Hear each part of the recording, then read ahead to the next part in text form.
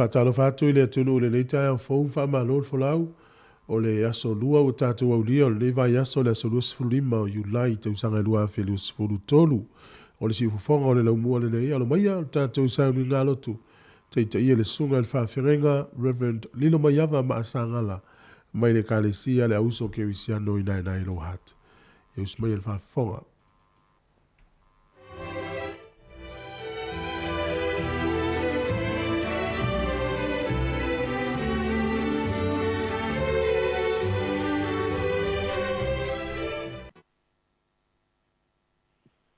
O te TALOFA mau folo fatu i le ia male mamalu o se tātou utunu ua mawhai ona au dia le nei aso fau paftai le tua ua mawhai ona tai mai lau tau soifua ma so mātou wala ia mai se le whātino ino fe au mga ruenga tiute ua wala winai tātou paftai loa i atu i le pa o le au whai ngā ruenga tutofi le tua i lea whatawhai tauranga ma lea whatawhai tauranga.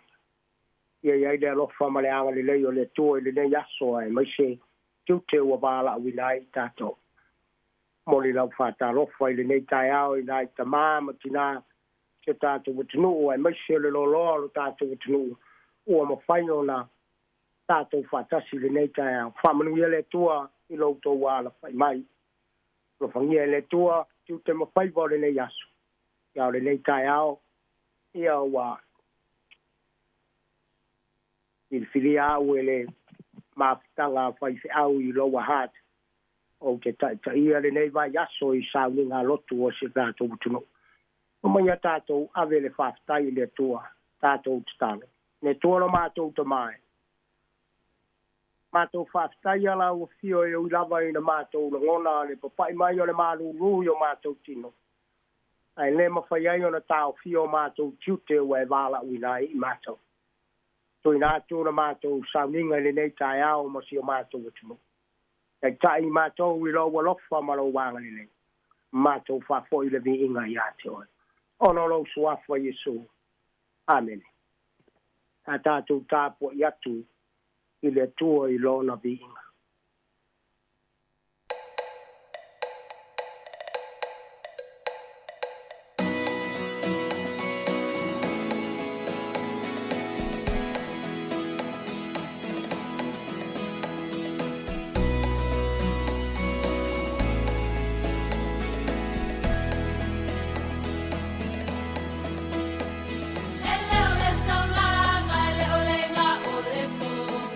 Lele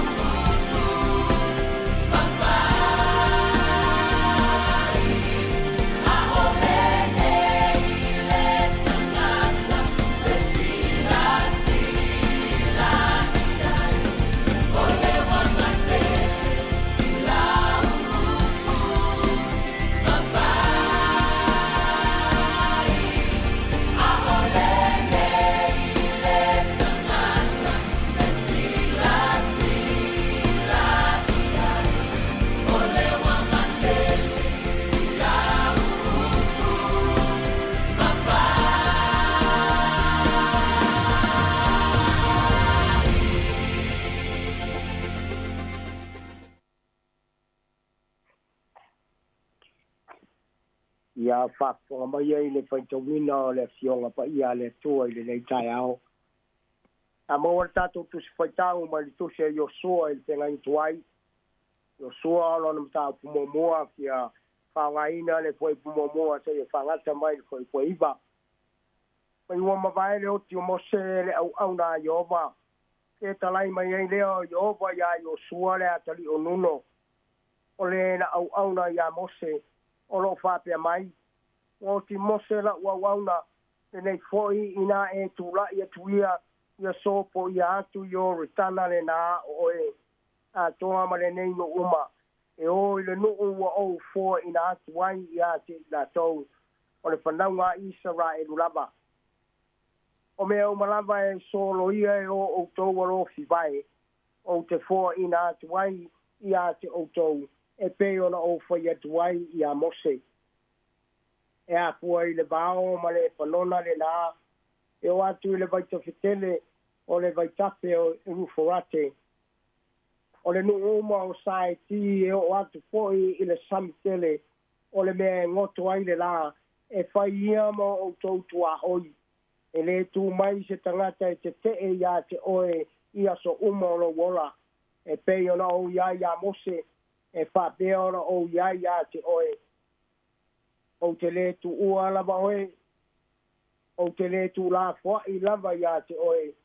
E whamalosi maloto tele, a wā, e te tōwhia mō le nei nuu le lau ele, na o tau tō ai o la tau tamā, e fōa i atu ia te i la tau.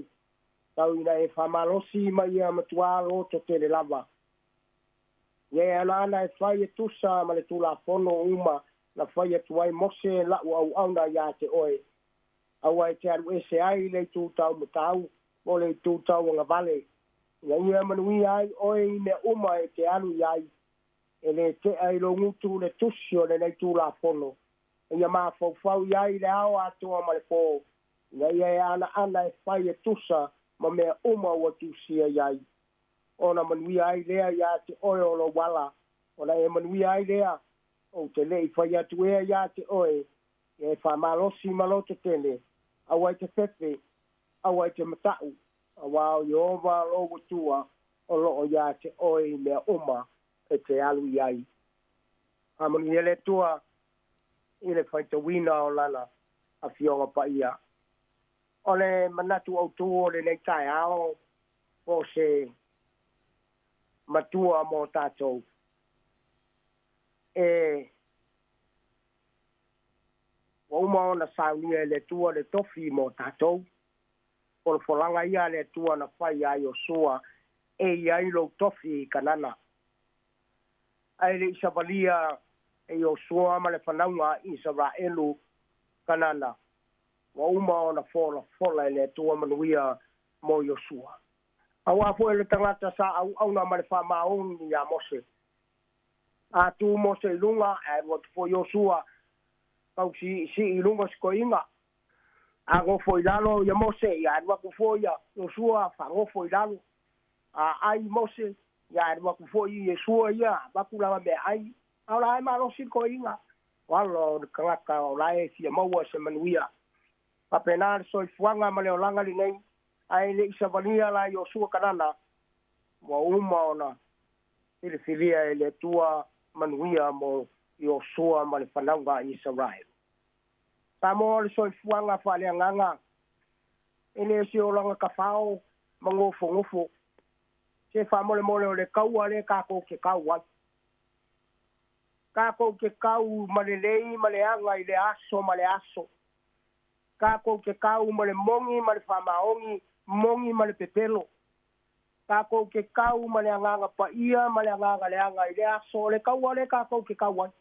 Pero nga kaua Yosua, o la fo i le fo ka ko ka wa i ngai mai kai sa ku si ai la io Paulo ile e kalesia e Efeso io ofu ka wa ko e ile kai mia ka ko ofu ai ofu ka ko ke manga kwa o la mongi le lei au ka wa sui lo ofu awa a ko la va ya so ke le sui lo ofu e ma kwa u wa i lo falongo e le kei la fai paulo i le kalesia lea ia ofu o kou i ofu kau. E mga umia ni ofu fau ka kou ke kau wai. Lango le kau ale ka kou ke kau wai. Ka kou ke kau le kufa le nganga ma le kufa le kingo. Si la fia le aposkolo paulo. E le mawhai le kangaka i longa malosi o ke ele fili. Ai o le kala fia. E le kusa inga le malosi o le ki Apollo. I le malosi o le akua lea. Nga wala winga Yosua. Ma le au wanga filifini inga Yosua. I le kusi la sa kako whaika winga. Ua maliu mosi. A o lea wa kula i mai Yosua. E kai le ngu i kanganga. Mai o lorako kofi mai le kua. Pa se furu kausanga. O feoa i le baoringu. Leo wo i le kaimi e uru fale ai i le ngu. Nga fola inga mo lako. O le kusi e Yosua. O le kusi e whaakakau i kaua. E whaakakau i puapua ngā. A o ngā kaua ma ngā puapua ngā. O lo i aina mango malo muri mai. E whaakakau le kako somalinga whale nganga. E kau ma whiangai ma puapua ngā. Ai whai mai e whaea ina i le manu malo. O le whai upura mo mua ma le whai upura. Te on wha. O lo tofu. Siri o le api, siri ai mo oi ngai kai au. E ke karikongu i lau kala lea, o lo ko rua o lo kofi le mai leku. E karikongu o lau whanga o lo kofi le mai leku. Awa se kofi o e ngalue ai kongo o se ngā ruenga le tu. Kofi o me mai le tua, ai a kako whao ngā inga ma wha maoni ia. Lea ua wha mangakwe le kua ia Yosua. Yosua, o tu ina ane le whanua mo lato. O lo lato tofi lea. Ia tūla iloa ma whaile nuu mo ratu. O lo lato ma tū pala ua lewa o na fola i au ngāta ma. O maso le wheo i solo i ko awha ma le vao. Wa uma le kaimi o le mau mau solo ma whai ma ka ngaka ka se le vao. Wa uma. O le kaimi o le manguia. E le koe au mau pe whango i me whakukua i o la kou whare iei. Te whawhanga ia la kou la fumangu wa uma. O lea ua kuwai lo la kou kofi mai lea kua o ka nganga lea. E le koe eli e su e engi vai e se ingu ai. O le ele fai mai e kafe e le susu ma le meli. O lo la kou kofi lea mai lea tua. E whape ngā oe. E ke poronga ma e pua ngā kia i le aso ma le aso. Ka se mau le ngeila lo rangi le kumau. Ai ua iai manguia ua uma o ngā fola e maua pe aku mau oe le whakuakua. Oe no moni e whababau. E le mana o mi ai se mala malama awa o la iai le tua o lona mala malama e pupula mai a i tātou i le aso ma le aso. Ai pue lima ma whai pue ono. Yosua, awa e ke whamoe lo poto. Awa e ke whamoe lo marosi. Awa ke whamoe mea wai maua. Whamoe mai atia. Whamoe i le tua. Whamoe tātou i le tua. Ua whamanatu ia Yosua. E le ai se tu mai ma te ia te. Pei ona ia mose. Whapena poi ona ia te ia i te nyuma. O wholanga whai mai o le malosi ma le mamalu. Na te maua pe a whamoe i le tua. O wholanga o le maloa iai. Ai tau lava o le whamalosi ma ia lo to tele i le atua ma le malosi o lona mana. O le manu malo ua mautinoa mo Israel. Au Yosua o le mea whaingaruenga e whao ngā e le tua e whaalia lona matautia. Na whaia e le tua mo Yosua e whaia foi e ia mo oe i le neitaia. Pei o le mau o le apostolo Ioane mo mole Ioane mtau pue lima whai ue whaa. E ma whai e ia o na whai o le mea na fola ina. A wao i lato uma e whanau mai le tua. Manu malo i lato i le lalorangi. Nei fo i le manu malo ai le lalorangi. O lo tātou wha tua lea. O a mea na saunoa i ai le tua na te whaia. E whātau nuu lava i le tua. O le tua, whai mai e leo se tangata e pepelo ai. Ai wha maoni ana folanga. E pei o le whetalainga Iesu i o na soo, o te iai ia te o tau ia so umalapa. Upe fitu man fe upe valu. Ne ua uma ona whai atu le tua ia Iosua pa moe moe mai atia. Kangora ia. Kango ele kusi a leilea. Kilo iai, whai kau iai, sua iai. Ia tau sisi i le upua le tua. A ele mana malama, ka kala ma whai kau. Ke soani ia te oi o la ngona mau manatu, i le aso ma le aso, e whaatino ai lau au ananga. Mo le whatu mawina i to tonu o kanana, o whamanino i le tua ia Iosua, ia tausi, ia nā fionga. Ia usi usitai o ia patasi ma le nuu i tū la fono. Ia mā fau whamaoni iai. Ia tausisi ma whai tau. Ia e su e ma usi usitai iai. Ia kopo mo mo whai upo losu ma lua. Ia whai o tau ma e ana i laupu. Ai awale nā o na whaalongolongo iai. O whaasese ina i o tau. A whai mea uma o whina ngalo iai le tua. Ona matua whaamanuia ina lea o le tua ia Iosua ma le nuuma. E manuia le lau ele. E manuia la fumanu. E manuia fo'i ma whanau. O le avea i fo'i lea a le tua mo oe le nei tai ao. E ui tātou te leo toe no nofo i lalo le tūla fono. Ai o le usi tai i ana fionga. O le ala lea o whamanu yanga. Ia nau au tau le sua susu e le suia o le upu lea le tua. Ina i au tau te tupu ai. Ia whai wau tau loa e anga le lava le tu. Ele na ona whalongolongo. Ai au siustai ma tau sisi ai. Pai mai o ala i o manui o le tangata. Ia whaavanoa sau kaini e te tatalo ai. Ma whaafetai ai le tua. Ila na tau singa ia te oe malau ainga. Ai le se ilonga e utia i whaafi kaudi. Pato a te talo lea. A whai e ke polonga ke māwhakia ngei. Ai whakoa e mga kua logo tua. E papala au kuri vai. Ai de whalongo mai le tua. E lani mea la whalongo ai fua le tua. O ngā whakoa e arwapu ia te oi le sore. Tā talo i le tua. Iaso uma. Whawhika uli ma whainga kāro e savalia. Langa le kaua le kākou ki kaua. O kaua le lei ma le anga. Ka ura i le tua. Samoa e. O le wala au fo i mo oe. Tātou whamaro losi ma ia loto te tele. Ia whatamatane ma ia whamoe moe atu i le tua. O a whainga tā ma whapika uri. E au lava le tua ma oe. O le lutau mo tātou. O a meoro e porongai. E whamaoni le tua ia te oe. A wā o saunia le tua se noo ma se a inga mo oe. Tau lava ia whātua tu atu i lona lofa tu noa. O a whainga tāe le peti ai lo whamoe moe. Noto tele, mai e whamarosi. E le ai se nganu e le whati. E le ai po i se matangi malosi e le ngase. E ui po i le pōmi sā. O lo fo tua i mai ma lama mo oe i le aso ma le aso. E lutia i puava. A e maku lava i whangalele. Te talai le tua ia Iosua. E whamalosi maloto tele. Awa le fefe. Awa i te matau. Awa o au.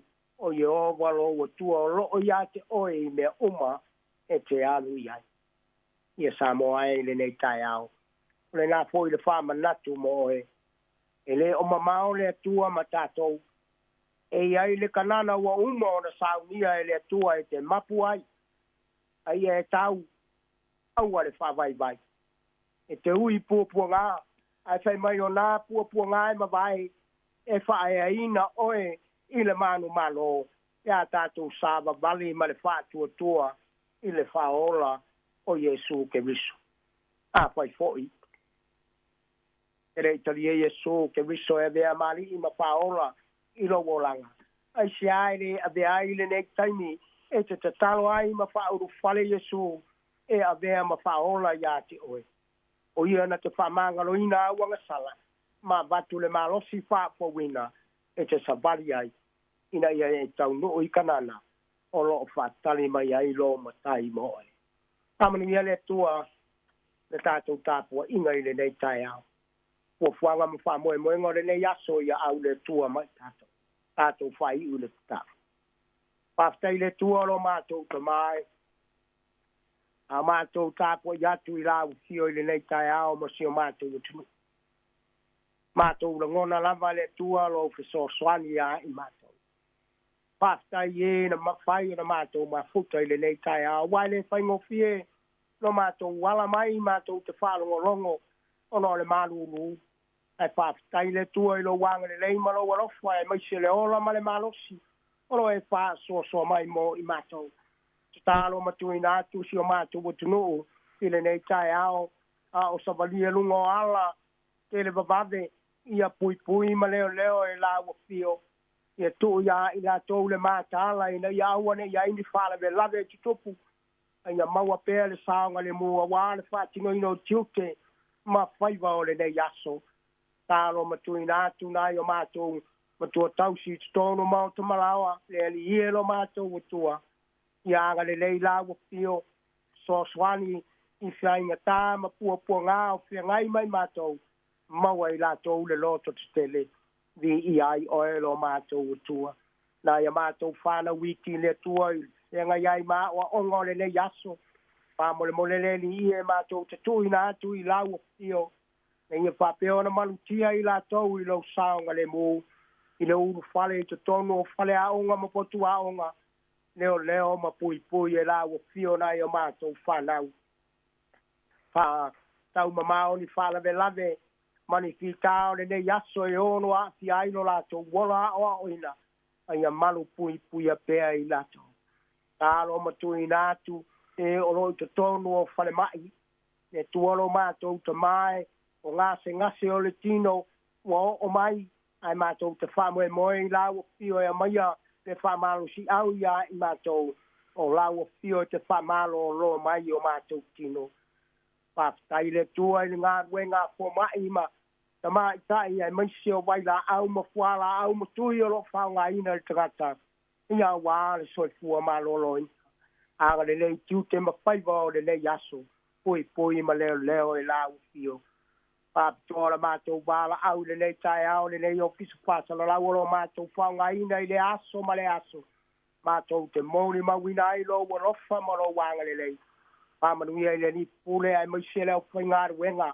Ia fua I le poto ma le tomai ai maise o tiute ma whaiva ua wāla au ina ai. Pāmanuia le tua I lo lātou bola au auna. Ai maise pui ma leo I whika ma whaingata o le nei aso. Ia le ni hielo mātou tua. Fuafuanga ma whamoe moe ngore le yaso. Ia au la wa fio moe mātou. Ona lau suapa Yesu. Ua mātou wole ma wala au atuai. Amen.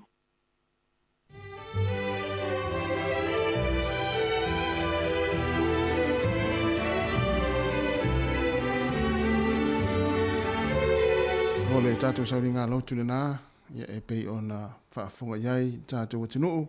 Ia mole toile ngā whaaftei tele, lau sunga le whaafengainga, Reverend Lilo Maiawa Maasa Ngala, e Kalesia Auso Kerisiano, I nai roa hat, ia mole upu fola le tai au, ia mole mana fo I le upu, ia I ngā luenga matiuti o le awhenga ieri tātou watinu, whaaftei atifo I mole tāpenei non tātou saulinga lotu o le tai au, ia le fo watatara lo ia I mole tautua si fongo le lau mua, ia mole nei aso mātou whaamani atu foi, ia I ngā luenga mfuafuanga, ia matiuti mwhaiva le awhenga ieri le nei aso, whaafetai tere lava.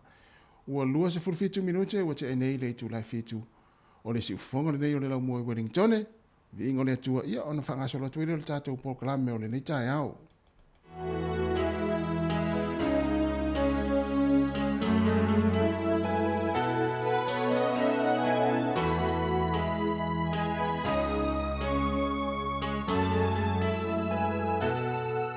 Samoa e tula ia malama ia I le winga o lo tātou whawai.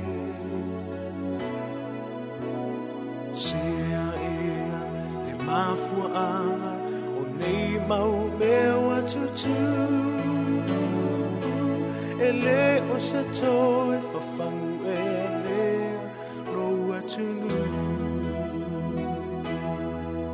Ia si le fua o le tanu malo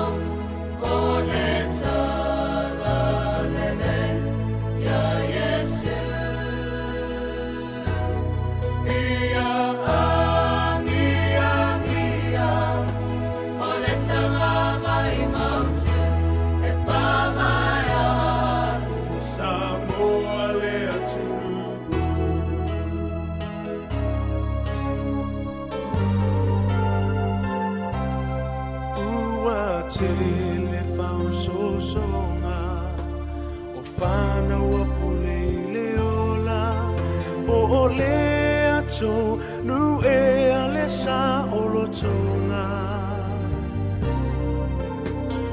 toi fesili hane lava o fa mua mua le atua o Samoa manuia ia sisi le fua ole anu malo ole tala lele ya Yesu ia angia ole tanga vai mautu e whamaya Samoa le atunu ia sisi le fua ole anu malo ole tala lele ya Yesu ia angia ole tanga vai mautu e whamaya Samoa le atunu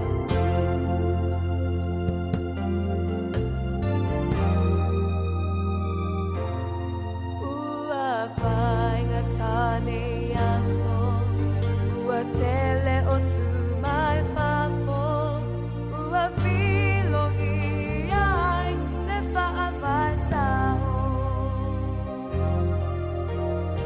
O le mau tali tonuna, ua whaasese ai.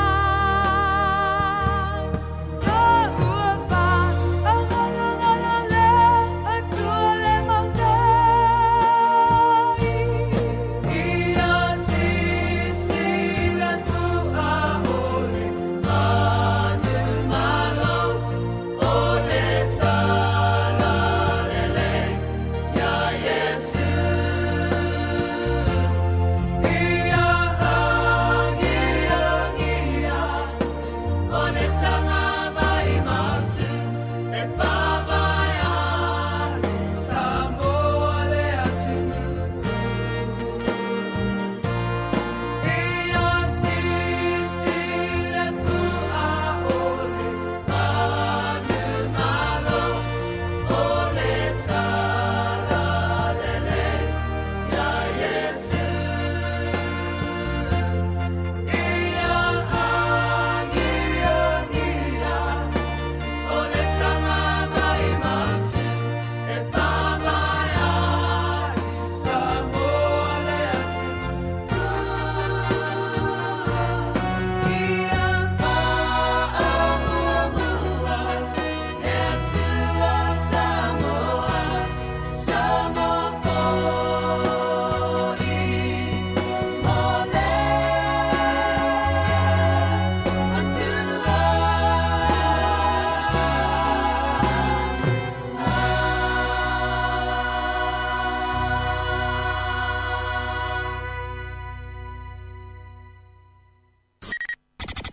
O le tautua le si ufonga o le laumua o lo iai fo i le langolango a le New Zealand On Air. Ata o le taia, si ufofonga o le laumua, aso ngafua, i le aso foraile, i le fitu i le taia, ata o le taia.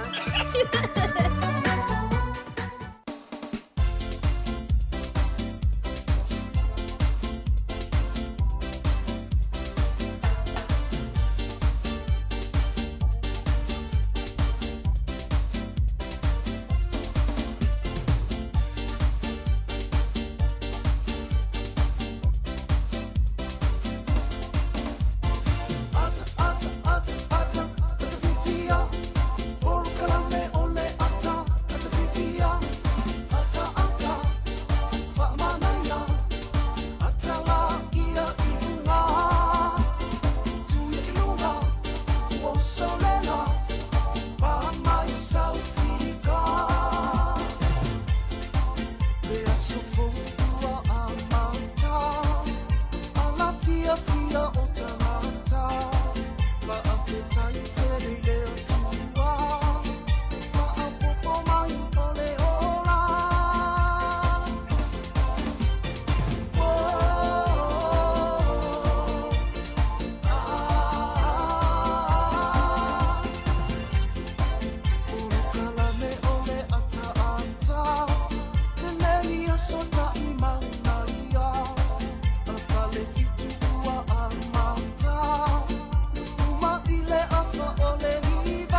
Ya, malo lama le soifua manuia tātou atinu, ala usu fo i tai ao, ia le lofo le tua, ia waia toi au mai fo i le nei aso e whaapopo i lauto soifua maso mātou wola, tātou mafuta i lea i le tautua a mata le sifonga le raumua le nei aso i le ata o le tai ao, ia o le aso lua le nei, lua se fun mani lima, le masino i ulai, tātou fo launga le lua afe, lua se fun mani tolu. Soifua manuia le tātou atinu, ya, whaftai atu fo i nau whaatalofa mai fo i le toa tele le tātou atinu, i lungo le tātou ala leo, e me se fo i lungo le tātou upenga tafa ilangi. I le fo umawha talofa atu mle sa tu fuele umanga lua atu nei tai au. Talofa fuwe? Alo lava, te oe pele, e te oe fo i toina. Mana ia, e si tātou ele o le toina. Ai mana ia fo, mana ia fo ilo e whamanatu lea upo le toina i lea tai au, mo le tai au. Tātou tāpena pena iai. I le upo le toina ia awane i whaimaili tātou, stemi whaimaili tātou whanau. Talofa, toina, ai tātou feita. Ai masani tātou masani le upo lea. Ia na ia whaimaili tātou whanau, alaua tātou masani e tuai i tātou li teo. Ia te au ia, e tele o toi o la sangalo o le tāpena, o le wo e o iai. Ia watu te o umai ei, e le ati sere. Ale ia lulo al tatala, tasi eu. Ebe tu i Star Wars le mafuta mai le fionga le opaia. Sole. Sunga ia latu i vai ma fua la sanga. Malo ia o statu paanga le e mata mai le tele waso. I paia isa va. Paia isa va. Ia. Ue ole le paia. Le na no fa longo i tara anga o nu tangata pu ia sola. Ia o tele yo ai. Yo le mato fai tu le. Oi, ia o i la malai o le fionga le paia fai la kapia le mato tu malo ia so o i paia ma i malai le vai pouli. E se vuole matang o fio le nutas. Ava pele te o la wala tele le taile ui sa foto sa maunga mato. Ia. E la wala luta. O le la talu tonga va o la tonga va o le talu. Ia lu ut. Io strate te inga pela o le wa se ya. Ia. Pela le wa se ya o tonga va wa. Wa e te ia e lo tau le nu. Lu matang o fio. Io lo ngato tono o tonga va. E nu le pa ia. Nu le pa ia. Ia so ia. Taimine. Wale o toi mamao, o la wale lea wala. Lata pa ia i taila wale te lea so. Mai la to ula kapi i astona i o yuta. I o yuta, wai maa lei e pai no. E wai la i lea inga mawalunga lai no nofo i tangata matamata ma. Matamata e taa. Pero winga la tala wale lea fa peo tangata ele i o i pa ia. E o fole lo tu matanga o fio no. Lunga sa vali yuta fa peo la wase te i al tau no wa. A me se o e va peo le wa e se. E te ia lo tau no fa pe po le langi le wo ia. O matanga o fi o le afio anga po ia. Ia le la mafuta me si so le. Ia. After i tele vo ile. Vai to tele la wonga tu pulanga le i au te loa i longa si le fie si so le. Ba lo la va lo fa tu mo e se wa inga fa tai vo lo fa longo mo tele waso. Io. Le foi ma o tele ata to pa anga Samoa ia. Ia. Fa ta lo fa tu fia la vo Samoa ki me lo Facebook mo YouTube ia. Ele o mai New Zealand ia o New Zealand le toi fasa la mo nei litio yo lo mo le New Zealand Wellington ia le il tato litio ma o voin to ma mai nei na fine New Zealand sa de video yo pero level fa ya un mo ma o tas ia sa tang ia i the official immigration ia sa ya le was out ya le was out o fa mo yang o zangata mai le tua ele te o mai nina ya baloa ya mo volta malosi to no fa pe fo so le yo to no ya fatalo fa tu ta to no le ta ya malai fo mai fo i fa nu le fatalo fa tu sunga i fa fe ngainga o na le tua ya o fa la un le ta le ia fa pe fo ona fatalo fa tu ya male nganga fia ina ya ta to ma tua wa ta po i mai fo i tono a inga le tai mo le ta ya ma fa longo mai fa fo mai ia le tatou le tio fa longo le tasi o no tesi ma le tasi fa mo fa talo fa te fo ina matua lo fa fonga mai fo i tono fa le tangata matua ia mai se fo i la to lo fa ta o tolia ma o tanga se ngase lo ki mai la to le tio le tai mo le tai ao tau tua se fonga la mo le tatou programa le ato le tai ao tatou mafuta ai fa talo fa fo le lo le tunu o la tau wanga ia tu nga luenga o le nei fo yaso ia i lunga fo la wala na ki mai ai la le tio i tono la ta vale mai fa fonga mai ai ia manuia fo ngā luenga o le anga ia tuei le yaso ia mawhaifia tātou ngā luenga ma ki mai lau le tio le yaso ato tātou mafuta ia iai fo i whaafia fianga i nisio taimi o programe tu inatu ia awala fo i lau whaafonga ma lau mai mua tāpo i mai le yaso le programe le ata o le tātou si fonga lau mua ia si tātou se isin tātou pese le nei o na whaangasoro tuei leo le tātou programe o le nei tai au good morning TALOFA lava.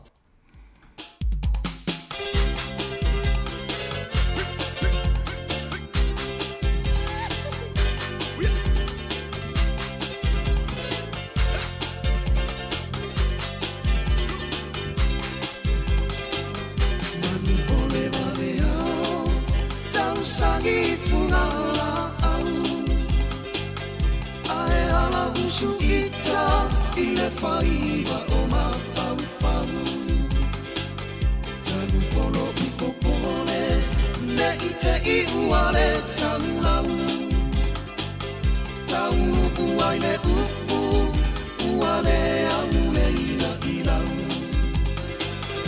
Au e ae Se I whai mai sau upu Te tua I ni mala Tua imanu Sau fumala upele Kau masina I kumai mahu Se inu ane ai Tama ole nungu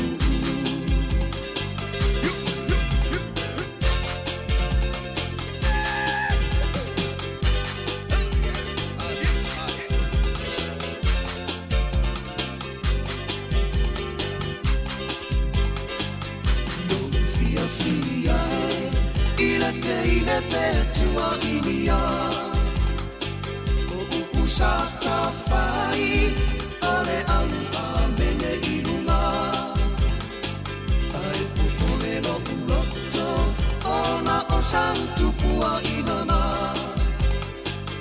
Ne ililo utuma Ae ali ali na utuma Au e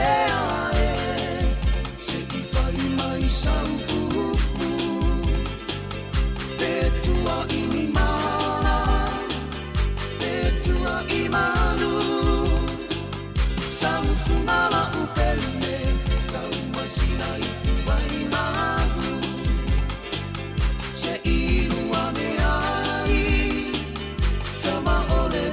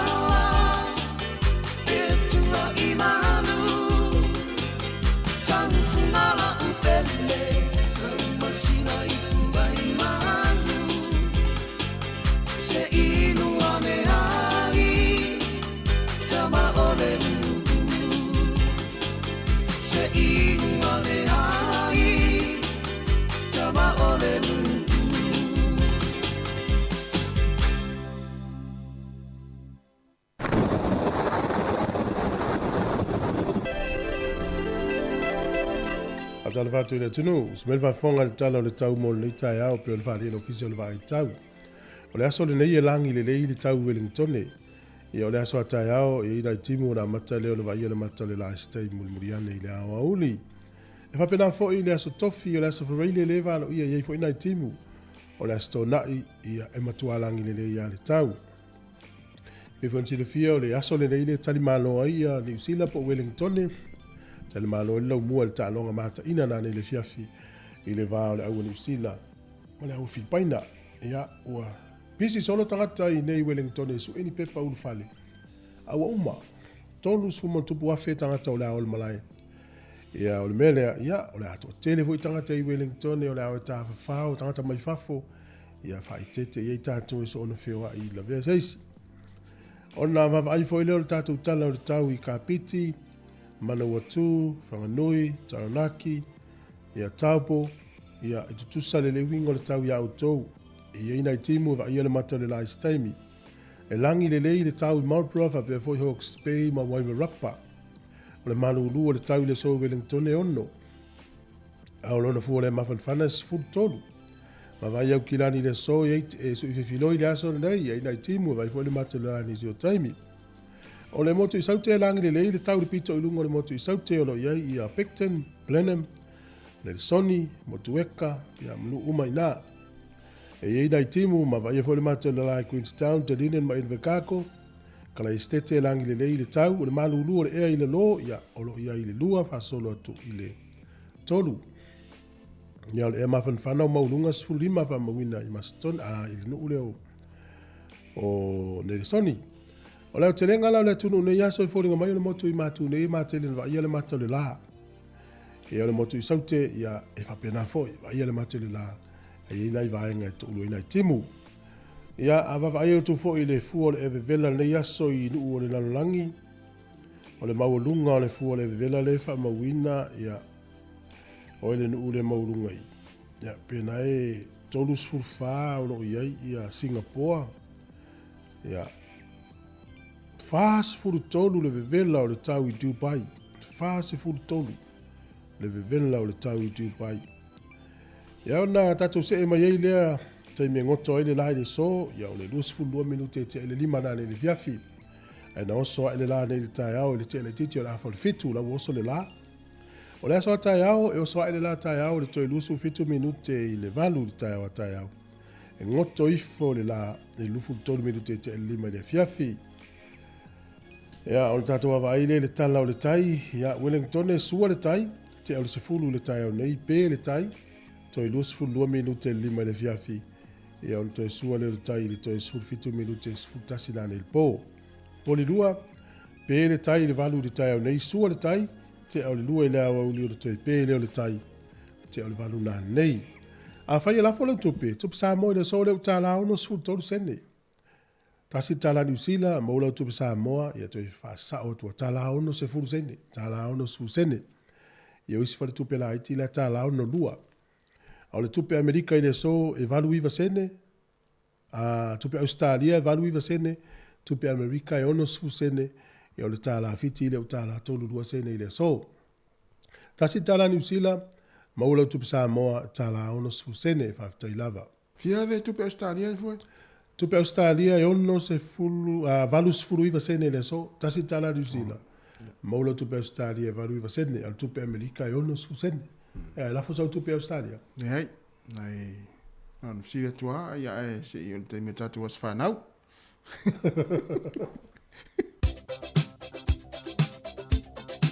O familianga so fu mas fanau tatu I meri masani la vanena aso fanau at samoacapitalradio.co.nz. Manuia tele to wasa soifua fa popo pea ni si tau sanga stele mo tau ia ma foi pea malosi o war fianga ia fi au manga luenga o le tusi fai tau mo tata wasa fa nau pe fi fai tau iai ia e tau ana fi fai tau iai Roma se furma le lua lona fai upo se furma le tasi o atu se furma le lua Roma lona mata upo se furma le lua fai upo se furma le tasi e o atu se furma le lua au ale fa vai le feelinga ia malosi le loto ia au auna I le lii, ia ori le wha moe, ia ono sai le puapuanga, ia fina finau I le tatalo. Aua le wha vai le whilinga, ia malosi le loto, ia au auna I le lii, ia ori le wha moe, ia ono sai le puapuanga, ia fina finau I le tatalo. Manuia tele auto wa soifua pesen nei.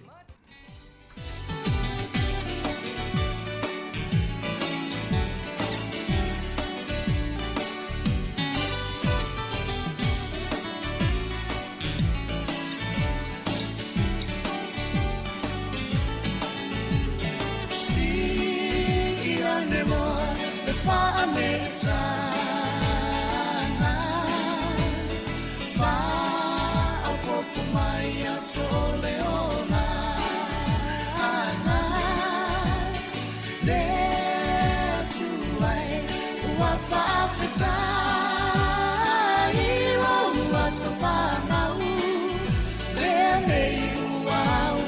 mai Moli atu o alofa ana ma fa'a manuia Happy birthday to you all Ia manuia Loa sa whanau nei wa e au ia tato whaafetai O lea tua lava ia ia Lea tua e whaafetai loa lofa winga se Wa e foa i mai ai nei a soatele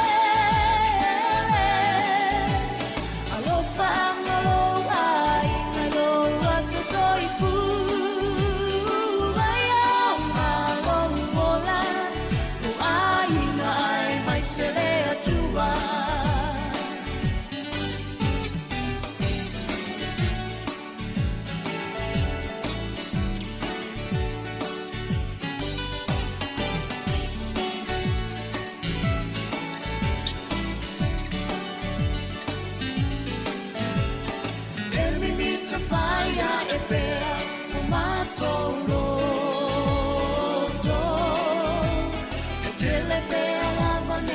So to e fa po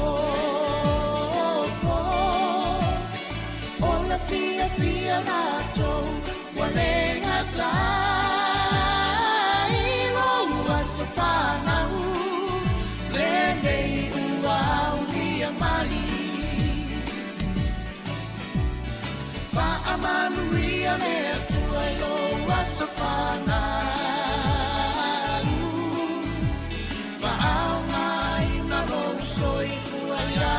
Fe au To e wha o popolina Pea ni si a so se te Lea lo wha anga mo ole E le umayo a inga pele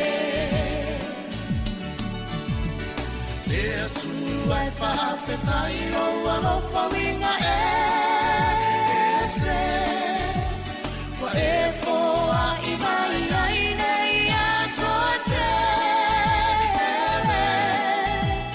Alofa angaloa i mai loa so soifu Ai au malongola No aina ai mai se lea tua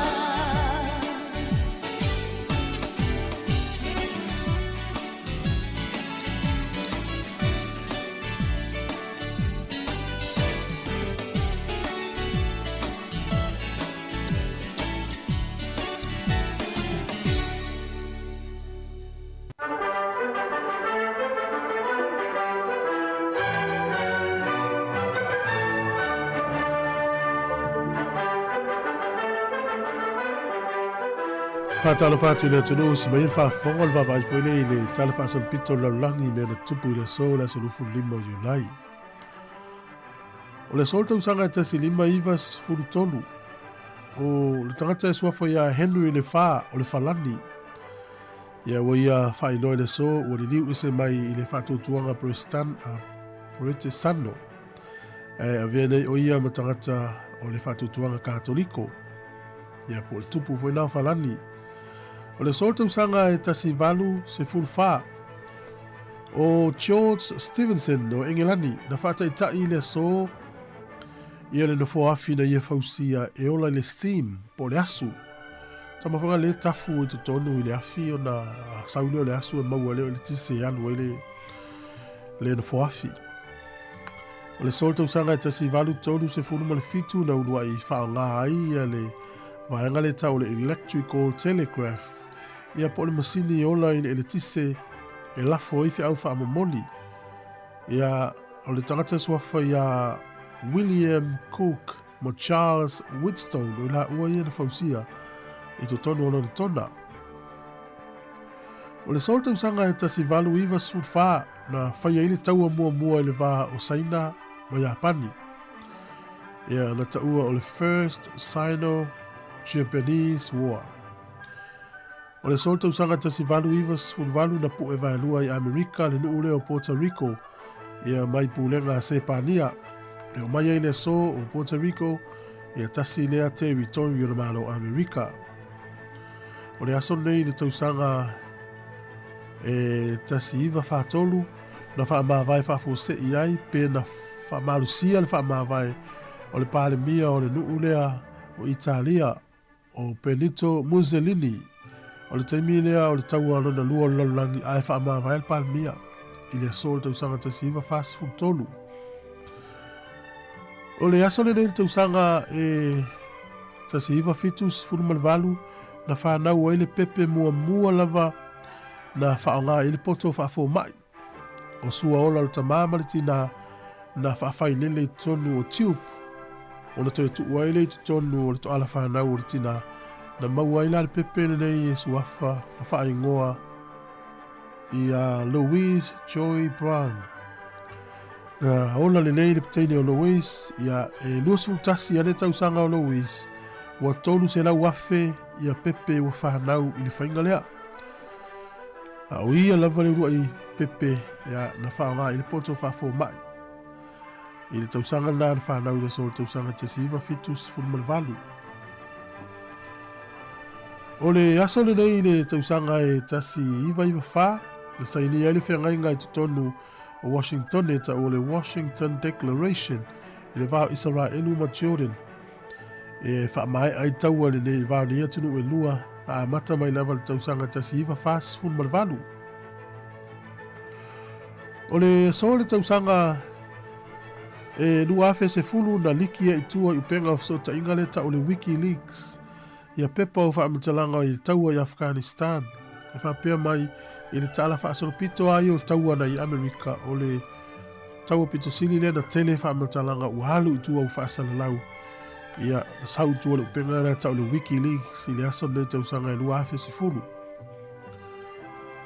I ni usina nei tausanga tasiva valu su tasi i le so ia na matua tele le te e na aria e waikato i le taalonga Springboks ma waikato na fuafua mo le aso nei le valu tasi.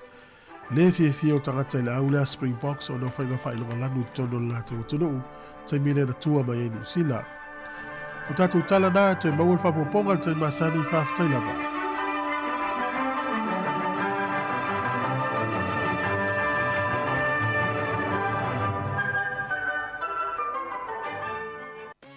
La ititi le tatonga e lafua i lau tupe whaamomoli. Check. Te le tupe maua.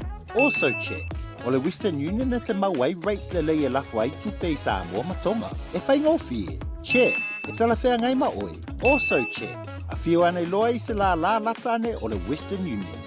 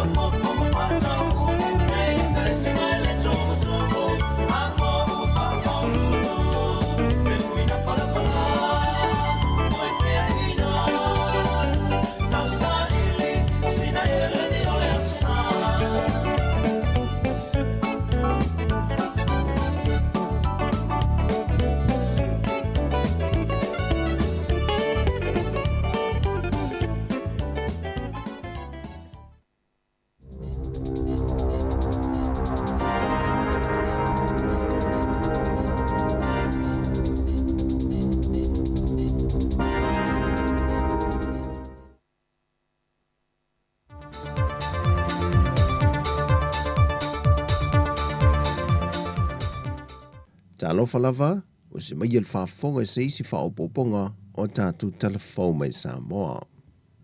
O le asa toa nai na te eneina tau nuu whaatasi o mai tu malo e lua o si omu ma whalea te whaa. E mori o la sui e toa lua, le fionga tu o ana si i leota, ma le tō wha ale vena ale, e wheiloa i malevang whaupu whail whātu tua le tua Samoa tasi, wa whātu nuina lo la fina ngalo, nei e tau vai la lo whai ngā pālota la i tula atoe whia, e le vang whaupu whail fast. E le whetalinga le to o le whalea te whae na ua momoli ale vena ale, wa tasi le whiwhilinga ale whalea te wha, o le atoe fwoi mai lava le tō whale ngō matua, e vea masui whai pulu le tu malo, mai o la lātou fwoi fina ngalo, e le toe whaia se whai ngā pālota a whalea te wha. E whitalinga whalitaongo na ia tā wai. A whai ai eise isi tangato whalea te wha e fia sau le whai ngā pālota le titi, o le tangata le nā wale fiola, ma o le tangata whale nā wa mau lona ola. Ma wa manino mai ele whiliwhilinga a sui whai pule to toru mō lātou tū malo, na sāwa wali ese ma le pātia le JPP, wa o lātou whiliwhilia le pātia le whātua tue le tua Samoa o tasi, e tautu ai i o lātou i tū malo. Na toe tolu poe le fionga le whamasino i a whipulai Amperosa Roma mō le lua vai aso, le mata opo le talavou ia e nesi me le fio anga wa whenga, e na watu lai le tamao le atale i na whao lima iei e nesi, ma tāno sanga i le fionga le whamasino, ia te ena le tāno sanga le tinao e nesi, mo se awa noe te tala mai i tua si ana tama, o nei whaisi to o te leo lana whanau tama, mai o loo fōfoi ma o ngaonga manu anga i loto lana whanau, nei toe tū lai mai se isi whanawelave e le manao mia. O le whaalawelawe le nei na tūlai mai le fio anga o whenga, o loo ta oto ai se talavou le mōtanga se ngase me to tua mō tong fitinga, e le motu leo le vae ma le lima se i tulou, e le wha o ngā lima na whaatino e le talavou ia e nesi, o le ua mōlia ma le ua a fia, e tausonga pe uso la tina, le na tūlai le tinaya Rebecca o le tina leo e nesi matalo sanga le fionga le whaamasino, wa mai o na teu le lātou mta opu i tua, i lalo o tūlanga whaaleanga no. Ma ua toe whaawa wai o na tāo fie lalo le vāwa ai ngā leo i tāna malala le taravau ia e nesi, mō le lua vai aso ai tu in atu le awa noa, e sa ili aisa na lo ia e te togi lalo porkala me le malo, e tūlai mō ia. E tele mōlianga o lo mōli ai le a taravau, mai o lo o au fiai ma le tau mawhai le whao o le maliu i se tasi. E leo mawhai na whaalau ilo mai whaai ungo so e suenga whaalo tui whale, sa whaatino ina le matanga luenga le soifua malo loina, e whaatatau le mafuanga na maliu e se tasi o pepe o le masanga tolu masina le matua, e na ua mae o na whai o la tui pui i le masina o me, mo tui pui masani o whanau mo le tai tolu masina le matatua. Na whai noe le fionga le whaatun silio na tanga luenga le soifua malo loina, ai ono eleke ke Roma. O se teibi mua le watu lai mai ei se mata aupu whapene i tui pui o whanau tai tolu masina. Peitai, o isi uma pepe to o se fulma le lima na whaatino la tu tui pui whatasi ma pepene o le masanga. O lo saunga le mu uma, ma whaatino ino fo ilano o ai inga matulanga i whaatino ai ngā ruenga a li imatamai tai fo mai. Ele masino men tu lai mai ele mata aupu nei, na whaatunu wina ele whaamasino ngā o maliu lilo, e na ia whaia se so e su enga wha apitoa, mō le mata ompule nei sa i dia ilo na mafua anga. E le tari mai ai ono i le autu stala. Ia almela le ele mwhainga wha ala wai tele hina ia whaungne results o su enga ia se wa ngā wa umata to inquest for le kulanga al coroner's case. Umata no ia i le komisina na o leo. Le whatun silo na tanga ruenga o sui fua malo loina, ai ono Dr. Alec Roma. Wa whaalau i loa nisi o fuafuanga alualo i luma le tanga luenga o soi fua malo loina. E le ngata i ono whalemai te tele po whalemai au tū i mato tua matua sivi, ai wa whape nā fo i whalemai wha i tū malo. Whai loa se tasi o ofisa sili lango, le fionga leota o liva tai tuunga. Ai o le taimne o whanga solo pe ona whalea tātou ngā luenga. O le fo e fuafuanga taimne mo le Toe wale ina o tātou whalemai i tua, i polo nei.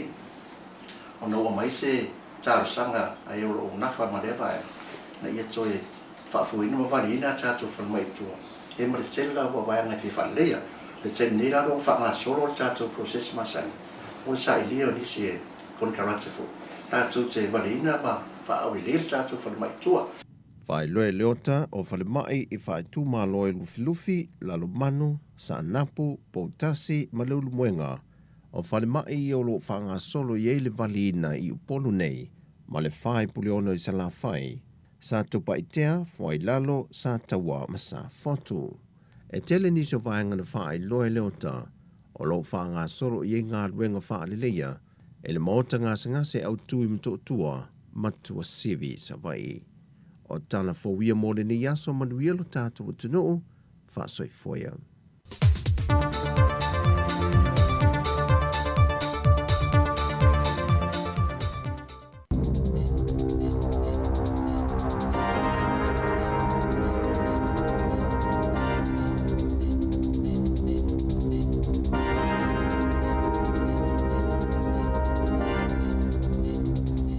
TALOFA lava I le nei whaapōpōnga o telefou mai le si ufonga le lau mua I Wellington mo le nei aso lua o le aso luas furulima le nei o Iulai lua afe luas furuma le tolu o le tatu tala mua.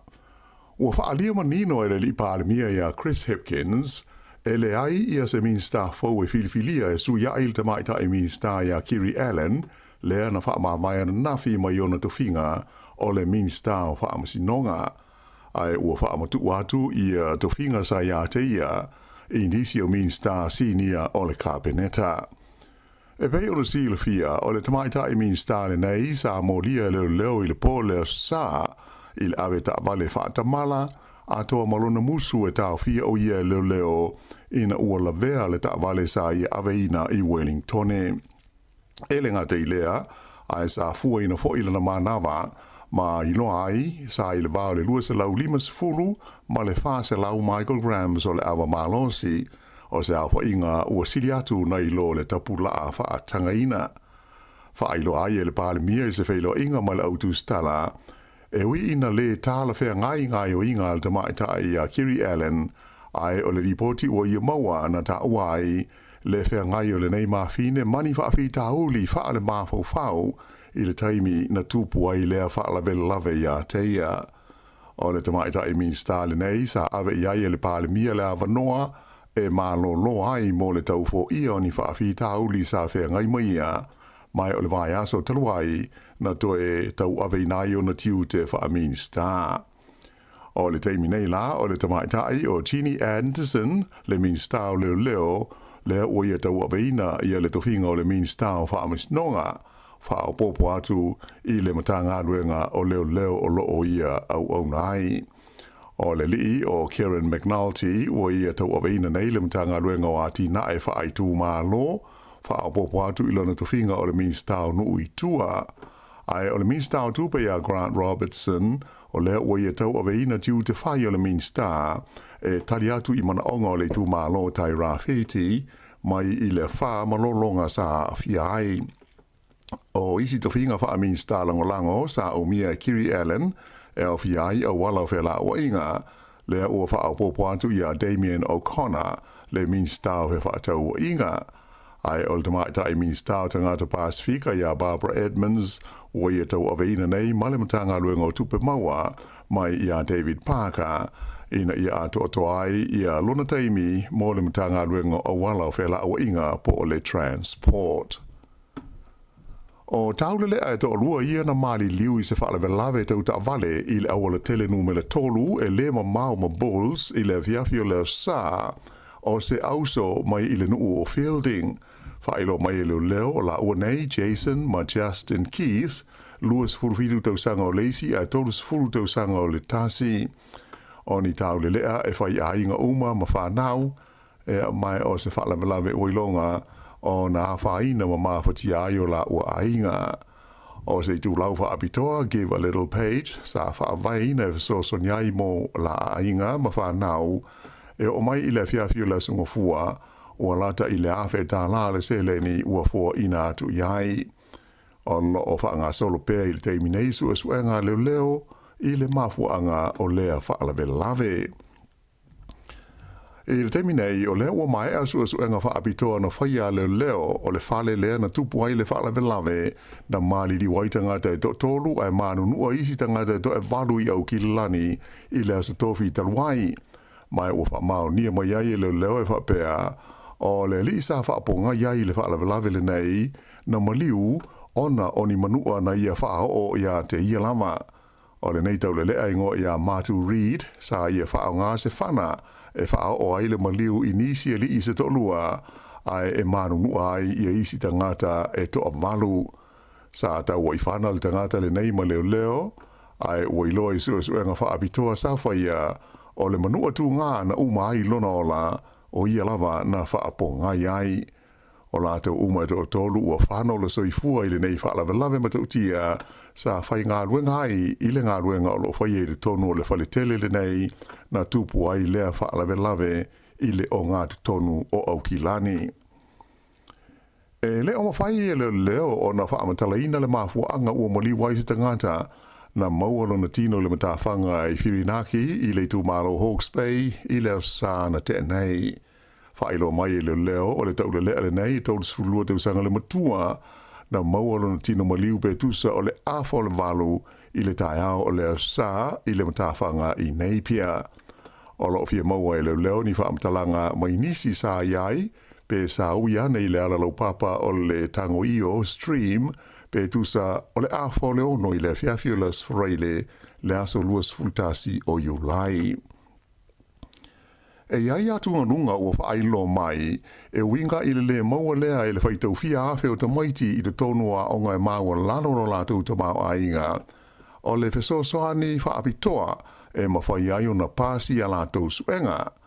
Whailo mai e le whaalapotonga e pūlea le whaatu langa ina o whailonga whaalea o ngā New Zealand, le Ansett QA e whapea, e nā o le 3% o tamaiti e suenga i le tonua o ngai ienu me le tasi pe T-Sile 1, o lo lātou maua le fesosoani whaapitoa e fuafua whaatatauina ai maka o lātou te maua le heta ua le ngana peritania o le Special Assessment Condition po le SAC. O le fesosoani mo se whaateiteinga e mawhai o na whaongaina i se tangata e nā te whaitauina fesilio se suenga i le tamaititi a onga pe nā te tūsia foi i a lātou tali i le pepa suenga pe awhai e mana o mia lea tū langa. O le awhai o tamaiti a onga lātou te maua le fesosoani i le tonua onga e numela se furu po le T-Sile 10 e se furu mo le 2% e whaafāina le maulunga pe a whaatusa ia onga nei e mawalalo pe T-Sile 1. Whailo mai lai le whaalapo tonga e ngo o le Dyslexia Foundation o le winga moni au le tūlanga le nei e whaitau fia whaita maiti i tu SS o New Zealand lātou te le o maua le fesosoani le nei le taimi o a lātou suenga. E tolu afe, fitu se lau ono se furwha la whai o mai whau o le COVID-19 fruiva sa wha mau ina i do tono New Zealand le vai aso a toa ua watua na i atu nei, ai lua se furwha isi na mali liwai ona o le wha mai. O le afe valu se lau wha se furwha o mai nei, o tangata sa afia mua i le COVID-19, ai se lau se fulmaleiva tangata o lo tau fia nei whale mai motongo fitinga, ona o afianga o le vairusi. O maliu fau e lua fulwha, e pei ona whailo mai e au fia ile to ono ile tu malo le Waikato, to o lima i Aukilani, to o tolu i Nelson Marlborough, to o tolu fo i Canterbury, a e whapea i le tu malo i Saute, e to tasi Wellingtone, whapea le West Coast, ma le Hawke's Bay, a toa ma le Bay of Plenty. O whainu mela mo le vai aso i ono tua sa tu lai mai ai, i le whaafe tolu se lau tolu se furulua le a whaai o mai fau ai se furu mo le tolu le a whaai o maliu. O a tau fia le whaao ngā ina e leo i Australia o se polokalame e whaao ngā ina i mea pu e ata i loa ai le whe mala ngai o ta'wale. O le nei whai ngā e whaafia awhe taimi e whaao ngā ina i e leo a New Zealand e sua ina i ta'wale whewa ai i lunga o awala te tele. E silia i le se laula whai o leo ale malo Australia, o iai le whaatangana la tau te whaonga i naire nei whainga, e ui ina e le ai ni suenga i le tāla whea ngai o ni sā ili ilinga whape nei. O le pol kalame e mawhai ona whaafsota i ai i lungo computers ia ni mea pueata se tele ina ia i longo fi ainu mela malaisene o tamale le e ta ua o le ANPR e whaafoina mapule se kompani au kilani e ingoa o le Aurora e tusa mo le tolu se lau afe ia le a whai i le tausanga o tamale e siaki na e leo New Zealand i le whaonga ina o le pol kalame le nei ma e sili atu i le ono se lau la whai o le leo e la tau te whaonga ina whaalia whapea e taru mai le tausanga ua mawae e sili ia i le afe la whai o ni maulianga ua whai ai e leo e whaasanga ini tangata e se lau fitus furuwaru la whai e awala lea i le whaonga ina o mea pueata nei e sue masa ili ai i a ta vale wheo ai.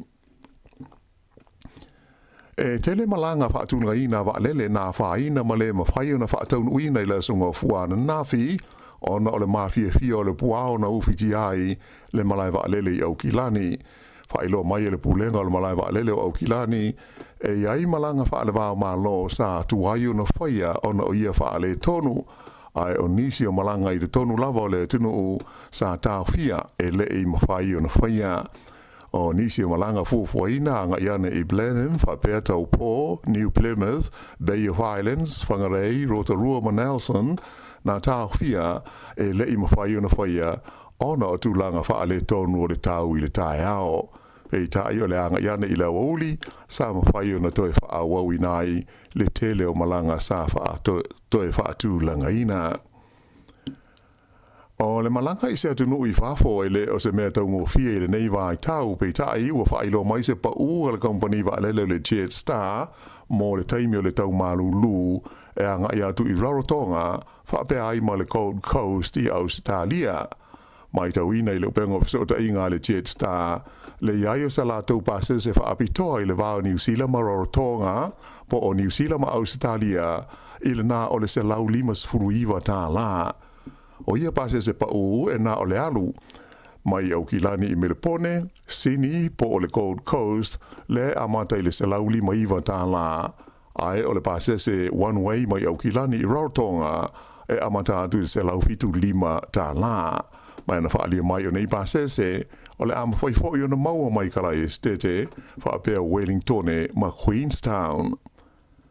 I tā alonga a wheleti na tūlanga lua i ale li o Tom Walsh o New Zealand i le tālonga o le tongi ina o le puruma mafa po le shot put i sa iringa si umpini le lorolangi tālonga a wheleti o le Diamond League i lone tona o le mamao na ausia Walsh i lana tongi i lona lua o le tawanga e lua sifuru lua tesi 5 valumita whaamatalaina whaapea o lana tongi au pito i mamao lea o le puruma mafa i le tonu o le whātau sanga ua tua nai. Sa tūlanga mua le li le o lo si ampini le laulangi le nei tā longa ingo ia Ryan Krauser le sa mauala na matatia po le record i lana tongi e luas fultolu tesi o fitu mita le mamao. Whaalia mai o le ato e wheilo ai le tōrua le nei le masina fau i leisi vaianga o tā longa nei wha vāo malo i mea tau awheleti e whaia i Budapest. I le tamarusanga soka ta mai tai mo le ipo le laulangi e le FIFA ua le o toe tele ni pepa o le toe mo le ta'alonga i le fiafia na nei i le male o le Football Ferns o New Zealand ma le au o Filipaina le e whaia i le lau mua i Wellingtone o lona lua i le nei o ta'alonga New Zealand i le pulu o lo tau wai ma e na whailo mai i le pulenga o le soka New Zealand o le ua sauni ma ta pena le au mo le lātou ta'alonga whapena hoi o na tā pena ma sauni le au mai moa ma le tāpua inga le tunu mo le tālonga le nei e amata i le afo le 5 i le afiafi. O tālonga ana pōna malo Brazil ia Panama e wha i le ai i Adelaide ai o sia mani na malo ia Morocco e ono i le ai i le la tālonga i Melipone. Sa māwāla lata le tālonga Argentina ma Italia le ana malo ai Italia tasi i le ai i Aukilani. O Italia la o le ata alo masu tena i le astonai i Wellington nei, a o Argentina o e ta alo ma Afrika i saute i Dunedin i le asoforeile. Ia o le whaiunga na o TALOFA.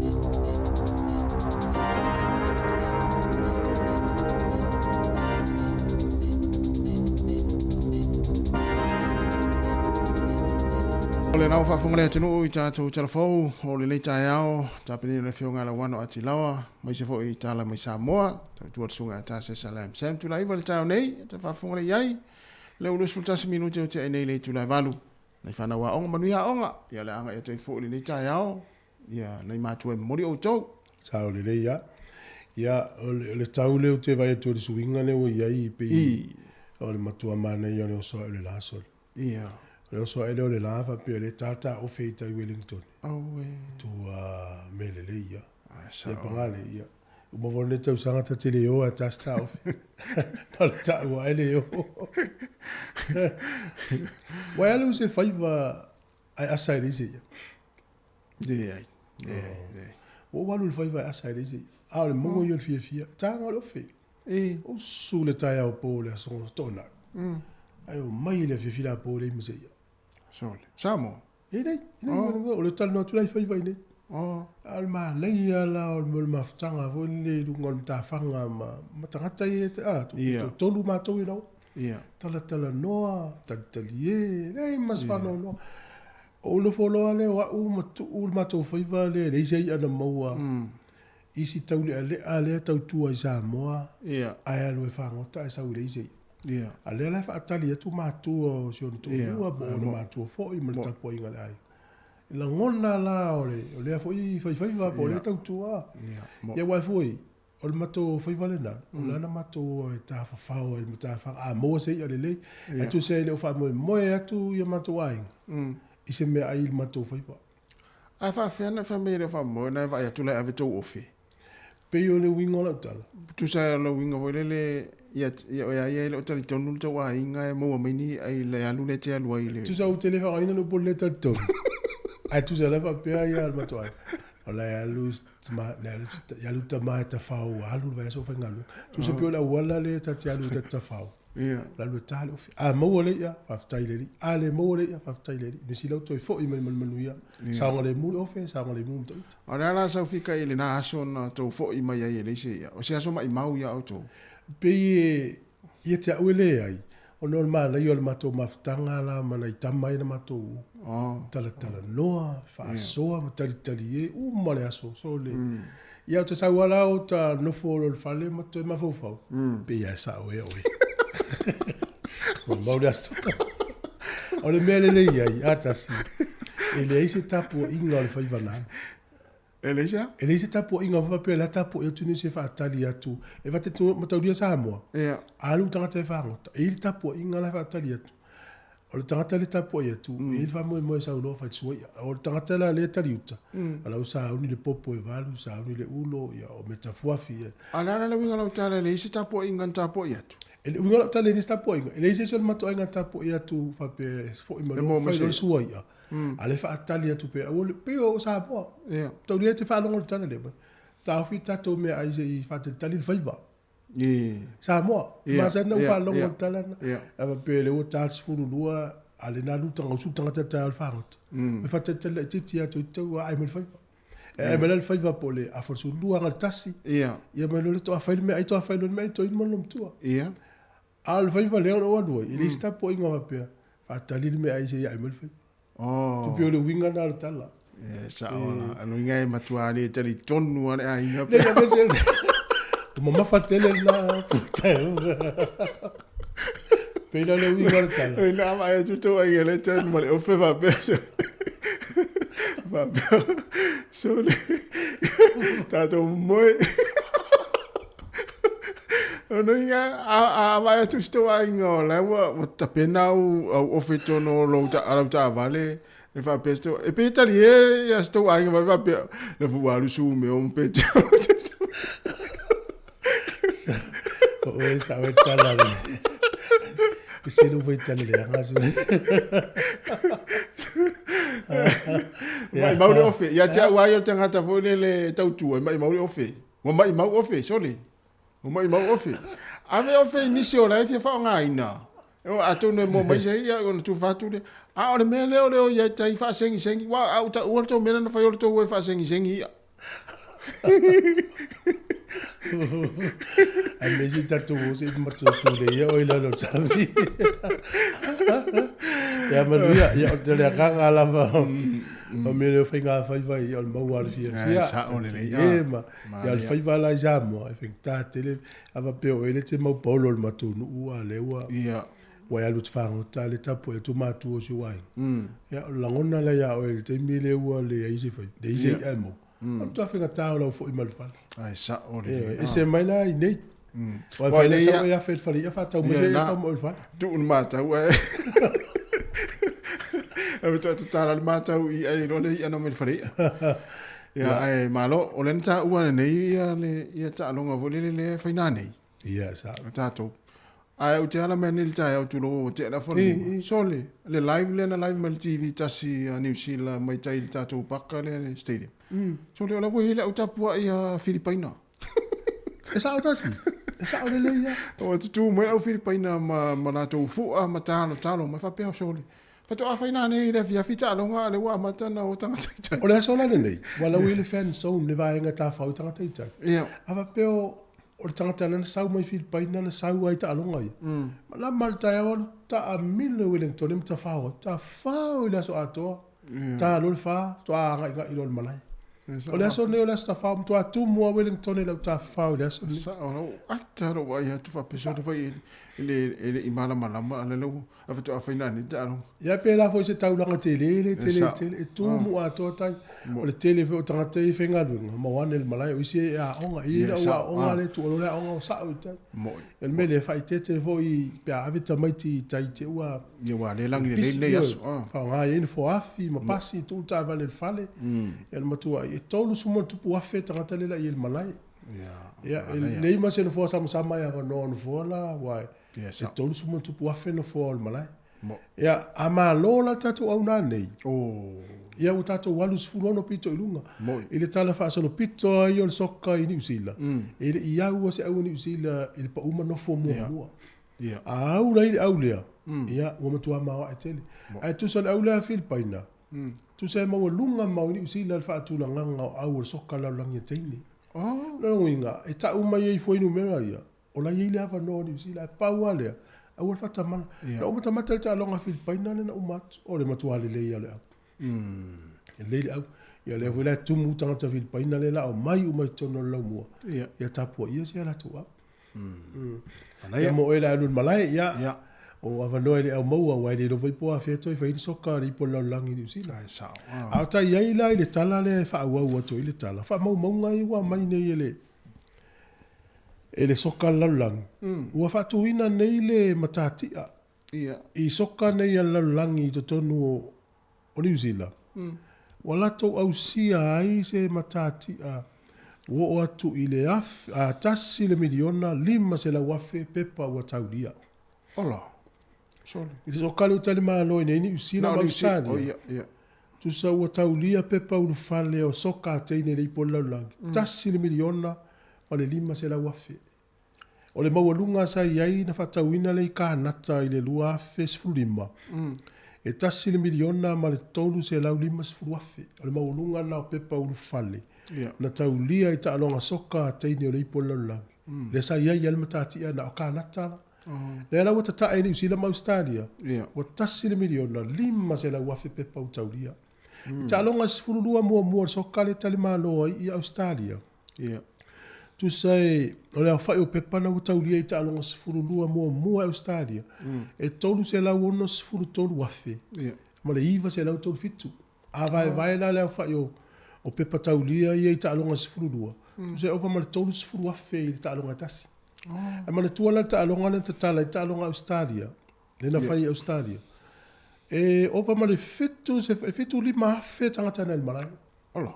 Ia, tu sa lenta alo ia tātou au kilani, le au teine tātou le pō mua. Uma lo kolosi Australia, ta alo Australia, malisi au le la tālo. E whāru afe au kilani. Ai fitu lima afe, fitu e la vol whātangata na le stadium I Australia. Ia. Wawai la o le mawa e o tangata ua so. Mata. Tu sa le, pio le mana o ngau tālonga ese laulang. Ia. Whaasafua le awa noi nuu ia. E whaalau noi mara tālo. Le alam tu a fia le FIFA. O le ele fatoa a mata po le asolo na fono ele nei po le nani. A le ai mai, ai. E mata utia le alu o tangata le malai le woi. Ia. E tau fo ia ia. O te le fia man mata le talo. te milan nei sole. Ia. O le manai o le ta'alonga le mata so. Samoa. O fatu le mata ai ngal mata tanga me nai le soka. Ya jo fa mai na tutuangi ai me fai ala ai. Te no a to ai ngai le soka. Ala ve lave te le tangata. Ya va fo mai fo e soka tina la inga o le va o tu ya lu. Samoa. Ia. Le gole ta pena tu ta mai la sai. Se le vusi o fo le pela o ve tu le si tu a le tu. Fa lo di me chalu soka. Wala sai fa soka. Ya tu pelo tu ya lu soka o te ma lot. Ja, te tata wo sine pese. Vai fo le tai mi lo to 2 minuti ona tale o le tu la iva.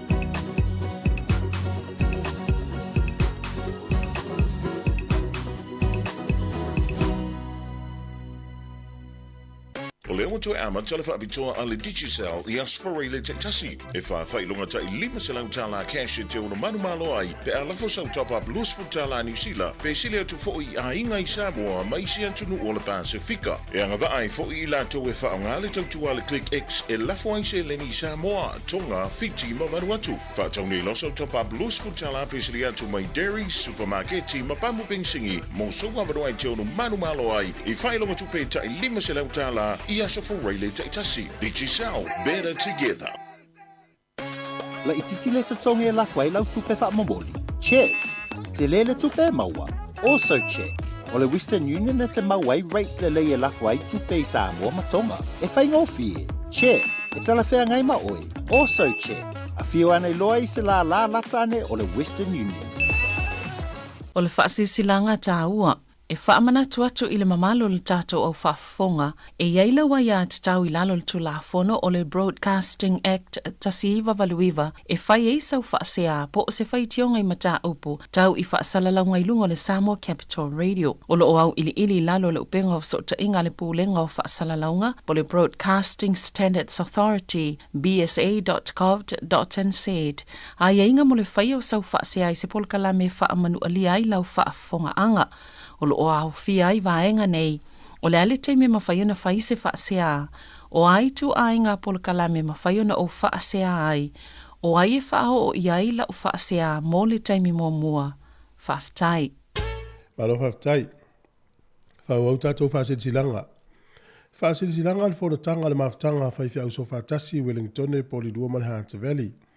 I le awa tele male whaanoalo e wala ua toa i le paia male mamalu le maftanga whai fia uso whatasi Wellington po li dua male Hunter Valley.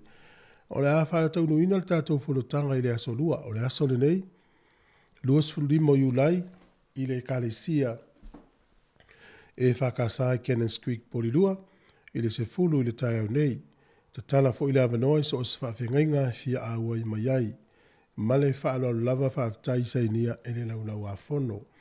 Ia unisi o tātou whaasirisilanga mo nei tai au mo le sile fia i le atunu, o le teimi le utoi luasu whaamiru te ona tāle o le iwa. E se le whaingatā o le mele o le tua o le ainga le whainganu ngai le toi fo i le whale. Sa o le lei, Io e whaingatā tele, io le meho i le tau longolongo o toi fo i sanga le mū le yaso, tātua longolongo le telefonu na maini.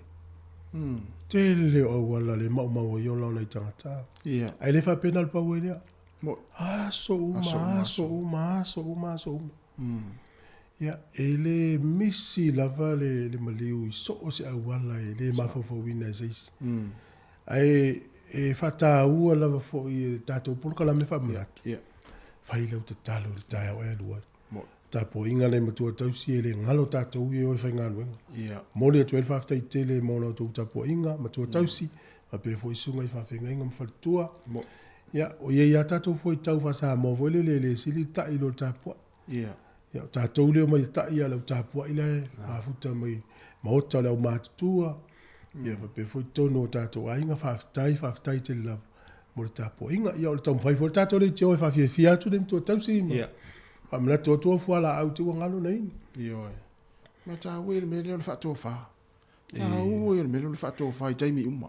Sao le leia. A pe ono ta ua le te lo taimi le si ainga al matonu. Ia. A lu se sir whanau e whaatau le whale o loa le whaasanga ma le si pito le whale. Le ainga. Te wha longa tu le ainga lea. Tō wha. Whatoa wha ma le tamiti le tamo e whaatau. Ia oi.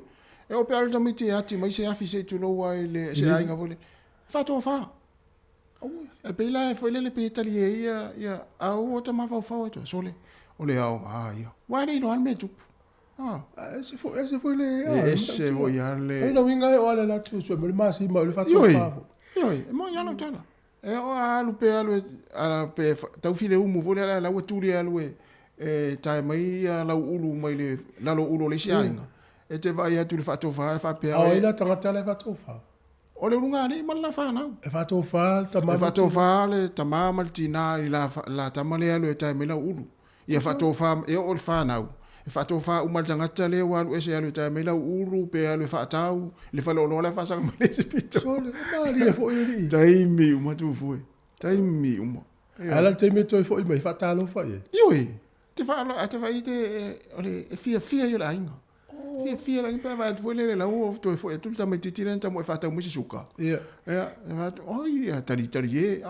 sa te mai ta wina taimi uma ia pe voler pe e foua e voler e se foi fa longo tangata ia sola si ai o to lo nei so le o nga i o le fa tofa ale lo me tu wa no la wala mai fa pe e me fona mani fa tofa Mai foi le masani le tau le o masani tau e fata ia ta ua ia ta ai alu atu e fa me stai puti vo le no me stai pu vai ia o te fata o fatu e pete te alu e ata mai ala no o te ata no ata va pe o ta mai ne o mo po le o ta ta le mo va to fa le ta u le tas ta ua te le lo fa to fa yo fa lo vo itala nei ta mai no ya kilani ia sawa ia le to fo ia le ya so al fa ngalwenga ya manu ia ngalwenga le yes le te le fa to fa ya tina ya to vili mai ai to vili me fa to fa ia o le fali na to fa tina manu ia malolo ngona so vai to fa tina faile faile ia faile ni utala le no Facebook a pe tina le no for fan a ul fa vesi la la o te sile me lo vesi la la no Facebook ia ne ara la ia na si me la fa to ki mai la uli ti o ma la Facebook ma la YouTube ta tu ta ri e ele i security e venga io le fa pui a le fo ile i mo fa kala ai na fa ile na pule sa o venga tu sa pe e positive po na o mau la test so su engol covid o nai o mau fa ma e alo le ile mo moli la na pule mar kom pel fa kala pule ile va ngale fa ia fa misi no ngal au fa sala il fa misi no ngal nga ia le fa kala pule se fulli ma fe la tu tongi ile security le pole o pui pe le wingo le tala o tele o tai mi tau fai tau tala ia e fa ia ina al fa ngal e se tala tau fai tau o le vaso volente ne sa o le tala o le ma fine initia a fai ngalwenga i le fale le fai mo ke pap me voi e li papa ki u voi e o no so fai ngalwenga le tangata le e o ia so malo lo le mawani na so livi le mani so livi tu pe fa so mo tu po fe le fa sala i company le to tongi le tine fai ngalwenga io e a fa pe voi se sa mo va long mai le lo e ia fa po longa pi fe foi le tangata io fa po longa fe fenga longa ia la lo yesa mo te no fo ia o le tele mta pu ia ma lo ta fenga lo o le na ta tele man na o e de o ta tu tanga ta i fenga na fai ai isi fo tanga ta tele ta usanga mo vai fenga fa po longa fo mo o le o langa le wanga i lu mai le o toi fa tanga ina o na toi no me ia fenga fa po longa lisi mo o la langi le uta tu ia i wa bo mautu ale ya tanga tele vai e lo no soifua na ya woni po longa se si o tatu a wona fo ai ta noa nga fo luta no e fa tu pumba na tu fo fa nga luenga la to ya na ta noa e vai fo lisi tu wala tu mtala tu ya o ele me no fa ye lisi tangata o le sa wa yo le pule o lisi nga luenga e ona winga fa ali nga luenga mto sa wa o le mele le fa lisi tangata fa nga luenga ma fa fa yo tangata le no foro le matai la na computer o aso esa wele le per supervisor tangata le o aso esa wele supervisor nga luenga le stai me tuai mai ai ona upu e fai ma le time fa putu ale le fai le computer tangata nga luenga le skai le supervisor le o fai a tele ale fai la ia fai lo ma tusi ave sa o ai dunga i tangata ia fai ton o fiu supervisor fe al fai so lo la va tu ma fa mo maua uma le faila atoa te me tau no mare ngā luenga o te me aluai upu e tau talai tau whaingalo luenga te mi male aso ana tumu ale ibu vai ana turi alo tupa vaisa ta ua rai wha maunga na tolo tai alo to tasi tutu sa tato ta te lefi wha alonga stalau so na whasa ua se si tanga Samoa so na fai e se si Samoa po spasifika i tono le tu e ta te alofa ta i te tatu tangata ua ne i sausi tangata wha polonga tatu ia tatu me ole si o manga le lo a inga te fia ia fa pena fo si o manga ngalo ia mau i lo fia a pagale e ini si a inga o la si o manga fa no ia sa walta ma si alu tinar ngalo nga mo lo fia ia ile ole le fa na si o manga ia wala uma fuana alu tinar fa ngalo nga le la va fa alongo le pisol ta mama ma la fa tina ile fia sa fa ia wa sa filo i ma upu ma fasi me pena ia a si o manga lo la inga ia ma wo fia sa fo ngalo e ma wo fia vai le mele tau ma na va tau le ole o va fia Tātou le sa o ia tala maali e pēte rum sumi. O lunga i nei na o fia. Lunga o kamaringi. Lunga la ulu tali e le tate nei. Ia tātou te nuu malau whaafunga malau mai masani whaatofa. Masani lau a inga whaatofa. Se ai vai atu le alu ta mai mo le vao tina. Ai vai atu le aso le alu ta mai mo le vao. Se whaatofa iai. Tu sa pe lai mo ilu ma le whale le vao. Whaatofa ei. Whaatet. Ia na o la leo le mo vao to ina lai. Ia whaatofa mai vo le ta mai a. O le te tuan kuka. E te nota se tā ua lau ta. Tā ua? E mari e tā ua. O mara tua ele me tolila sa uninga mātou e whatalofa fo ile ia. E pewa te ono tātou lotu te whatalofa. O le to ina la lea. O la ile la vahal to ina. E wahalu po mata matalan TV. Ia. E la la no fo to ina e le tū lunga pe asul pese o lotu. E au tua tangata o le whatalofa to ina. Whatalofa to ina. E mai tau ala to ina lea. O le awa o le whaatolu e le nisa o le awa o le whatalofa iai.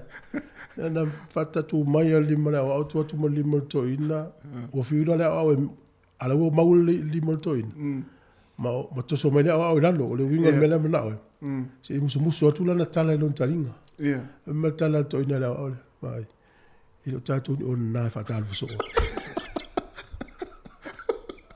a tu se le mo le to ina le ai alu se me a sa se fa fe lo e le fa ona ta mo tu sai tu fie sau fo tu sol talinga na te tu sol te tau tangata le e mo to italia mo fie o te roi le fe una e mo mo le o sto ina na o te una tu dunga le se lo tu no fo no ale ga pe ise mele do to ina le winga le e ona le o le so na ngo fo e ta fie to ina le mo to so be lo wale no fo to musu lo te dinga le vai ilo tātou ni ona nai whatalo whaso o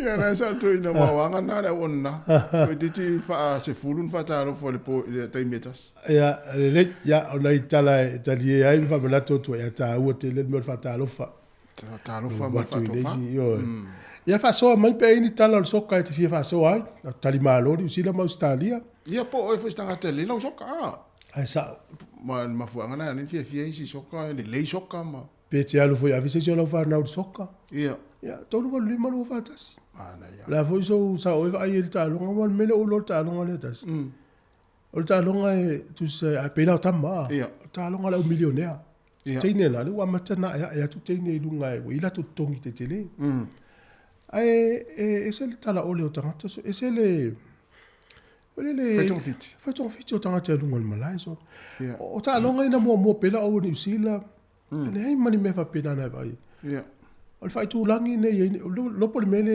ele malo se la o usi la me se la o tama na fa ma oni o au ni me o ele fai tu fit tu mala au no le ye Argentina Portugal tu le soka so le ese el ki le vai so le au le ai so le ta pa wana le tu ta fa no soka fai tu fit o tangata o le ta longa fo ia e na tangata fit e ta alo ta mo i te lau minuti o mo e tono le mai fai tino tangata le se tangata vo le tino tele na to anga ko le ni ma fit ya va viviamo le taia vai foi si fonga le lo mo e Wellington to fa talo fa tu familia tu la mtanga le sfo ya sa o tala to fa to fa fo pe fa pet le ta to mai mo por ale winga tala la ori to fa to fa o le winga mata le fatu so stanga tal to wa inga le fa tau mo fa lo ne fa to fa ye pe ale fa ngota fa to fa pe ale mo le va mo fa to fa ye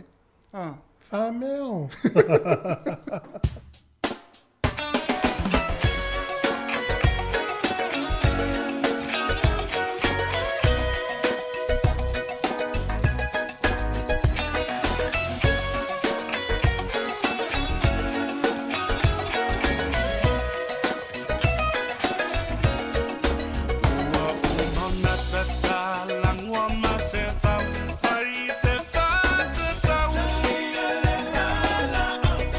Tanga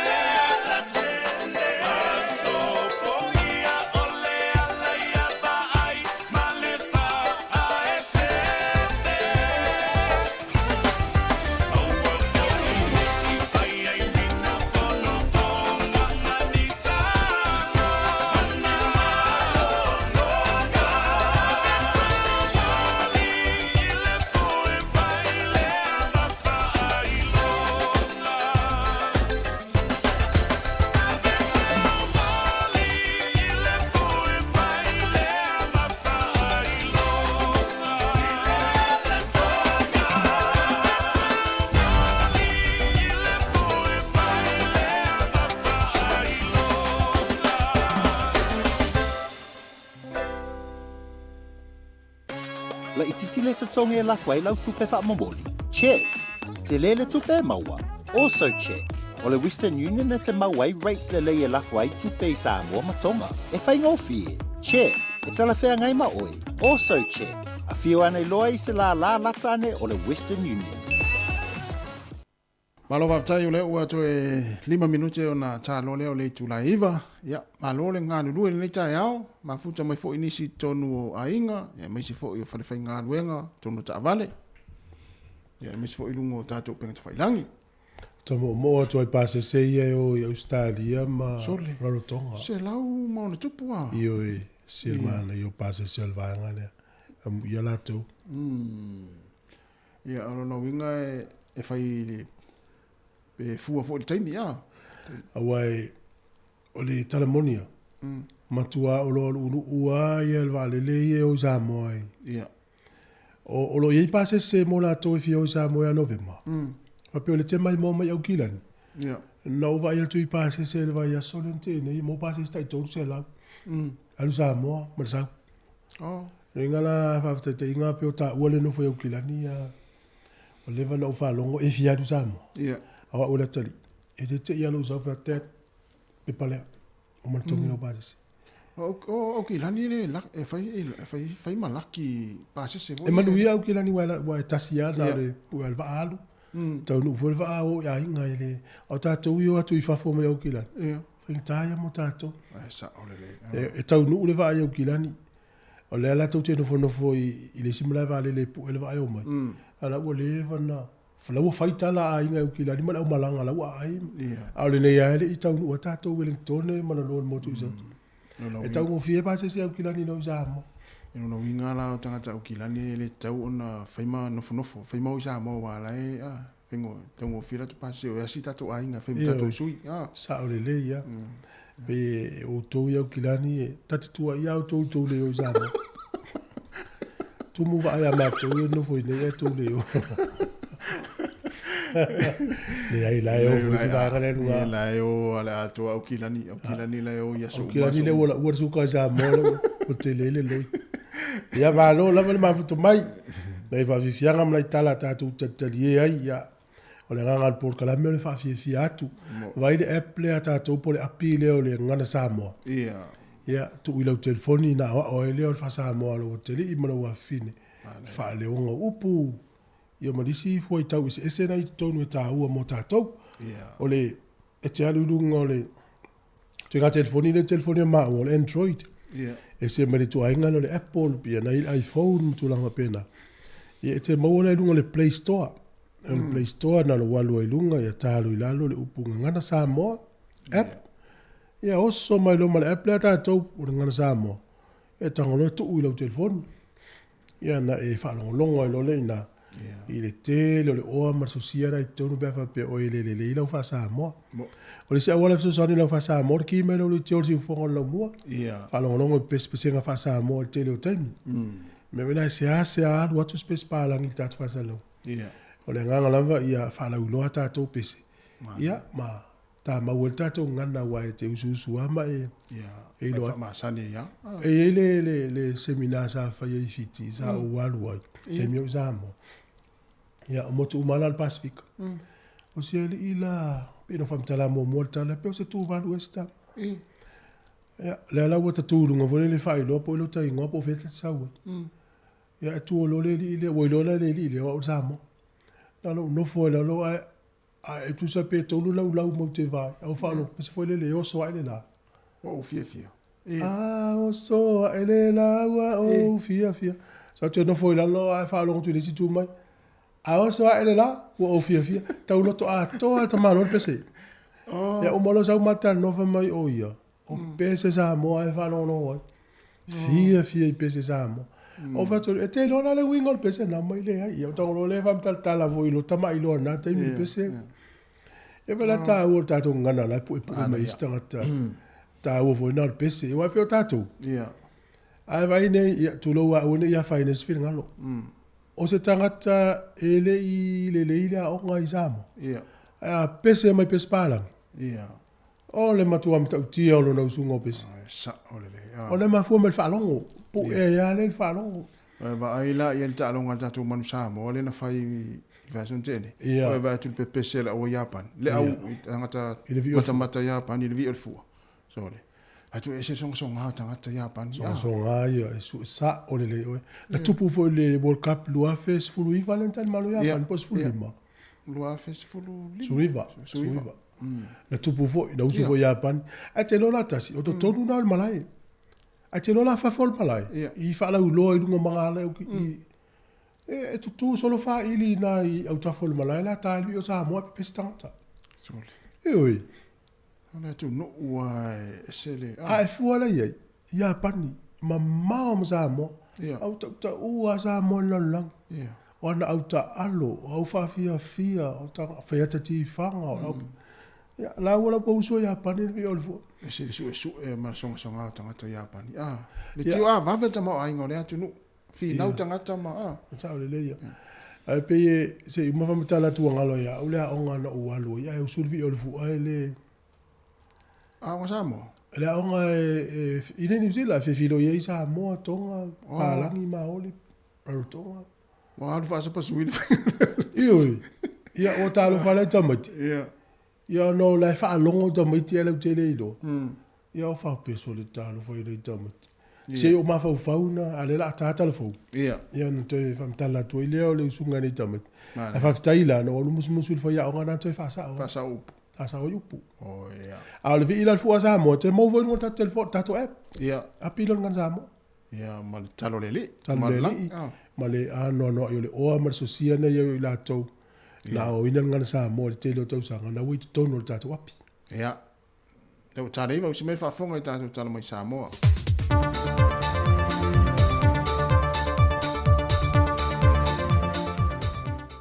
TALOFA lava o se mai el fa fonga se isi fa o poponga o tatu telefon mai Samoa. O le asa to na ina te enei na tau nuu wha atasi o mai tu malo e lua o si omu ma whale ata wha.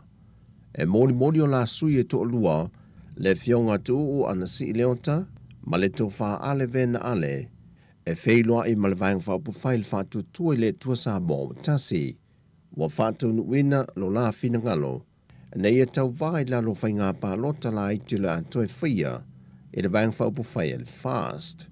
E le whetalinga le to o le whalea ta whae na ua momoli ale vena ale. Wa tasi le whiwhilinga ale whalea ta wha, o le ato e fwoi mai lava le tō whale ngō matua, e vea masui whai pulu le tu malo, mai o la lato fwoi fina ngalo, e le to e whaia se whai ngā pālota a whalea ta wha. E whetalinga whalita ongo na ia tā uai. A whai ai eise isi tangato whalea ta wha e fia sau le whai ngā pālota le titi, o le tangata le nā wale fiola, ma o le tangata whalena wa mau lona ola. Ma o manino mai ele whiwhilinga a sui whai pule to toru mo lato tu malo, na sawa vali ese ma le pātia le JPP, wa o lato whiwhilia le pātia le whātua tue le tua sa mo o matasi, e tautuai i o lato i tu malo.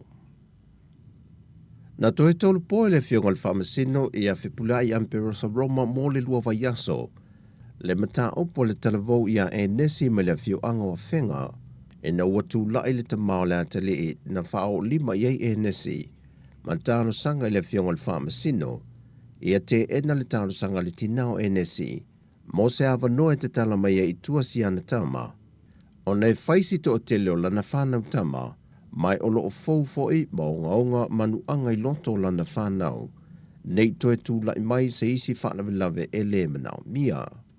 O le whaalawelawe le nei na tūlai mai le fio anga o whenga, o loo ta oto ai se talavou le mōtanga se ngase me to tua mō tong fitinga, e le motu leo le vae ma le lima se i tulou, e le wha o ngā lima na whaatino e le talavou ia e nesi, o le ua mōlia ma le ua a fia, e tausonga pe uso la tina, le na tūlai le tinaya Rebecca o le tina leo e nesi matalo sanga le fionga le whaamasino, wa mai o na teu le lātou mta opu i tua, i lalo o tūlanga whaaleanga no. Ma o toi whaawa wai o na tāo fie lalo le vāwa ai ngā leo i tāna malala le taravau ia e nesi, mō le lua vai yaso ai tu i nātu le awa noa, e sā ili aisa na lo i e tu togi lalo port kalame le malo, e tūlai mō ia. E tele mō lianga lo mō li ai le ataravau, Mai o loo au fiai ma le tau mawhai le whao o le maliu I se tasi. E le o mawhai na whaalau ilo mai whaai ungo so e suenga whaalo tui whale, sa whaatino ina le matanga luenga le soifua malolo ina, e whaatatau le mafuanga na maliu e se tasi o pepe o le masanga tolu masina le matua, ina ua mae o na whai o la tui pui pui I le masino me, mo tui pui pui masani o whanau mo le tai tolu masina le matatua. Na whai noe le fionga le whaatun sili o na tanga luenga le soifua malolo ina, ai ono eleke ke Roma. O se teibi mua le watu lai mai ei se mata aupu whapene I tui pui pui o whanau tai tolu masina. Peitai, o isi uma pepe to o se funma le lima na whaatino la tu tui pui pui whaatasi ma pepe ne o le masanga. O lo saunga le mu uma, ma whaatino ino fo ilano o ai inga matulanga whaatino ai ngā ruenga a li I matamai tai fo mai. Ele masino men tu lai mai ele mata aupu nei, na whaatunu wina ele whaamasino ngā o maliu lilo, e na ia whaia se so isu enga wha apitoa, mō le mata ompule nei sa I lia ilo na mafuanga. E le tari mai ai ono I le autu stala. Ia almela le ele mwhainga whaalawa I tele hina ia whaunei results o suenga ia se ba ngā wa umata to inquest for le kulanga al coroner's case. Umata no ia I le komisina na o leo. Le whatun silo na tanga ruenga o se fua malolo ina, ai ono Dr. Alec Roma. Wa whaalau iloa ni se fuafua ngā rualo I luma le tanga ruenga o se fua malolo ina, e le ngata I ono whalimai te tele po whalimai au tu I mato tua matua sivi, ai wa whape nā fo I whalimai wha I tu malo. Whai loa se tasi o ofisa sili lango, le fionga leota o liva taitu unga. Ai o le taimu nei o lo whanga solo pe ona whaalea tātou ngā ruenga. O le fo e fuafua ngā taimu nei mo le Toi varina o tātou whalemai I tua, I polu nei. O na ua mai se tārasanga a euro o nafa ma rewa e, na ia toi whaafuina ma varina tātou whalemai I tua. E ma le tela ua waianga fi whalea, le tela nei raro o whanga solo tātou process masani. O le sa ilia o nisi e konkarate fo. Tātou te varina ma whaawilil tātou whalemai I tua. Whai loe leota o whalemai I whai tū māloe lufi lalo manu, sa napu, poutasi, malulu muenga, o whalemai I o lo whanga solo I eile vali ina I upolu nei, ma le whai puliono I sala whai, sa tupa I tea, whai lalo, sa tawa ma sa fotu. E tele niso vaenga na whai loe leota, o lo whanga solo I ngā ruenga wha leia, e le maota ngase au tui mto tua, matua sivi sa vai. O tala fōwia mōre ni yaso manuia lo tātou tunuu, whaasoi foia.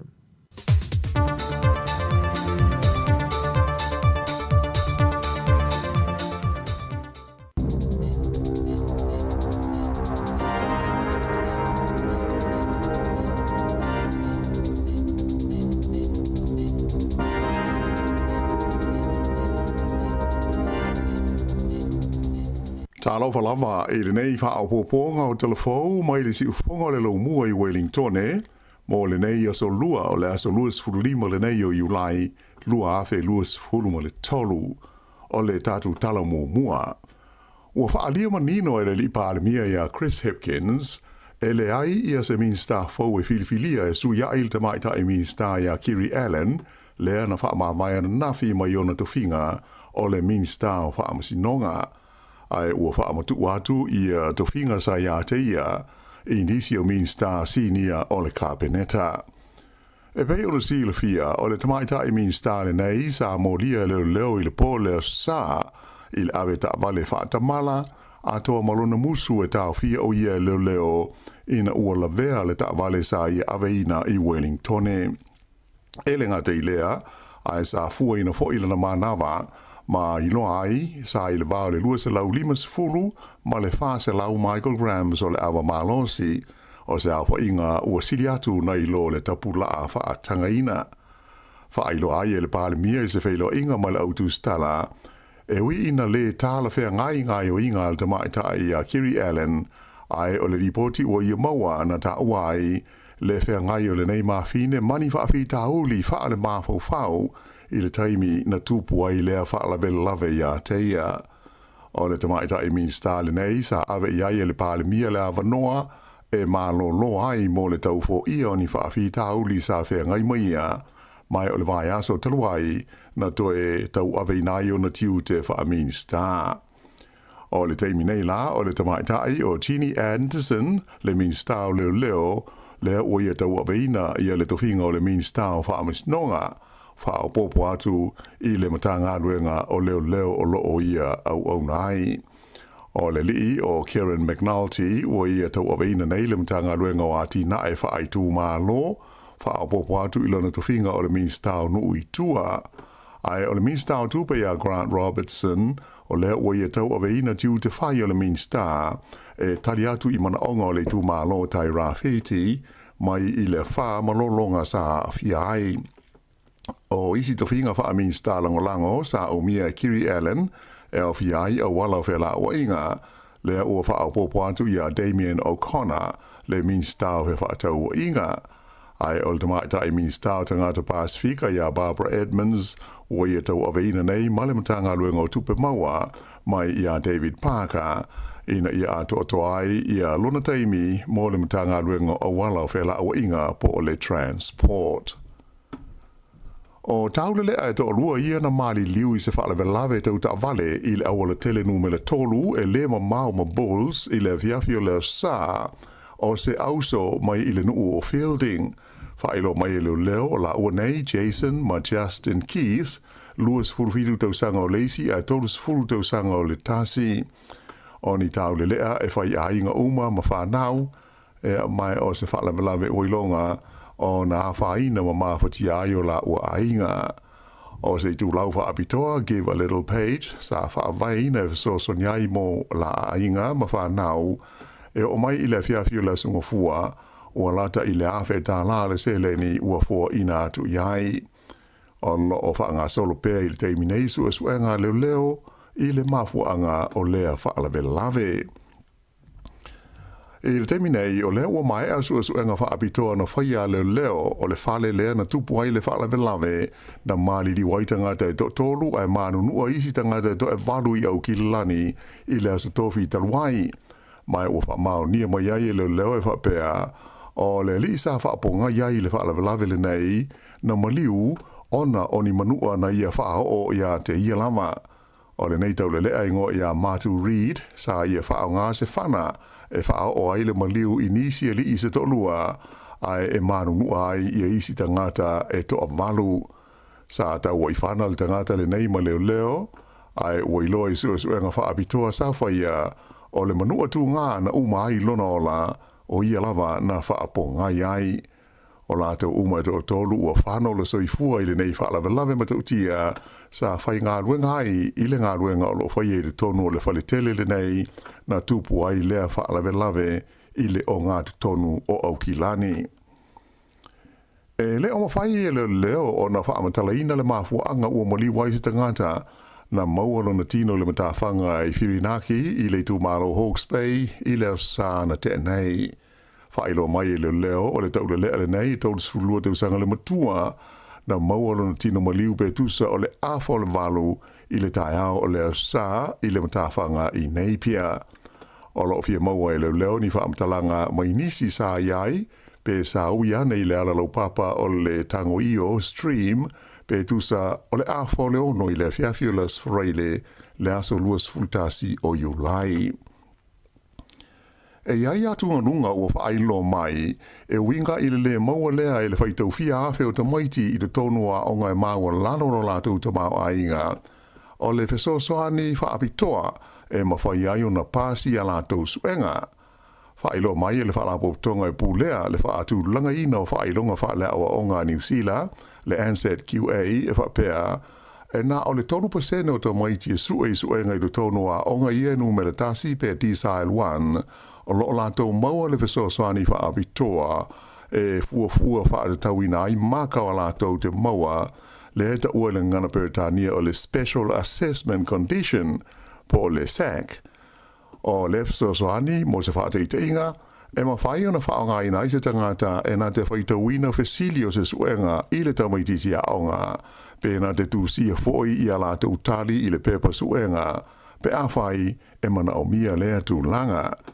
O le a wha i o tamai tia onga la tau te maua le so swani i le tono a onga inu mele se furu po le T-Sile 10 e se furu mo le 2% e wha ina le maulunga pe a wha tusa ia onga nei e maulalo pe T-Sile 1 wha ilo mai lai le wha lapo tonga e ngo o le Dyslexia Foundation o le winga moni au le tūlanga le nei e whai tau fia whai tau maiti i tu SS o New Zealand la tau te le o maua le so sani le nei le taimi o a la tau suenga.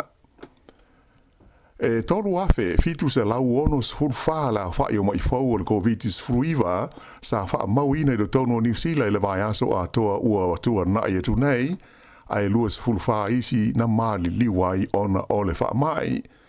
O le afe valu se lau fas hurwha o mai nei o tangata sa afia mua i le COVID-19 ai se lau se fulmaleiva tangata o lo tau fia nei whale mai motongo fitinga ona o afianga o le vairusi.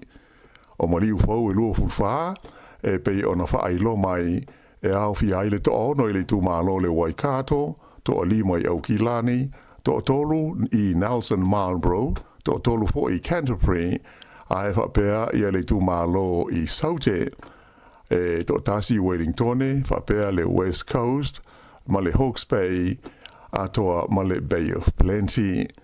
O whainu mela mo le vai aso i ono tua sa tu lai mai ai i le whaafe tolu se lau tolu sfurulua le a whaai o mai fau ai se furu mo le tolu le a whaai o maliu.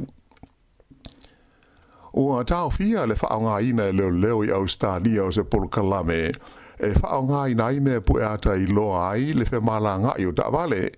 O le nei whai ngā e whaafia a whe taimi e whaao ngā ina i e leo a New Zealand e sua ina i ta vale whewa ai i lunga o wala te tele. E silia i le se laula whai o leo a le malo Australia, o iai le whaatangana la tau te whaao ngā ina i nei whainga, e ui ina e le aini suenga i le tāla whea ngai o ni sā ili ilinga whaape nei.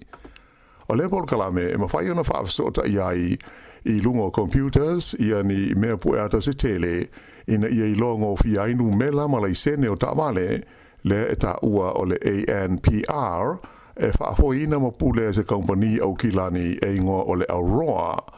E tusa mo le tolu se lau afe ia le a whai i le tausanga o ta'wale e siaki ina e leo New Zealand i le whaonga ina o le polkalame le nei. Ma e sili atu i le ono se lau la whai o leo e la tau te whaonga ina. Whaalia whapea e taru mai le tausanga ua mawae e sili ia i le afe la whai o ni molianga ua whai ai e leo e whaasanga ini tangata se lau fitus furuwaru la whai e awala lea i le whaonga ina o mea pueata nei e sue masa ili ai i a taamwale wheo ai. E tele malanga whaatunga ina waalele nā whaina male ma whaia na whaataunu ina i la sunga fuana nafi ona o le mafia fia o le puao na ufiti ai le malai waalele i Aukilani. Whailo mai e le pulenga o le malai waalele o Aukilani e iai malanga whaale wao malo sa tuaio na whaia ona o ia whaale tonu ai o nisi o malanga i te tonu lava o le tunu o sa tāwhia e le i mawhai o na whaia. O nisi o malanga fuafuaina anga iane i Blenheim, whapea tau pō, New Plymouth, Bay of Islands, Whangarei, Rotorua ma Nelson, nā tāwhia e le i mawhai o na whaia ona o tūlanga whaale tonu o le tāu i le tāe ao. Pei tai o le anga iane i la wauli, sa mawhai o na toe wha wawi nai le tele o malanga sa wha toe wha tūlanga ina. O le malanga i se atunu i whafo e le o se mea tau ngō fia i le nei vai tau, pei tai ua whailo mai se pa ua le company wa alele le Jetstar, mo le taimi o le tau malulu, e anga i atu i Rarotonga, whapea ai ma le Gold Coast i Australia. Mai tau ina i le upengo pisota inga le Jetstar, le iaio sa la tau pase se whaapitoa i le vāo New Zealand ma Rarotonga, po o New Zealand ma Australia, i le nā o le se lau limas furuiwa tā la. O ia pase se pa u e nā o le alu. Mai Aukilani i Melipone, Sydney po o le Gold Coast, le amata i le se lau lima iwa tā la. Ai o le pase se one way mai Aukilani i Rarotonga, e amata atu i se lau fitu lima tā la. Mai na whaalia mai o nei pase se, o le ama whaifoi o na maua mai kalai estete, whaapea Wellingtone ma Queenstown. I tā alonga, Ta'alonga awheleti na tūlanga lua ia le li o Tom Walsh o New Zealand i le ta'alonga o le tongi ina o le puru mamafa po le shot put i sa iringa si umpini le lololangi. Ta'alonga awheleti o le Diamond League i lone tona o le mamao na ausia Walsh i lana tongi i lana lua o le tawanga e lua sifuru lua te si 5 valumita. Whaamatalaina whaapea o lana tongi au pito i mamao lea o le puru mamafa i le tonu o le whātausanga ua tua nai. Sa tūlanga mua le li le o lo si ampini le laulangi le nei tā longa ingo ia Ryan Krauser le sa mauala na matatia po le record i lana tongi e luas fultolu te si o fitu mita le mamao. Whaalia mai o le ato e wheilo ai le tōrua le nei le masina fau i leisi vaianga o tā longa nei wha vāo malo i mea tau awheleti e whaia i Budapest.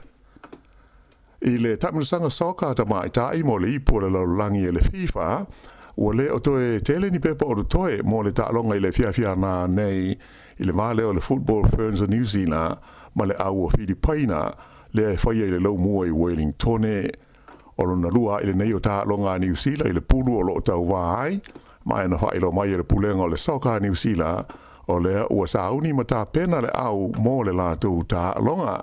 Whapena hoi o na tā pena masauni le au mai moa ma le tāpua inga le tunu mo le tālonga le nei e amata i le afo le 5 i le fiafi. O tālonga ana pōna malo Brazil ia Panama e wha i le ai i Adelaide. Ai o sia mani na malo ia Morocco e ono i le ai i le la tālonga i Melipone. Sa mawala lata le tālonga Argentina ma Italia le ana malo ai Italia tasi i le ai i Aukilani. O Italia la o le ata alo masu tena i le astonai i Wellington nei, a o Argentina o e ta alo ma Afrika i saute i Dunedin i le asoforeile. Ia o le whaiunga na o TALOFA.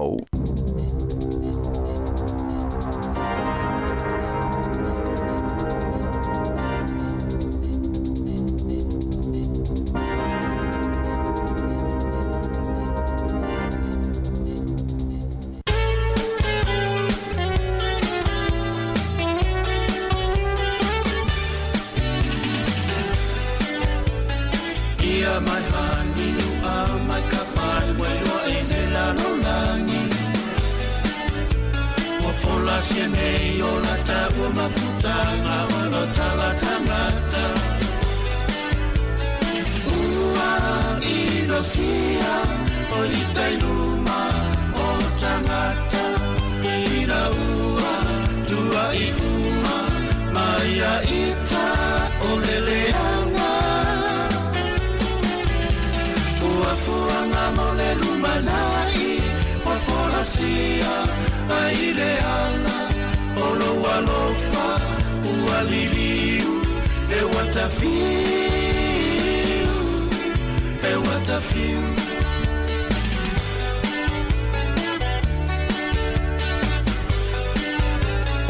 ai mai mau pe ana tutu sa ota o mafutana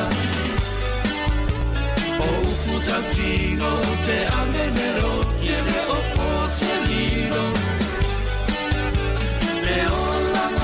Susuyai ele tumau Semia etasi wale auma Opa opa watu taula manuao Le maua e ofikia ikuao Le muelele malo ia e iao Olo walofa ualiliu Le watafi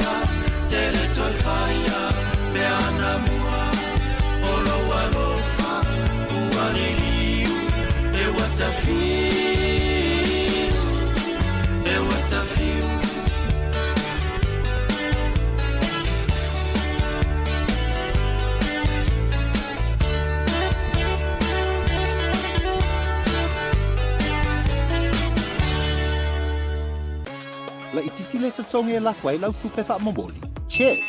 Te le tupe maua. Also check. O le Western Union na te mauai rates le leia lafu ai tupe i Samoa matonga. E whai ngofie. Check. E tala whea ngai ma oi. Also check. A whio ane loa i se la lata ane o le Western Union.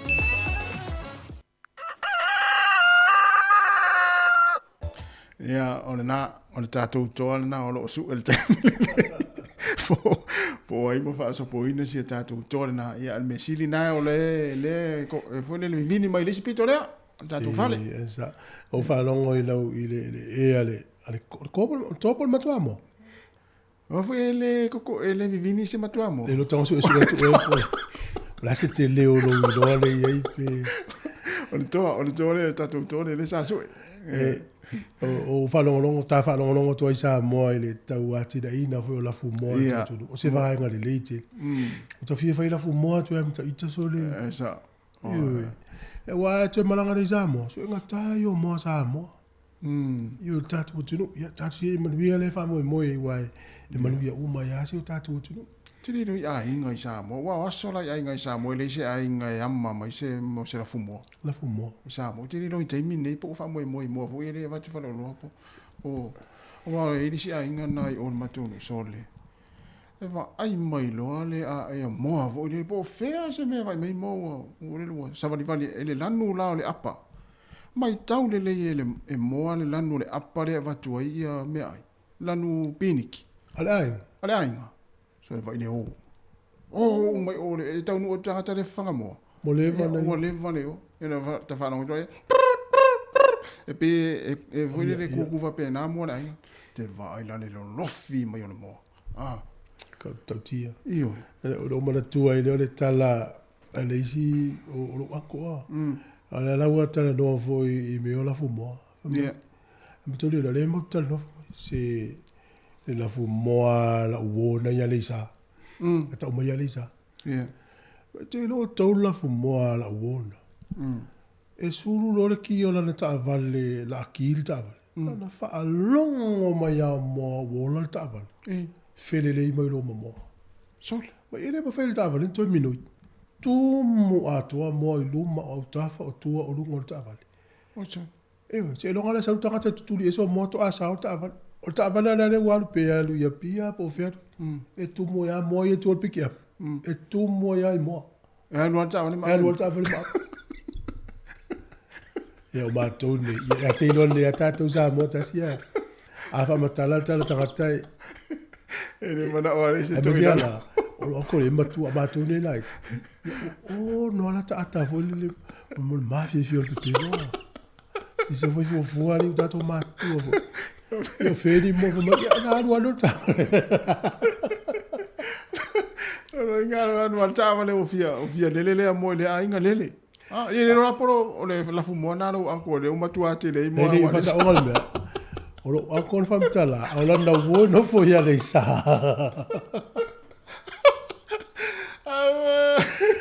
Ya, o le wina la ta. Ya, o si la fa fe la level po. Pe aula la ta vale level po. Ya no nga anu ala ta vale fo le anu lama. Pe anu lama tai. No ninga wa ma anu ta vale ma ave mo. O fo so. O le si tu fo. Afa pe la ta vale le fi ave ia. Pe o inga le no fo di si tu ol piki apu le. Ya. No le velo no fo so si telo le mo le idu. Be ale ta ol pelo o ma fi fi. Ta tu tanga ta po isa mo so le. Se fo le mali pe atu fa no longo itala. Sole. E alan tari tanga ta sa mo mi fa la putonga ni va la putonga fo fa i mata no. Ora wori fa pe to to. Ora wori uma itala no mata tari. E le ma se wori e fa sta sa. Na o pe pelo a me la fa. Tari ai. Tari e. Sole. Ya o to fa ta to ia tala fa pe ai. Vai la le fa mai le sta to le sta to pa anga le o la to e fa no mai lo ia la to mo bo la to idiafi le idiafi e se mai ne Cada sur worki ta la gida vale fele le mai no bo le tio la tele ia mo ina ia le sa Abila to fa fela ta vale si ai nga pe fele le i mo la inga le Ilo no inga anwa tuana ta vale le. Ye lo po ilo le ya mo le afio ta vale. Tu ia tala. Malo, manuia fe mga luenga le yaso. Ta voi fa atatu o net fa no no. Ya. Pe ole mtafa yo ya le tangata tasi. Ya. To fo le tangata mala nga luenga o mana o wina ie fai. Pule ala var nga luenga, ia so nga luenga ita yala. Ole tala le fi fai tau atu. Ya. Ole tangata le fai nga luenga la lo le motu isaute e fai mo meo fa ata o le ngol tangata le alo nei ngofa peltanieta o le radiologist. Tangata le fai fa ata o fulto mai fa to na onga. Yeah. Me la tupuna la tu sta ma fitus fulun tau sanga e fai lona fa ata lua fe sfulvan. Ia ai te ua e se va e ngolo na ate tu lo po le liva la ia. Ai sa le tala le tangata le mai le se fa ina. Tau sanga na soi. To la tu tama si yakilo na liva po lo nate. Yeah. Ia wakensa, mali wa ilo stama. Oh. Ai na fa pia fo le mena tupu i tu atu, o le tangata le to tasi. Pe yo lo tama na to voile. Ata alu nei pe yo le vali fo mai. Yeah. O le fa tu tuanga mal tatonunga umale atato. Tangata le ya mai le tala atato. Yeah. Ma tu atato tali tonu wa ia. Sawa. Ai pangale. Ia o la fo i sasi la tonga lu. Pe o le melo ta u o le ia o se manatu lo na lua, second opinion. Yeah.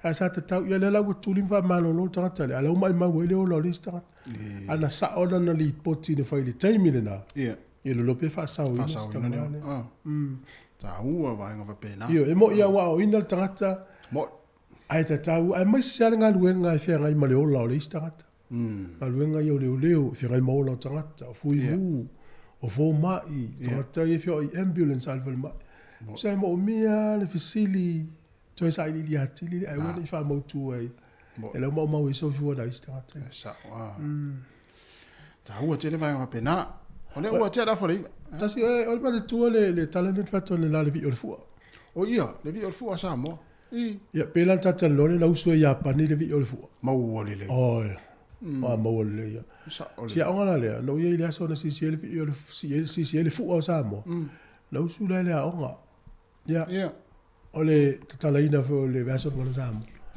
ya usu lo tomo tili vi tato o valon tu ya ele o sa o sunga ni tomo ole ale wing ole ale el va fo le vi fu sa mo pe va ai ina fe tu ora ngi ai le fa ai longa le o Yesu na malio o usu tomo tema va ai na fe tu la fo le angi ya Yesu ma Maria so Yesu ma non tinale o tau i le viole io e no fa longo ta moiti ya Yesu na maliu ai uso ta moiti Yesu Maria tu sala le wa fia uma il tina pa ia mo le fa la il le viole fu asam ya Yesu ma Maria ya o se ya uma le wa lo fa ile si tamalea fai ele o sa o le usu ngol vi o fu ia la lan to fa sa o lo Yesu na maliu ai lo Yesu ma mali ele o Yesu mo non tina ia ele o ta o martina o Yesu vi o fu sa mo ia me la ngala na ta to api ia ya o ni o ni ta o tina pa ia mo fa o la ngol vi o fu se le se fa sa o se me se e o foi le vivinga o foi o piton o solo ia le amatanga le so so le o le se ia te to fa sa o mai upu ia sa le ia o le for fa longo le pu ta ta fa longo e se la male o ina i vai ai sa o le sa o le o le la fu moala ia se o anko le se le ai o le wo alo anko oi Tio foi ia onga ia so la va o sa iso le tata le do le talo nga de mi tu lu no inga la fumore a lo sto ina le fono le nu e lo ntava lo ni ai fono ya mo yo tala no pena tala no tanga mo tata no tali mo e ta to mo poka tu lo o le sito ina na o tala no nga me fa nga fa ia tala no se le faiva wa o le mela tala no i to ina e tala no loto ia te ia tala no tata i faiva tau whai tangata tau me te leo lana ia. Ia. Ele anano. Ale mta upu le uta no ita maloi ita no loloto na moua. Ia. Ma se vai loloto ai wala le tulu vai ia. Te lo fo ia fiafi fo i le le ngol sa. Ia. Ole la tal no ila to ina ia to to. Ka bele to ina. Vai lo la mana mo ngi le ngalo. Vai loloto ma ulalo le vai le al vai. To ti limas fu mitta le mi al vai. Ia mo ia se ke va i la le men o mau ai ngalo na. Ia la lai lu ai sto i so mo sto i mo soli. Se mo linga la ai vai le niu na tu mo si. Se pe o mio le niu na lo lotto le mena no mau ai le. To inga ata le ngor ngatala le ata i pole ata tu se. Ia. Ai o so mai lo marto ina le o matonu. Fai lo malanta. So te lo fai va nai. E te mi ai lang sau fa sale le anga la to ai sau la po te lo o te ilo we ang tau lo ulu limu tau mi to lo limu tau le fe do ele va o mo fo no sale lo ya mai so te lo no isa sa e la mai si o se o te ilo te ani lunga tau lo ulu limu tau pa pepe ato ina to Yo te opo lei loa wa ala sa wai ai ngā tau leu limu tau. E tau pero fuan. Ya. Te to pa aga volele le ua no fai langi ko fo la ngone ngavini Malaysia so i meo fai va. Tofu i ola to no i le ano ama. Fa mai e ane no i lunga e pasi ane le salmasine. Ma ia ne lunga e pasi ane salmasine le tuila. Se vai. O pelo e anu lo pelo tamai te pelo lo tamatua ia. Ia tala mali e suanga lai to. Na. Luas futol minuto de tala sfulu to tu al si fonga no mo TALOFA lava.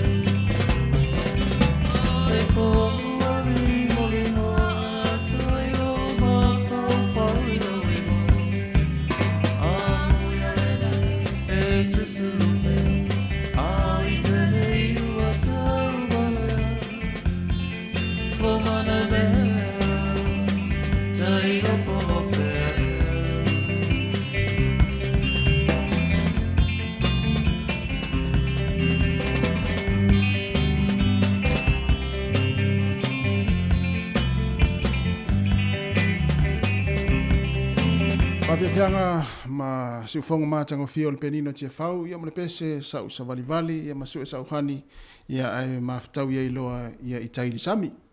Wale mai.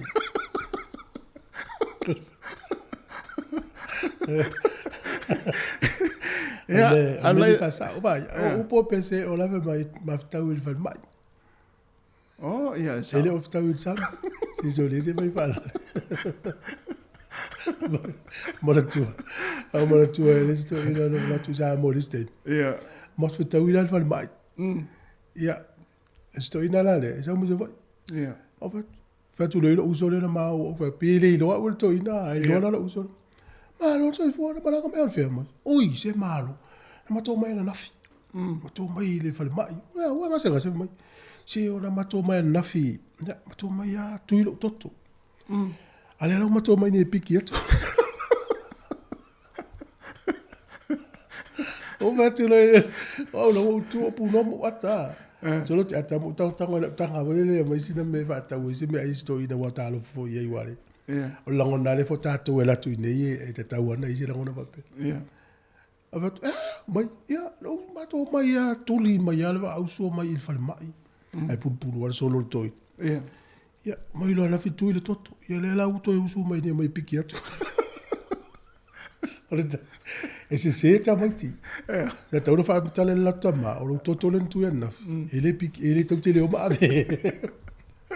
o le tau mai Yesu e po le ale tau no unga so e ngai fa tau toto result. Ia o ngā voi mō tātou te waru se tūre na te whai atu la o leo tūre toto i le si aso o isa wa i to usu mai le wāmo.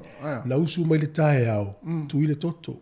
O le ala ia pia si la to ainga ia pia. O i whatatali le te. Io, o le si la aso le na matu whetau ia. I le whalmai, pe upo le pese, na whetau i le whalmai. Ia wha mena na tui piki, manon toto ula na tui. O le mea lai via, e au ngā voi mō tātou. A tui le toto le tangata, e tele anu piki mai, e avi fia. O le ana tui le toto e whairisu e su e ngā. Ai sauna ili tu sa lenga sta male. Ai fa biolo da oso e avisa voi. Si o ue o foso. Alu le le tai a oso. O ue o foso le tangata to fai tu ori iso. E iei le tala le pi kam tala tasi. I fa mo monga i a mai le wafu i tai Wellington. O tātou e fau mai Wellington. E le wafu i Wellington o le matanga o fia i le Safari Valley. Matua mana ia a fa peo le te Wellington le te mine ia e sau e o ka se mana ia. E foi la tumu na lungo le wafu nei tangata fau wata longa le fiafi. O fa mo monga i. Pe ama le toa iwa i la tau pa u le wafu mali wai. Talun fa mau me lua fe male ono. Lua fe male ono. Ia o le ala i ta mai to o lua i e fai al fina unga ma le pulenga lu o Wellington. Ina i e tau ma fai e fai ni pā fo i le pui pui e le pā u o tangata i le sami. Ia o le isi ta male o lo na tali i aina te o ta anga tupulanga i po. E pe fie sa vali e mantua la Wellington a malusi sa vili. E te ono le lea i lano. Sao. Waiva i tino tangata ua maua i lalo le wafu. Talu me luafe ma leon. O le ista male o lo nata li ina maliu ai i le luafe lua tasi. Na pa u i lalo i le po. O le ista male na maliu e lo nata li i tausanga nei ia apelila. Pa u le wafu. Eoi, tau le wafu e tele. Alu ta amilo te fio te savali le umito e matanga o fie le matanga. Pe ona nafu le male lemo ma. Le po. Pa u lalo vole le sulu pe. E te kame vole le apu ele u selfie po le ata vole. E te ia wa e sasi lau tūrunga e pa u la. E me vole le mo tātou e o tā whao i nei. Miso se asoa. Whai te le lei. Whai ona e pa u tangata ma mai so i fua. Wa tau foi la ona fai senga yo inga foi le fai ni pa foi le pui pui ai. Pui ai. Ya le fiu nei tamai e fi na City Council ia o lunga tau se lendi. E mafu ai. Ai nei talo talonga. O le tua le liona le tali malo i Australia lua fe lua lima. Le ufa tūlanga mai ai. Tu sa iva le talonga le liona. La tautua. La tautua. E la vela mal talonga la talo mal au file ni usila ma Australia. A matal ta longa mo le solo fulu valu yuni. Ta longa mo muri o mala solo au kuso. Yuni you lai a to le pe ono fitu vai aso. I o le tua. Ia, e ta alo umala ma au e lima o supa la kapia Australia. Au le so sfulua Julai, o le au fili le New Zealand ma Australia, o le ata alo maliona. Ia le tau alunga ilo le ta alo ngai tolu, ia ma le Wallabies. Ia, o ta Nana alo. tau sanga lea. Lua whenua lima. Lua whenua lima, oh. Ia lau wha iloa mai. Ia le na winga le au fili lea, o le afili ato i tama o supa la kapia New Zealand, ia ma tama o supa la kapia Australia. O le isi tala o ta alonga, tasi o le whaasolonga leo au alalangi na umai, ata alonga le whainga le vai aso. O le utula i mai sa mo le tūlanga se fulu. Ia, o le sili lava ia lani, lua falani, tolu ni usila, fa Afrika, lima Skotilani, ono Engelani, fitu Argentina, se fulu valu Australia. Iva Wales, se fulu Samoa. Samoa sa le tūlanga se fulu lua. Ma lolo ia Japani, me ilunga se fulu, pa uma Japani sa se fulu, me il se fulu lua. Ai tu pea tioti el sutasi. Ia fiti se fulu tolu, Italia se fulu fa, Tonga se fulu lima, Portugal se fulu ono, Uruguay se fitu, ia fa solo mai le Amerika e lu se fulu, se fulu valu, Romania se fulu iva, Spain e lu se fulu. So lua me isa mo tūlanga se fulu. Ol matua mana ia. Tau whala an tau fio fitu langa na e Samoa le taronga le atonga ma fiti ya. A malola ya fiti, malo ya tonga, e matua i tutua Samoa i pe me i runga le iwa po le vanu. Pe apa u maisi au ia ta alo il verso ne rai lalo. Ia o le ala tu se furu Samoa lalang. Ai tu se furu tolu fiti. Ai tu se furu lima tonga. Ia pani tu se furu lua le wei ai. Ringa lau au ia fale fe tau i nei tafa fale alu nei. O la siri Samoa i lalang. Lua te ia pani, tolu fiti, whātonga. E tausia. Ono tanga ona posi aki i runga Sky TV ia nā la ata ese ese. E leo i ese vaenga o ta uma ia live pia lusa au ta alonga Samoa fiti la stona. Au ta alonga la, o le lua ele ama, o le tolu le kick off ai Samoa. A tu sana o le lua na ine. Le lua ine i ni sila. Au le ala ata la leo le sport, le TV and Z Plus. Mato a sauli afo le tolu. Nga tirei. Ona winga la whatuai ta alonga. Ai toi wha mautu atua le newa yaso mo tatu atunu e tau lo ta alonga tama whana o Samoa. E le manofo le i fia mai moa. Ia ai lo fo fa so mai oi le fo fa so atu ma tau fa mole. Ia u tau lunga program tasi. Ia, lo ta pena tatu program so fo maloloina. Ia maloa ia tatu a mo ana fia le nei yaso. Ia fo tatu program le atal taiao. Ia, e u le fo tatu o fuanga ia la ole. Ia na sau ia le sto ino no stama tu fu piki atu non to le tui. Ia, o angana na to ina yaso la mai fai tula.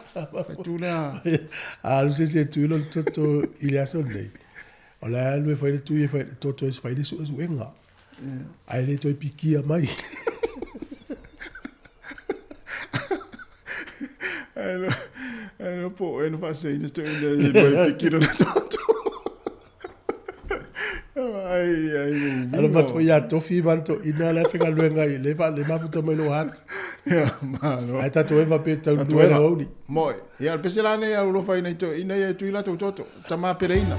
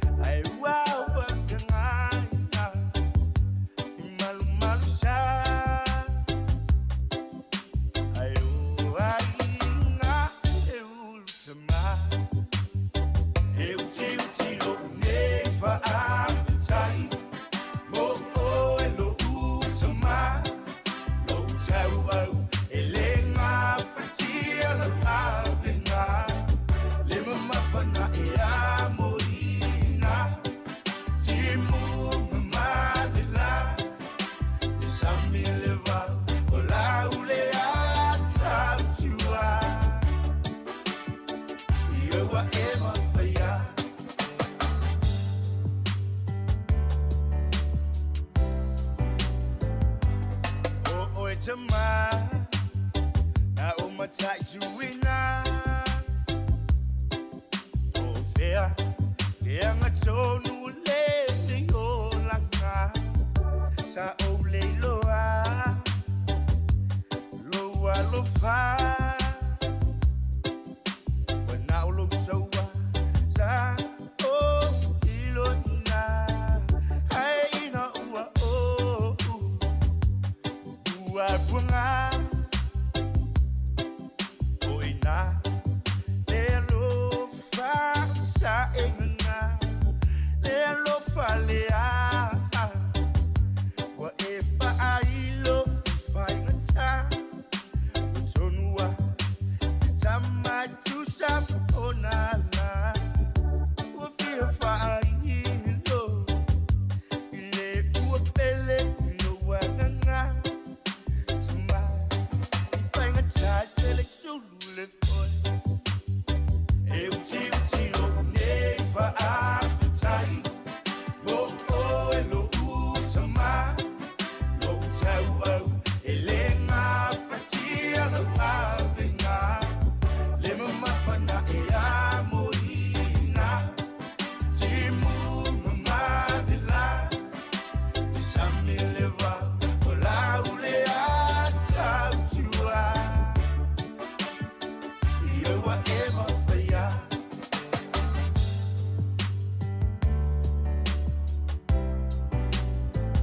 sa e awa monomi ilo fama oni awa macho ile alo moni ni fainga tawa to faina mani amatanga ete ai malo wafu e malingi fule pala le ai so fainoto ona ole anga sala utu solo sama ana ele anga fana ufana le awaya imatunge o polinga nganga le ai o saleni le waya te amne e uti ne fa afitai o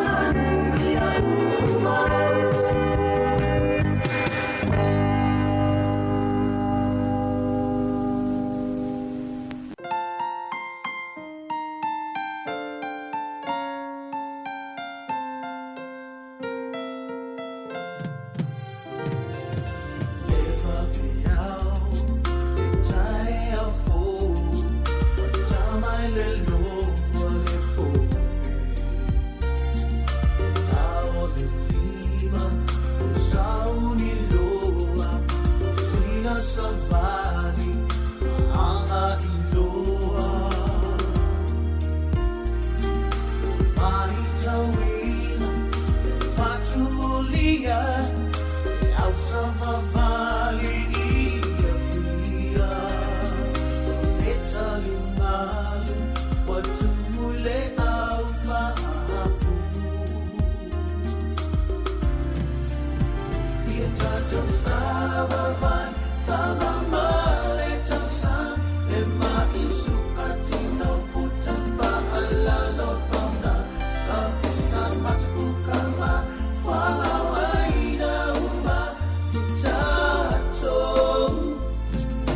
Ora soifu manuya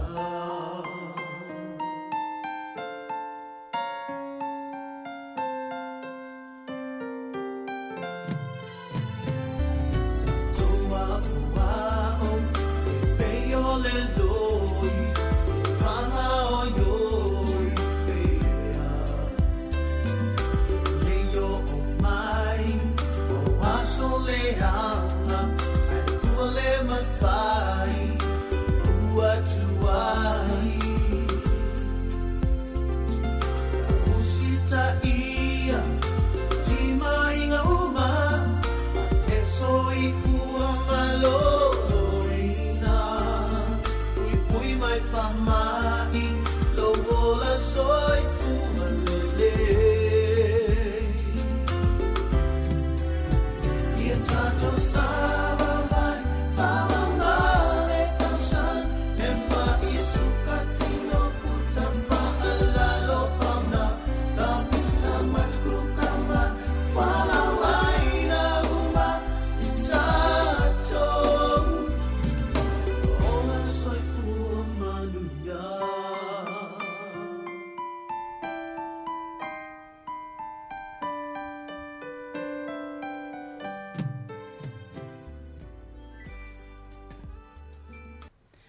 Fatalofa atu i le nei tai au fou, malo lava le soifua i le mamalo lau whaafonga, ia me se fo i lato lo mawhai ona mai mua mai, i le tautua masani al siufonga lau mua, i lungo le Facebook, ia ma le YouTube, i au nanga masani ia, a le siufonga lau mua peo na ia i le nei tai au, o le taimi le nei o por kalame wha ngā solo, o le soifua maloloina, peo na whaataltal noa toa i lato umalava o au nanga ese i tonu, au nanga Pasifika i tono le nei tō malo Wellingtone, whaatal noe mta awal soifua maloloina, peo na ngā lulue, so tau awai ma pulenga whaafalamai a tātou le tō Pasifika, e pulenga whaafalamai mai lava i Porirua, Wellingtone, whaatase Malhat Valley, e whaalauloa nei Polkalame, ia wā lava le soifua maloloina, ia maleola lau le lei o tātou tangata Pasifika, a o tātou no nofo malala i le nei fo ia tunu o New Zealand.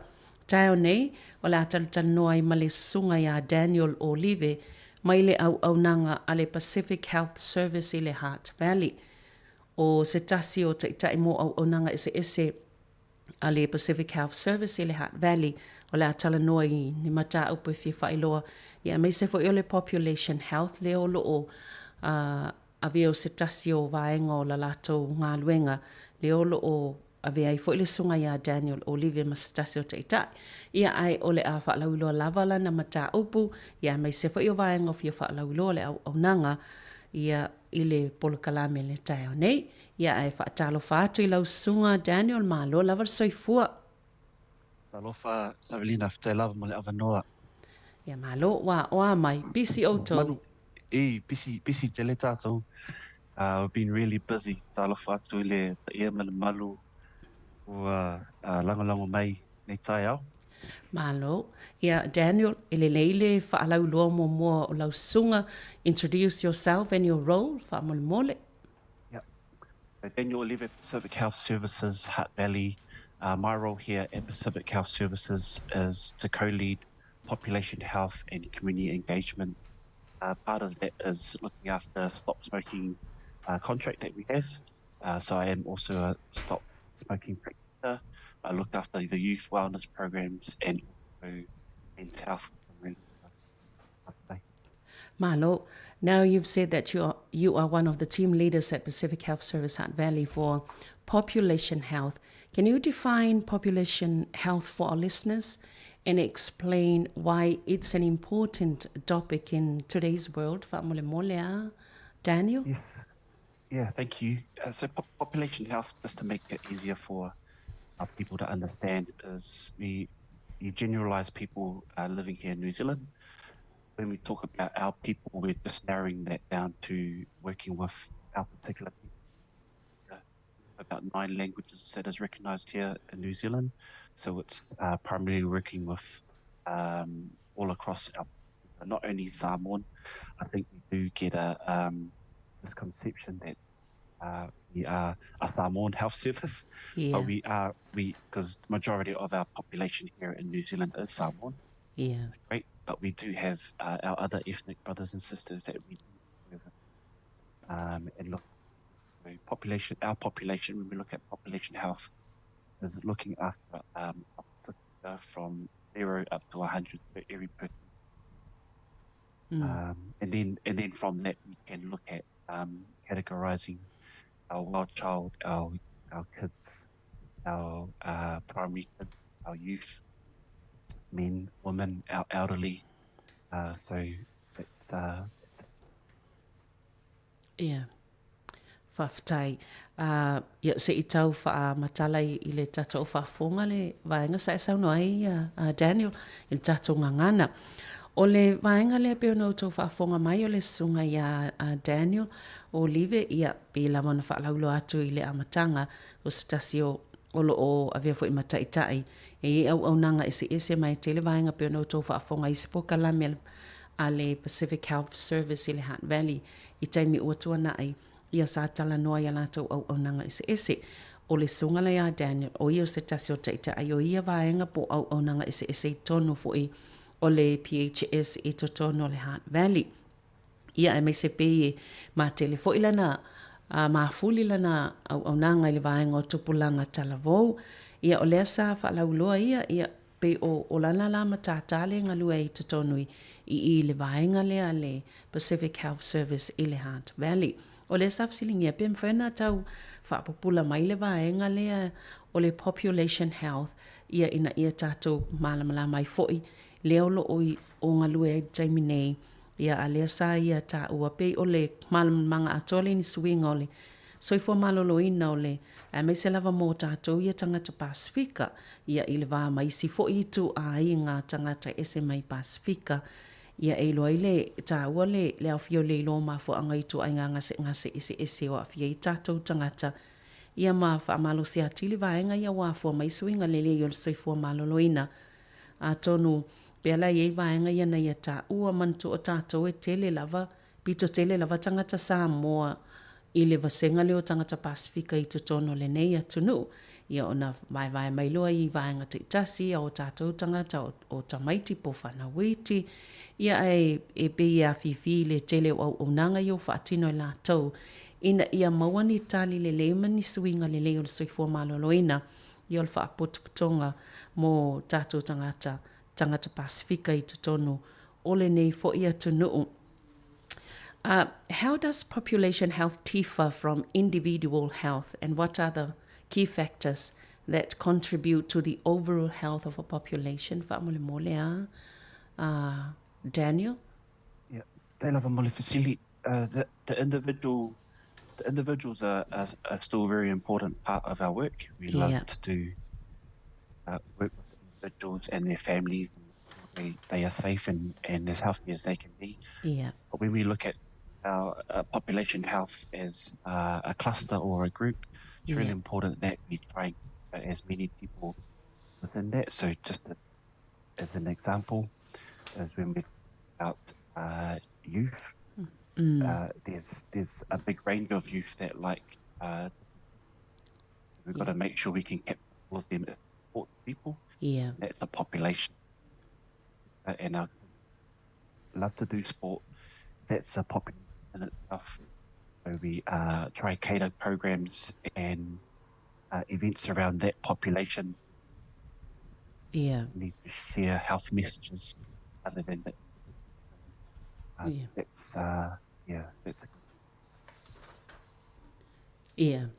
Can you tell us about the services at PHS that fall under your population health program? Whaamal mole, Daniel.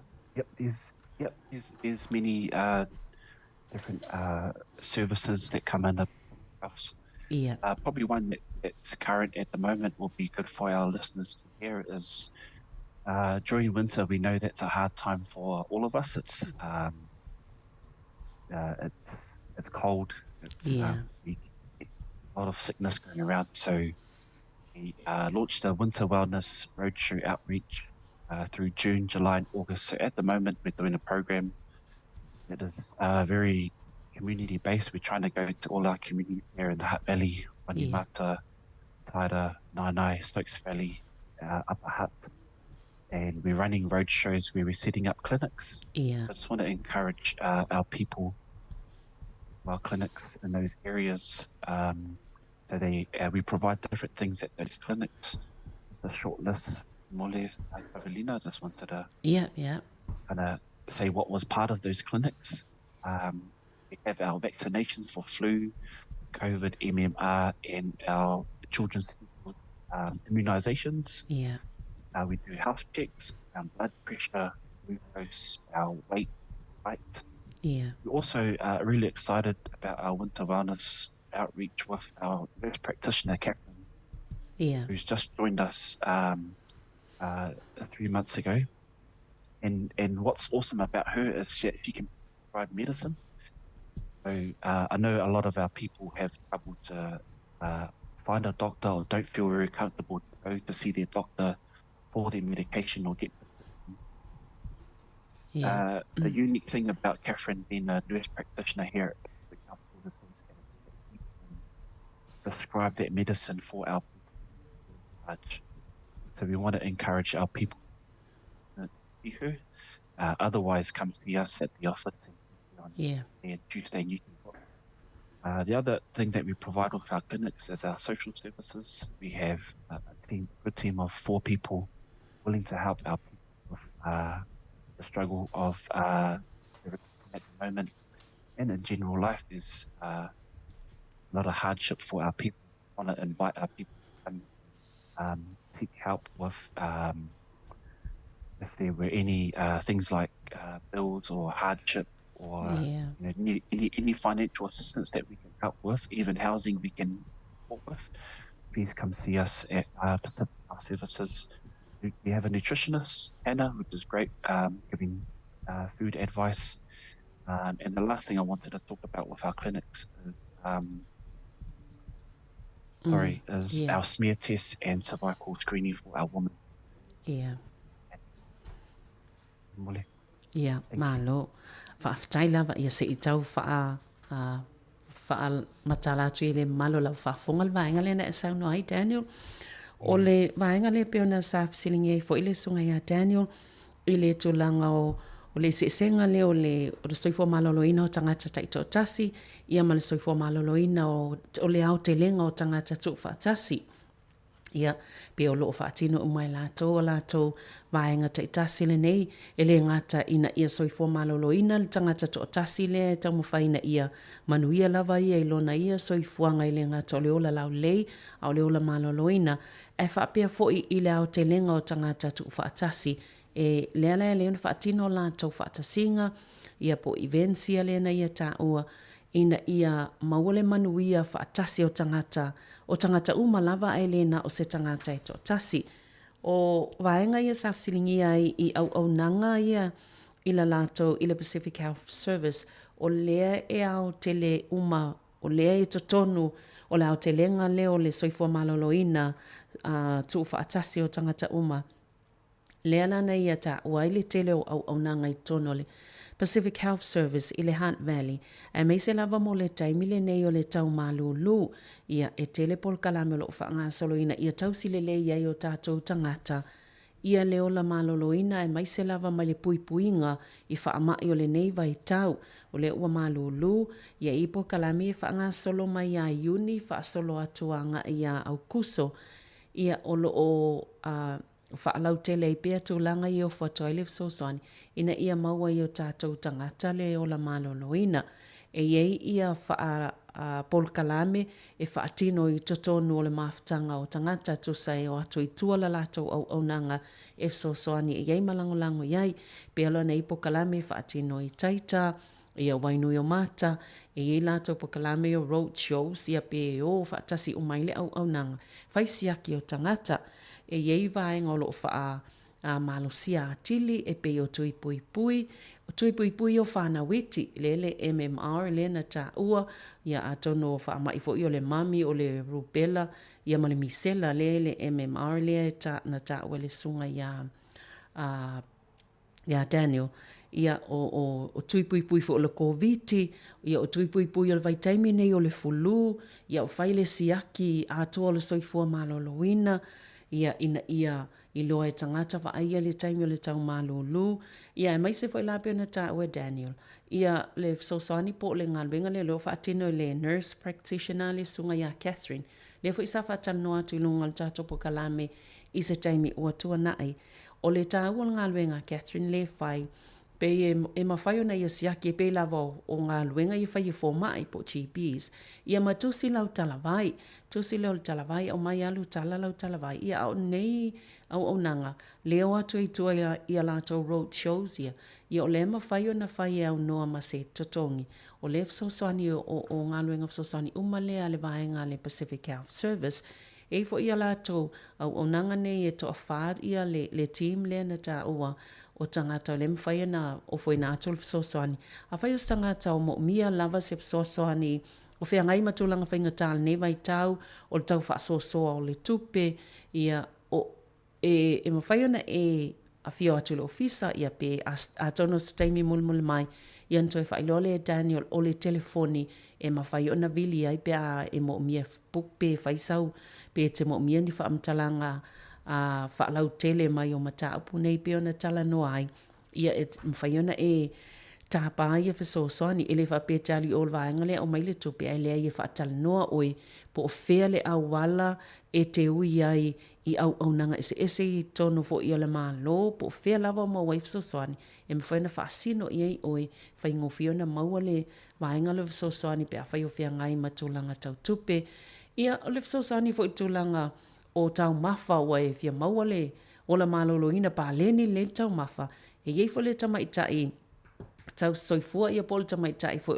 o nafa tonu ma ia vaenga fsosani ia i lātou ina ia whaalau tele pe fsosani lo soifua maloloina. Smear test ia po o suenga ia o i tūtino sao le vaenga o tinama tamaitai ia le fo o mwhayon whaalau lo e lātou ia ma fesili o mai vaenga nei se i whaelo atu le telefoni stai mulmul mai ia ona toi whaalau tele atua ia o isi vaenga ia o lo whaatino e lātou. O whela le whai e leisia tau road show. When is your next road show? So our next road show is this Sunday. That's in partnership with the Wellington Catholic Youth. Oh, so Wellington, going to be based in Porirua. Yeah. That's our next one on Sunday. It's about 400 people going to be there, which is great. Yeah. Next one in the Hutt Valley, for our listeners in the Hutt Valley, is Saturday the 12th of August at Walter Nash. And that's a great opportunity for our people around the Hutt Valley to come together to experience our service and get all of those done by then. Saturday at Walter Nash, 12th of August. 12th of August Yeah. at Walton. Yeah. O le isi vaenga le so ai la tau road show ia po la tau po Kalame e anga ia tua e soani ma avato ele wa aingo so fo maloloina fa ye siaki mtolanga fa pena o le fa singa le fa ia tupulanga talavo o le Samoan chaplaincy ia po tupulanga talavo katoliko kaplensia le i tono Wellington e ato a le fa ia i Porirua i le aso sa nei pe ana o maua le fa silanga le sa fa tanoa i le asfaraile o le ito la sfululu e le aulina e amatai ia o le fo i tala mo so stasi o le ta ua pe o tolfase la ula to awa i mfaiona o le la fa atino i fo ia la to o nanga nei fa siaki mo ila to e fia fa ia le siaki ia siaki le toto ua pe o vaenga umana Daniel siaki le toto, ia siaki le suka, ia po o le suka po o mawalalo, po o tele vo le tau mafa mea Somalie. Ia o le isi la tau road show, po le isi la tau whaatasinga le whai e le aso to anai, le aso se fulu ma le lua au kuso i le Walter Nash i o i le wahat. Ia tona isa taimi whailoa le atu langa e lea e tātou te ia iulai. Ia tona isa taimi na toi whailoa le Daniel le taimi e whai ia whaatasinga. Ia e mawai fo i nisi tūlanga e tātou, taulongolongo mō tātou, ia wala walwa ingol se fua malolo, ina masiaki nei o le maua le avanoa, ia e le ise totongi Daniel. It's all free service for our people. Just want to encourage our people to come. I know we are all shy about coming to see health services because we always think we're okay. But I just want to encourage our people that the service is for free and we've got great staff that will look after you. Ia, leo toi whaamanino, ia e le ise totongi o nei au nanga umalawa la whai i whaatasinga po o le taimi lea o atua i tua la latou au nanga e whaatino siaki matulanga whapena e le ise totongi, le ise tupe totongia o le whaamoemoenga au tū ina ia maua le avanoa e siaki e tātou umalawa ia mawai po o le leile tau singa o le soifua maloloina o tangata tai tōtasi. Ia le ua maua le avanoa mai le au nanga a le Pacific Health Service. O ani si vaenga o e fia whaalau iloa, Daniel, i le nei tala noanga? Te lava mo le Vasili, Savelina. Part of my work here at Pacific Health is to look after our youth. Yeah. And we know in the Hutt Valley, I think by stats, there's probably 60% of our people are made up of our youth, which is 12 to 26. So we want to design. Currently, at the moment, we have a youth wellness program in schools. We're working with 4 schools in the Hutt Valley that we think a lot of our Pacific kids are playing sport, and we're working with 8 schools. Those schools are Sacred Heart College, St. Bernard's College, Taira College, and Nainai College, and we're providing health sessions for 8 teams across those 4, including nutrition, making sure our kids know what they're putting in their body and know how bad fizzy drinks are for our people. Sugar, and we understand the impacts of sugar and how much we put that in our food. And also talking about mental skills for our kids. So it's a really good opportunity to be in schools and work with our kids and give the right information for them. Ale vaping. Yeah, vaping is a very big issue amongst our people in general, and there are providers that provide the vaping awareness. That's not something that we specialize in at Pacific Health Services, but we have partners and other people that we know in our networks that can provide that service for our people. Balo whaftai Daniel. Ia o le isi vaenga o loo patino i aile ngā luenga a Daniel o le vaenga leo tupulanga talavou i titono lava ia i lalo le Pacific Health Service i le Hutt Valley. Pe o na silafia. Pa le ona 10% o tangata nei o tupulanga fo o tupulanga i o lantou i le 10 i le 2 tausanga le mātutua. Le fo i lawa tā pena ma whaatulanga i la lantou por kalame o le ola lau le lei po le manuia o tamaiti i totono a onga. Is it 4 or 8 schools that you're working with? There's 4 schools with 2 teams per school. So there's 8 sports teams across. Ia, tu sala e wha o ngā e walu ia to ia au po o waenga ia leo lo lato o ngā lulu e whaatasi ia e tiliva ma awatu ia ia fsosoni mwa amtalanga taule i le ola malolo ina po le ola pāleni o tau mafa ia ma tūlanga whapena waenga umalawa e mauwaile soifua malolo ina o tupulanga talavou ai mai se lava pe ona sila via le tele o le vaisua malie o se whaafita au li tele le nao lo fia ngai nei ma tātou whanau ia po tupulanga o le malo se le vaisua malie ia tasina vaenga o lo anga ia ina ia whaamatala i le tūlanga ma fianga e o iai pe a ova le tango fia e whanau o ia fo i tu ainga vaenga o le olanga i le mawale soifua maloloina lei o le safsilingia ona o le vaping po le sikaleti fo i lea o lea e tele i to ai ngā flavors ia po o la le fo i le whaaliliunga o to i ngā vaenga ave iai sikaleti le pe na o watoa whaatau mai pe se paipai ula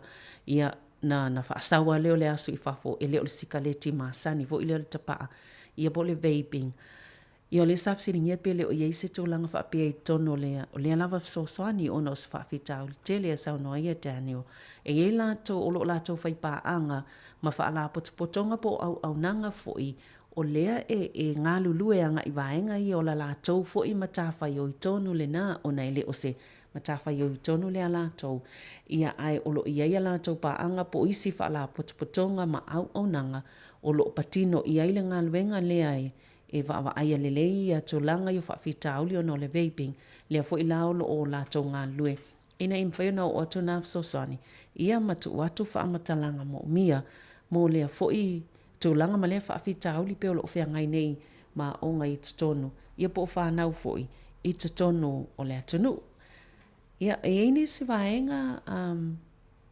Daniel.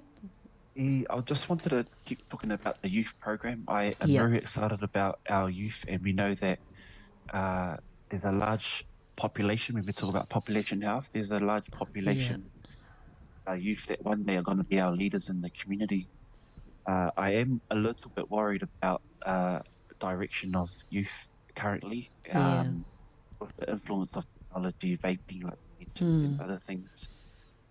I do believe that we can intervene and help prepare our youth to be better for the future.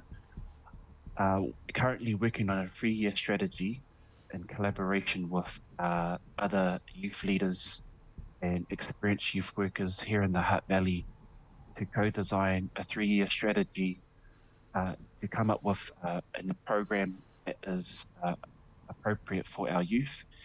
I feel like we have strong values and our kids understand where our families come from and our cultural values, that our youth is better for the future.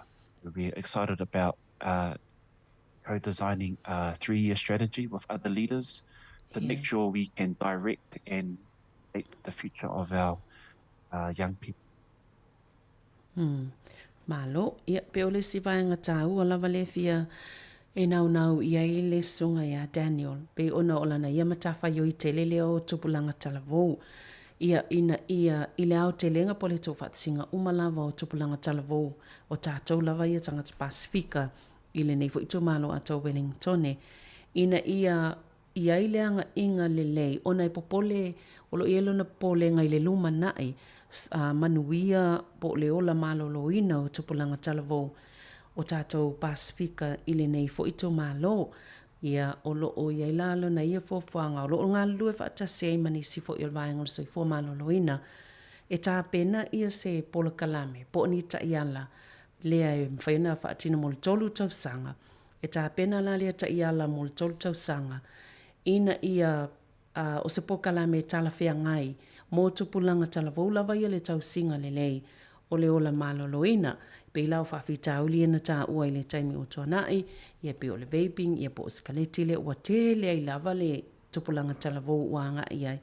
Ia mai si lava whawhitau li e a awhia i le soifua malolo ina o tupulanga talavou, ia mai si lava vaenga li si o se omanga o tupulanga talavou, ia lea e tā pena iai ia Daniel, mo ia fo i tā pena ngō ta iala nei toltau sanga, ia wā lava le pokalame le soifua maloloina ma leo la lau le lei tupulanga talavou. Ia, o ieni se vaenga o whiwhailoa, Daniel, mo le lava pokalame? There's TALOFA, Savalina, there's one area that I look after too that I wanted to talk about this morning, and that's men's health. Yeah. And it's nice that we segue from youth into men's health. I am a big believer that when the head of our family is well, usually our families are well and the kids are well, and I wanted to focus a little bit around our men and how to help them become healthier and better in our families. There are three the three main health issues for our men is gout, diabetes, and heart issues. So it was really important for us to plan around those health issues, but make it a really fun, interactive awareness experience for our men. And so we want to encourage all our men to be active. I think we start with that. When we know our men are exercising and looking after their bodies, we have good minds and we make good decisions. So I want to encourage our men to be active and find exercise where they feel comfortable. We have 2 big events for the rest of the year. Yeah. In September, we're having a talanoa around a cover session with the Fijian community in September, which would be great. But our big one around our being active is in November with our men's, it's called the Men's Challenge, Yeah. for lack of a better word at the moment. But in November, we are running an event we want to invite all our Pasifika men to be part of. We're also inviting our Pasifika personal trainers to jump on board and design a 6-week program for all our men to do leading up to the event. For the event in November, we want to encourage our men in groups as individuals to do this program that's designed by personal trainers for a 6-week program leading up to the event to participate and be involved, get new habits. We do the event in November, and after the event in November, we've established these good exercising habits and are in a routine to look after themselves. It was really important to work with community to co-design something. Yeah. It was also important to not just do an event, a one-off event, and then we go home and then that's it. We wanted to make sure our people understand and have the tools on how to exercise, how to eat well, and so if they're in a routine for 6 weeks, at least after the event, they're in good habits and are confident enough that they understand what to do when it comes to exercise and look after them. The unique thing about this event, Savelina, is that it's for all our men, young, old, the elderly, our disabled people, our men that haven't exercised in a long time. We want to encourage all our men to be part of this program, be part of this event, because we believe that it's going to be life-changing for them. Do they need to register to be part of this program? Yep. Registrations will come out at the start of September.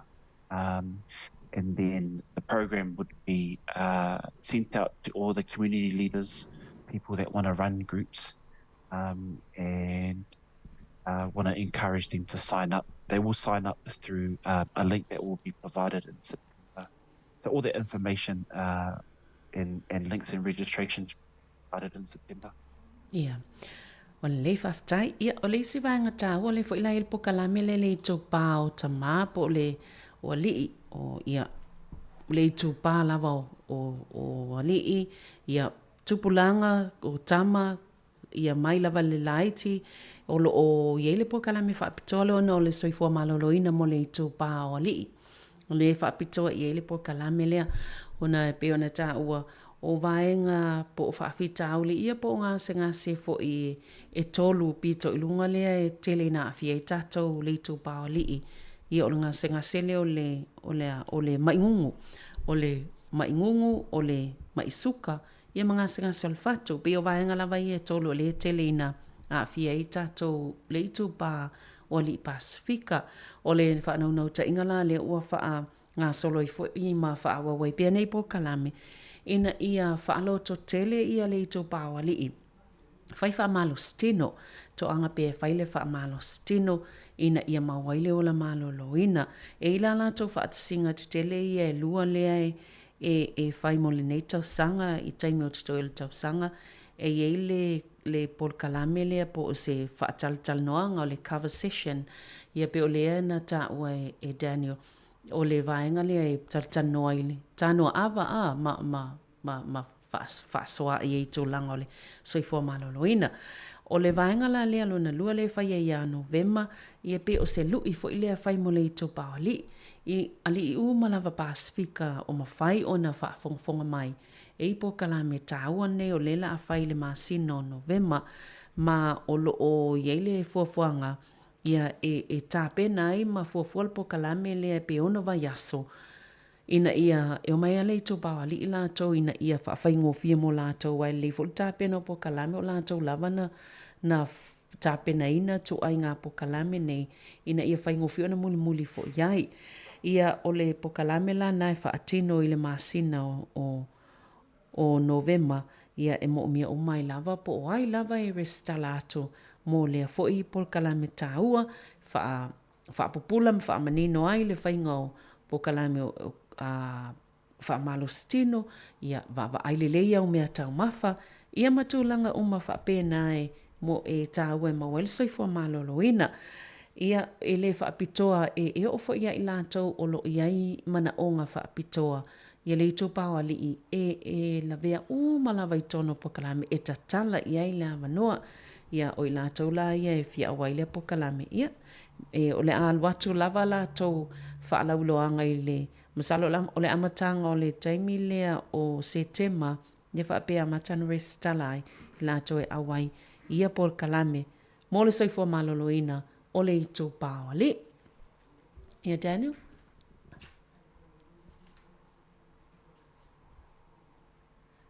E ni se vaenga o totoe, fia whaalauloa?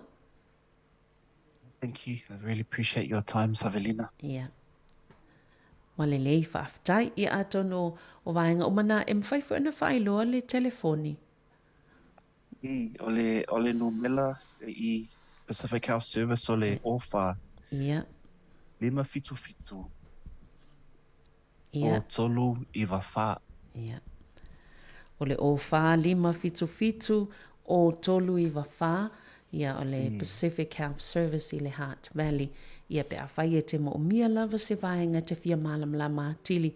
Ia mai se fo talanoanga lea sa talanoa I nei ma le sunga ia Daniel. Ia ai Daniel e ele vesili le o tu mai lunga o le Facebook ai le mai alta talanoanga. Fa amole mole lava pe kiua le ngungu I le whapa o le mamafaltino, lose weight. Yes, so yeah. Part of that is the exercising and looking after. It gives you a better chance to overcome gout is to exercise and lose weight. Yes, yeah. To reduce any weight is very helpful for all health conditions. Taole. Ia atono whaamaliaina le fasili le antu o mai lunga I tato Facebook. Ia ole e mawhai na fisosoani le whaapau ole e mawhai na fisosoani le ave isenga ole ngungu lea a fia ile tangata. Ia pe am whai tau mawhai e whaapau le mamafa le tino pe ta ua lava le toanga whai le whaamalo stino. Ia ai mana ia foi ile awa I po kalame ia le a whai nei le men's health. Ia po le I tū pāwa li Ia tele la whaamtalanga o le amwhaina fisosoani mai ai sunga ia Daniel. Ia ma le lātou team po lātou vaenga le Pacific Health Service I le Heart Valley. Ia ina ia mwhaina tau si le soi fo malolo ina whaftai Daniel. Ia manuia lava ngā luenga o loo whianga iai malau sunga. Ia mai se fo ila tau au nanga atoa ma lo lava le fisosoani o tātou tangata. Ia manuia lava le ne yaso. They love mo lava no, Savelina. Thank you very much. God bless you. Ia, whaftai, whamania fo ile atua I ngā luenga o tutoi. Manuia lava le nei aso. Tātou po kalame nal soi fua malaloina le malu lau whafonga. Toi mau fo le whaopoponga I le taimi masani le vai aso asau e soi fua ia mo le nei taimi.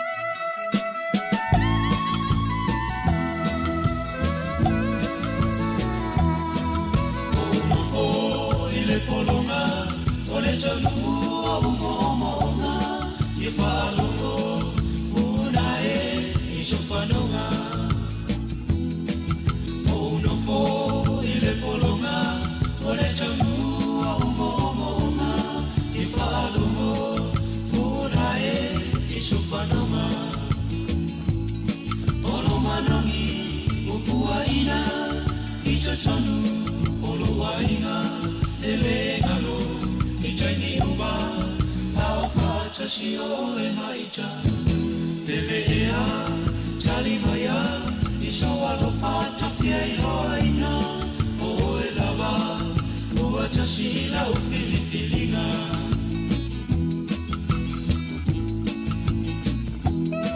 O vavea o aso tai tasi O whalomo I manua tau sangi O mana tua loa Alofa anga mo o e lau hani O vavea o aso tai tasi O whalomo I manua tau sangi O mana tua loa Alofa anga mo o e lau hani Olo manongi o puaina I ta tonu o loa inga E le galo I taini uma Ao whata si o e maita Lele ea tali maya I so alo whata fia I loa ina O e lava Ua tasi ila u filifilinga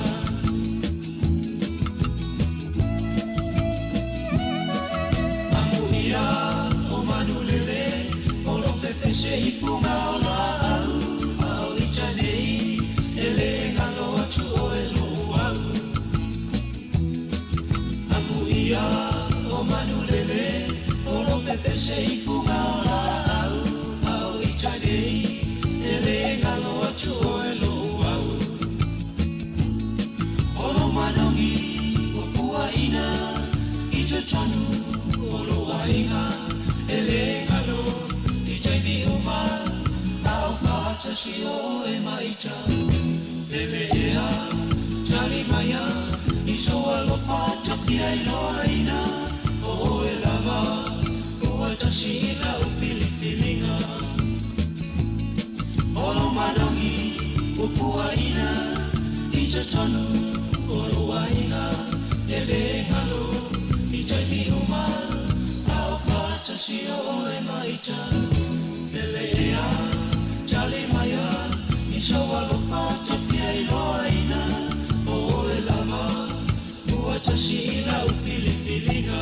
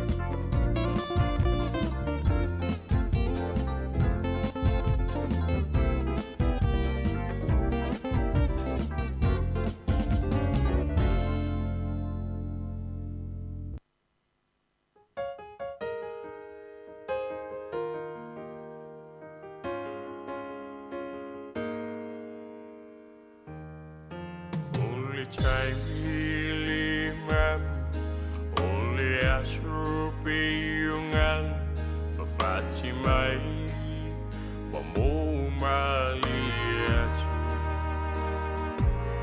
le ulanga sa tau papalu le faliu o tau patu le aisi le tisi na o muli fanu le ile iloa uni mata pala ia suru malava si o tamba ngalue na o ilava le pa upangu tamali mata si tau ia musi sili apa moso upili ne iyo ufa ashala o ulua o matua o le mea alo for mai I le atua o luanga luenga lende I ua fua o le mawhailo uola fia chau tua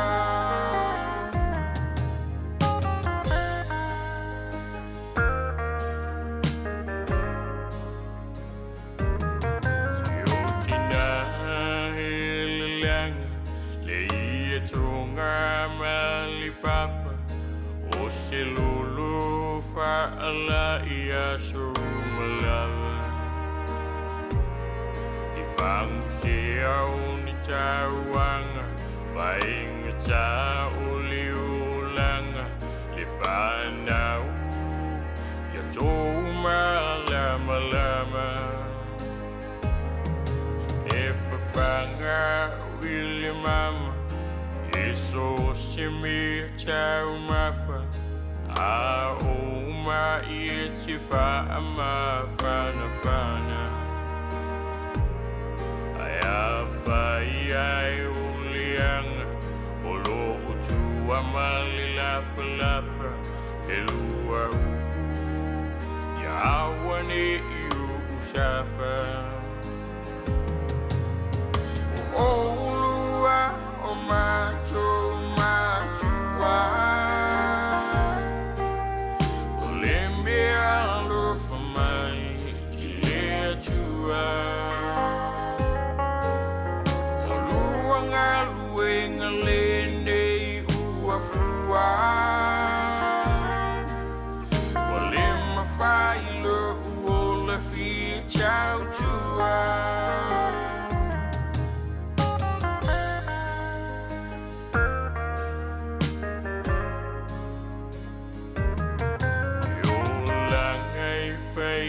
cha unai o cha tua ali languna o sifa alutinga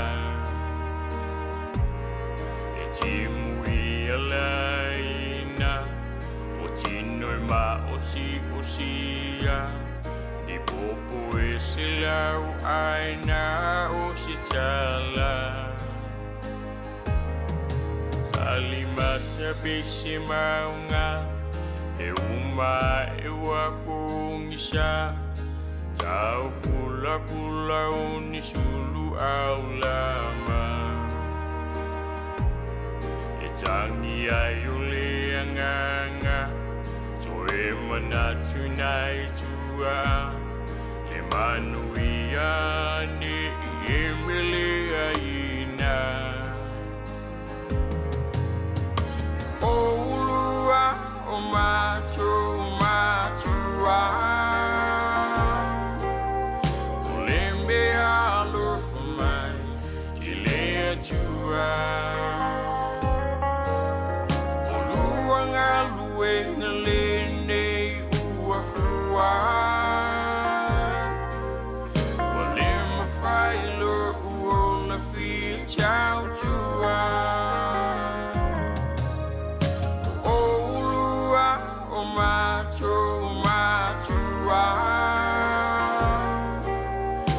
le mea alo for mai I le atua o luanga luenga lene I ua fua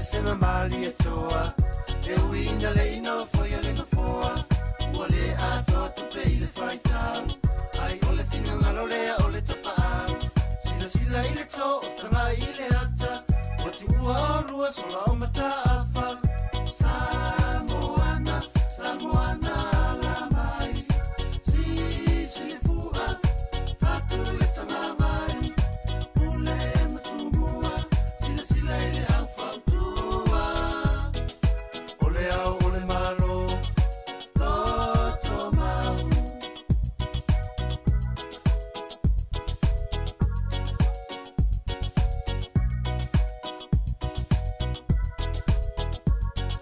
Samoa e uata we muina ua lau solo fai mai e mativa ai lei loa mai le tamau ainga o ngalo mau tutongi i tamasina matua ua sanga mai a pouli a tote lei loa mea whanumi numi Samoana Samoana la mai si silifua fatu e tanga mai ule matumua sila ile afautua ole au ole malo loto mau Samoana Samoana la mai si silifua fatu e tanga mai ule matumua sila ile afautua ole au ole malo loto mau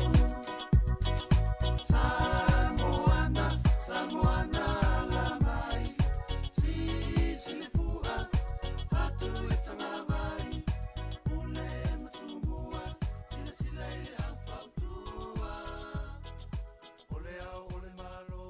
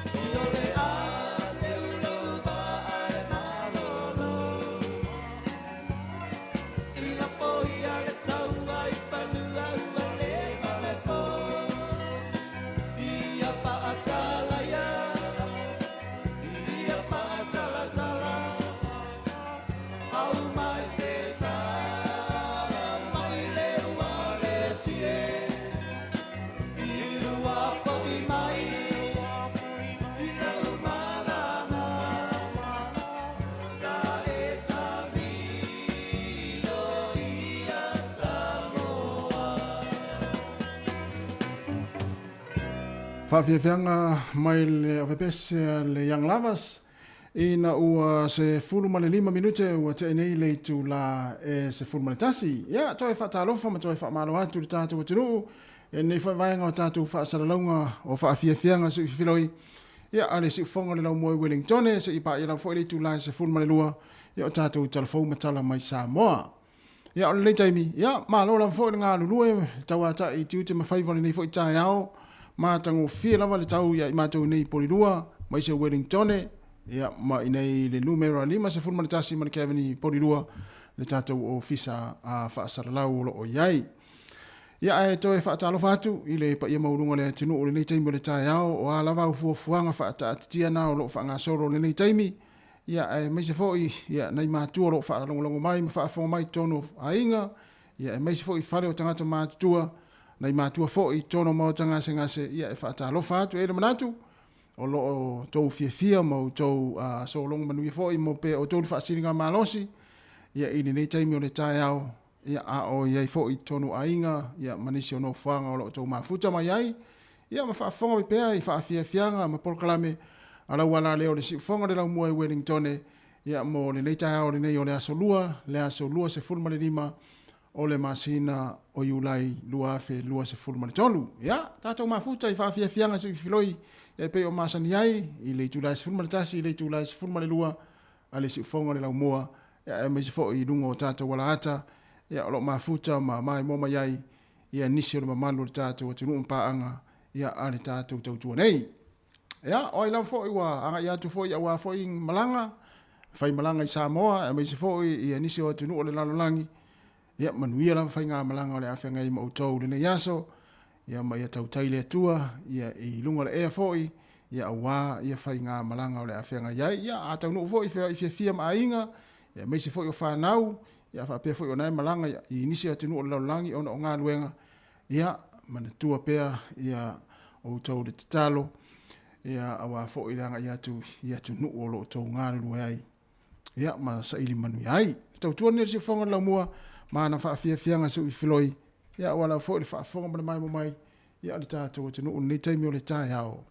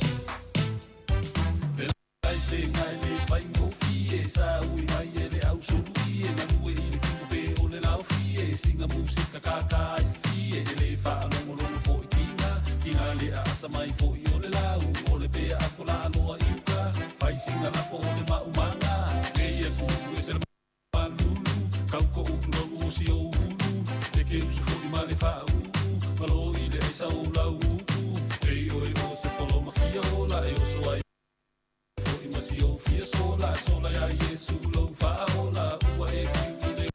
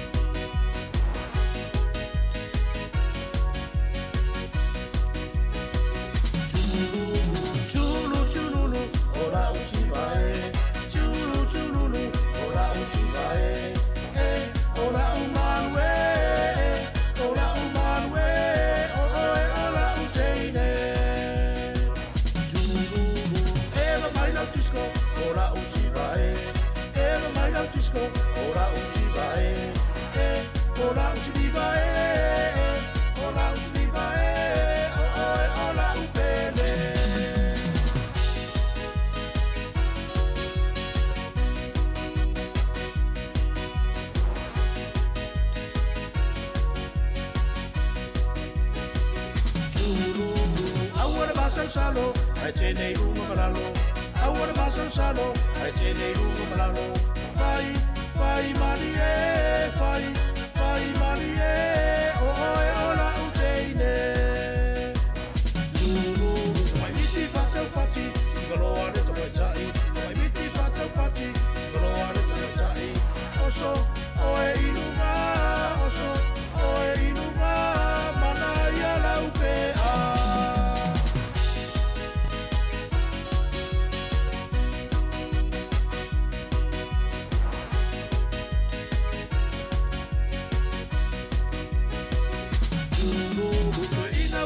Vale, o tu si por la vale, o ina wa mi te vale, o tu si por la vale. Ae, ne po peixe vale, ae, ne po peixe vale, a woi kota a vale vale.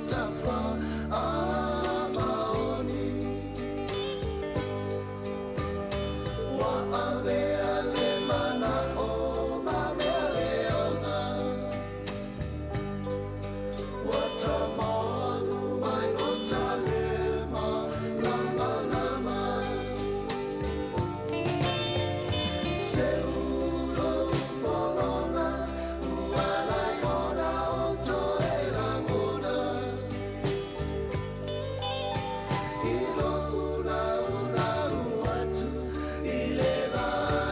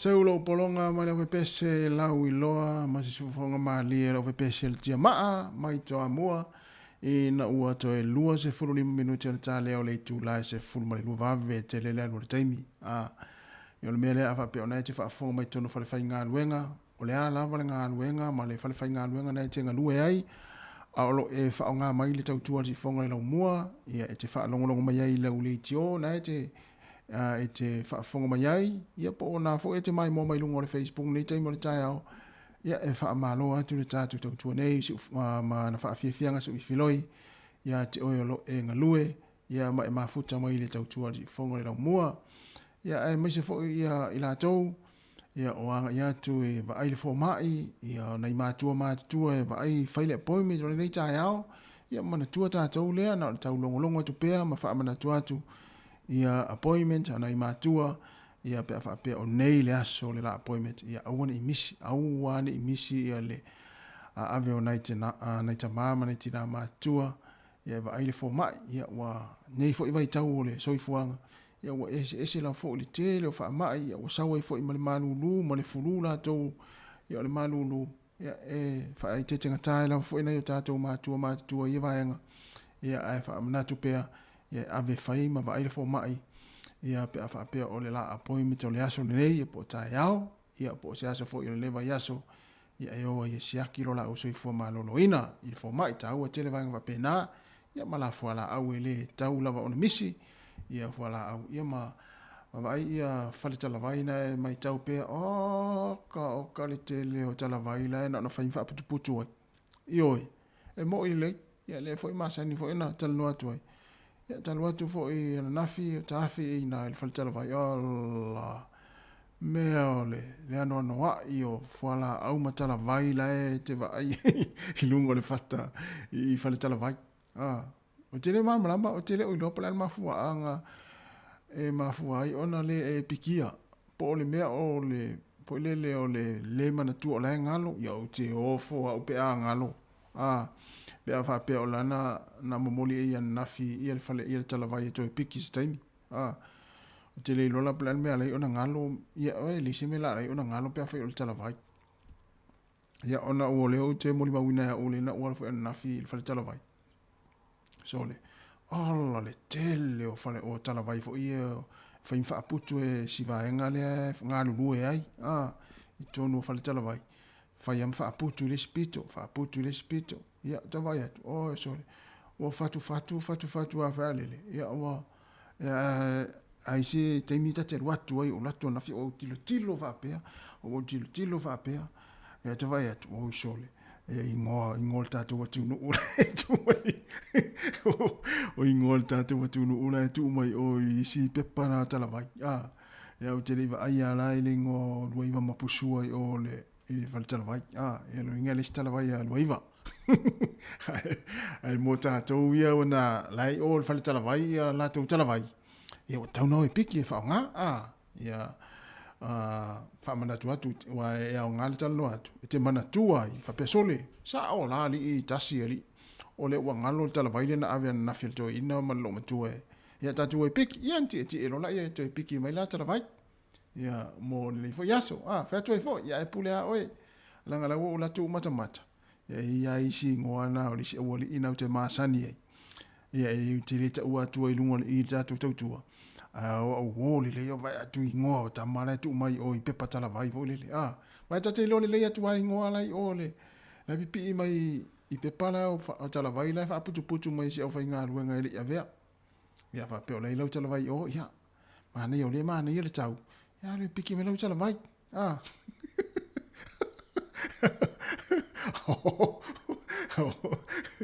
ma ali luiva o si o le fiatini al mesi ni ia te le vai stala vai luiva o le fale tala vai le I mato pitano ia ai mo o le te fa fonga mai ia a na fa pe ona wa misi na avila tala vai le version te ni ana ile pikia ia e te lo ele tai o lungo se lima se fuluta la ia tala vai vo le wa o pe fa ngare card vo le community card e na pe le si vai na ia fa mana to pe le taimi ia o Tāpena pena I fo I mana au kukara tau o lela Charles Furulua. Ia wa fo I tau maftanga o le uli. Ia na ona fo I mea I o malto ina malo matu o umala appointment. Ia fai lola la mea tau ai. Ia na ua vela fo I male kuka. Ia maino I roa la fo ala au. Fa manatu atu nei taimi. Ia e pule ha oe. Pule ha oe le. Ia tūlanga pe ona I fo I fuafuanga le nei aso. Ia na ona fa manatu atu pea. Ia appointment na nei matua. Awane I misi. Toi 2 minuti a tāre tu rasi fuma le lua. Tātou me ina I whaafianga se uwhiroi. Ia wana fo I whaafonga mai le tātou. Ia. Ubese nei, ia, mai le Pacific Love. Mo fo mai, ia walofa tu ai tamai tai fo mai, ma teine fo mai, ma le tamai tai tausi mai pasi. Ia, mai lato malawa ngā lulue. Ia I se whare, maota ngase. Ia, mase so se mata ngā luenga na fo I, so I fo malolo ina. Ia po fo mai fo ia fai tu malo le ma anga I tatu vai fo mai ia holo fatu ia te uto umalawa ia le pesen nei ia mo ila toro nga luenga so fo malo loina fale mai fo mai tausi mai vai nga umalawa pena pesen nei mo tau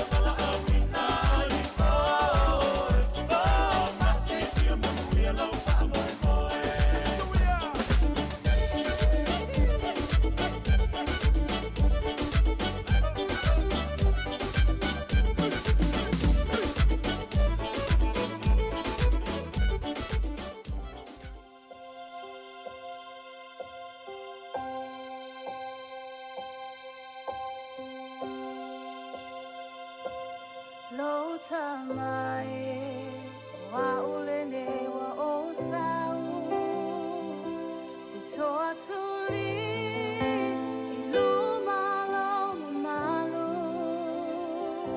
o ai e au ua e manatu mai ai o te whaalele lena maliu au lo tamae wa ulene wa osau te toa tuli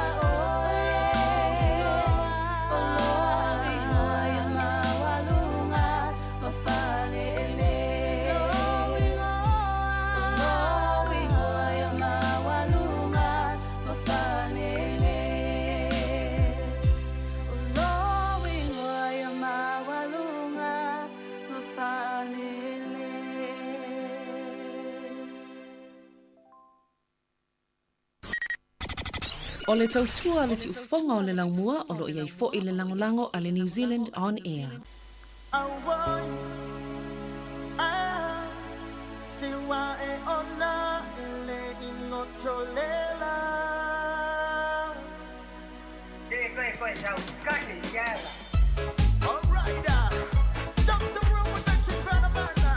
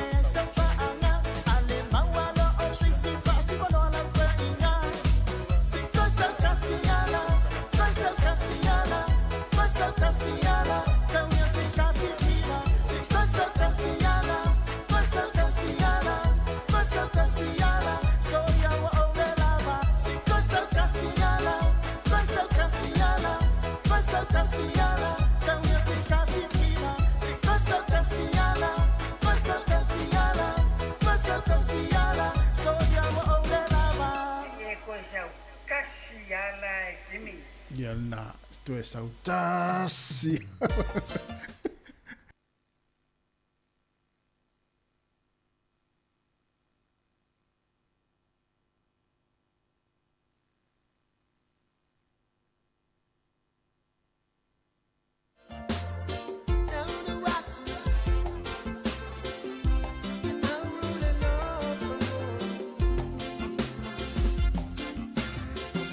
Una watu ya aurora lo famo.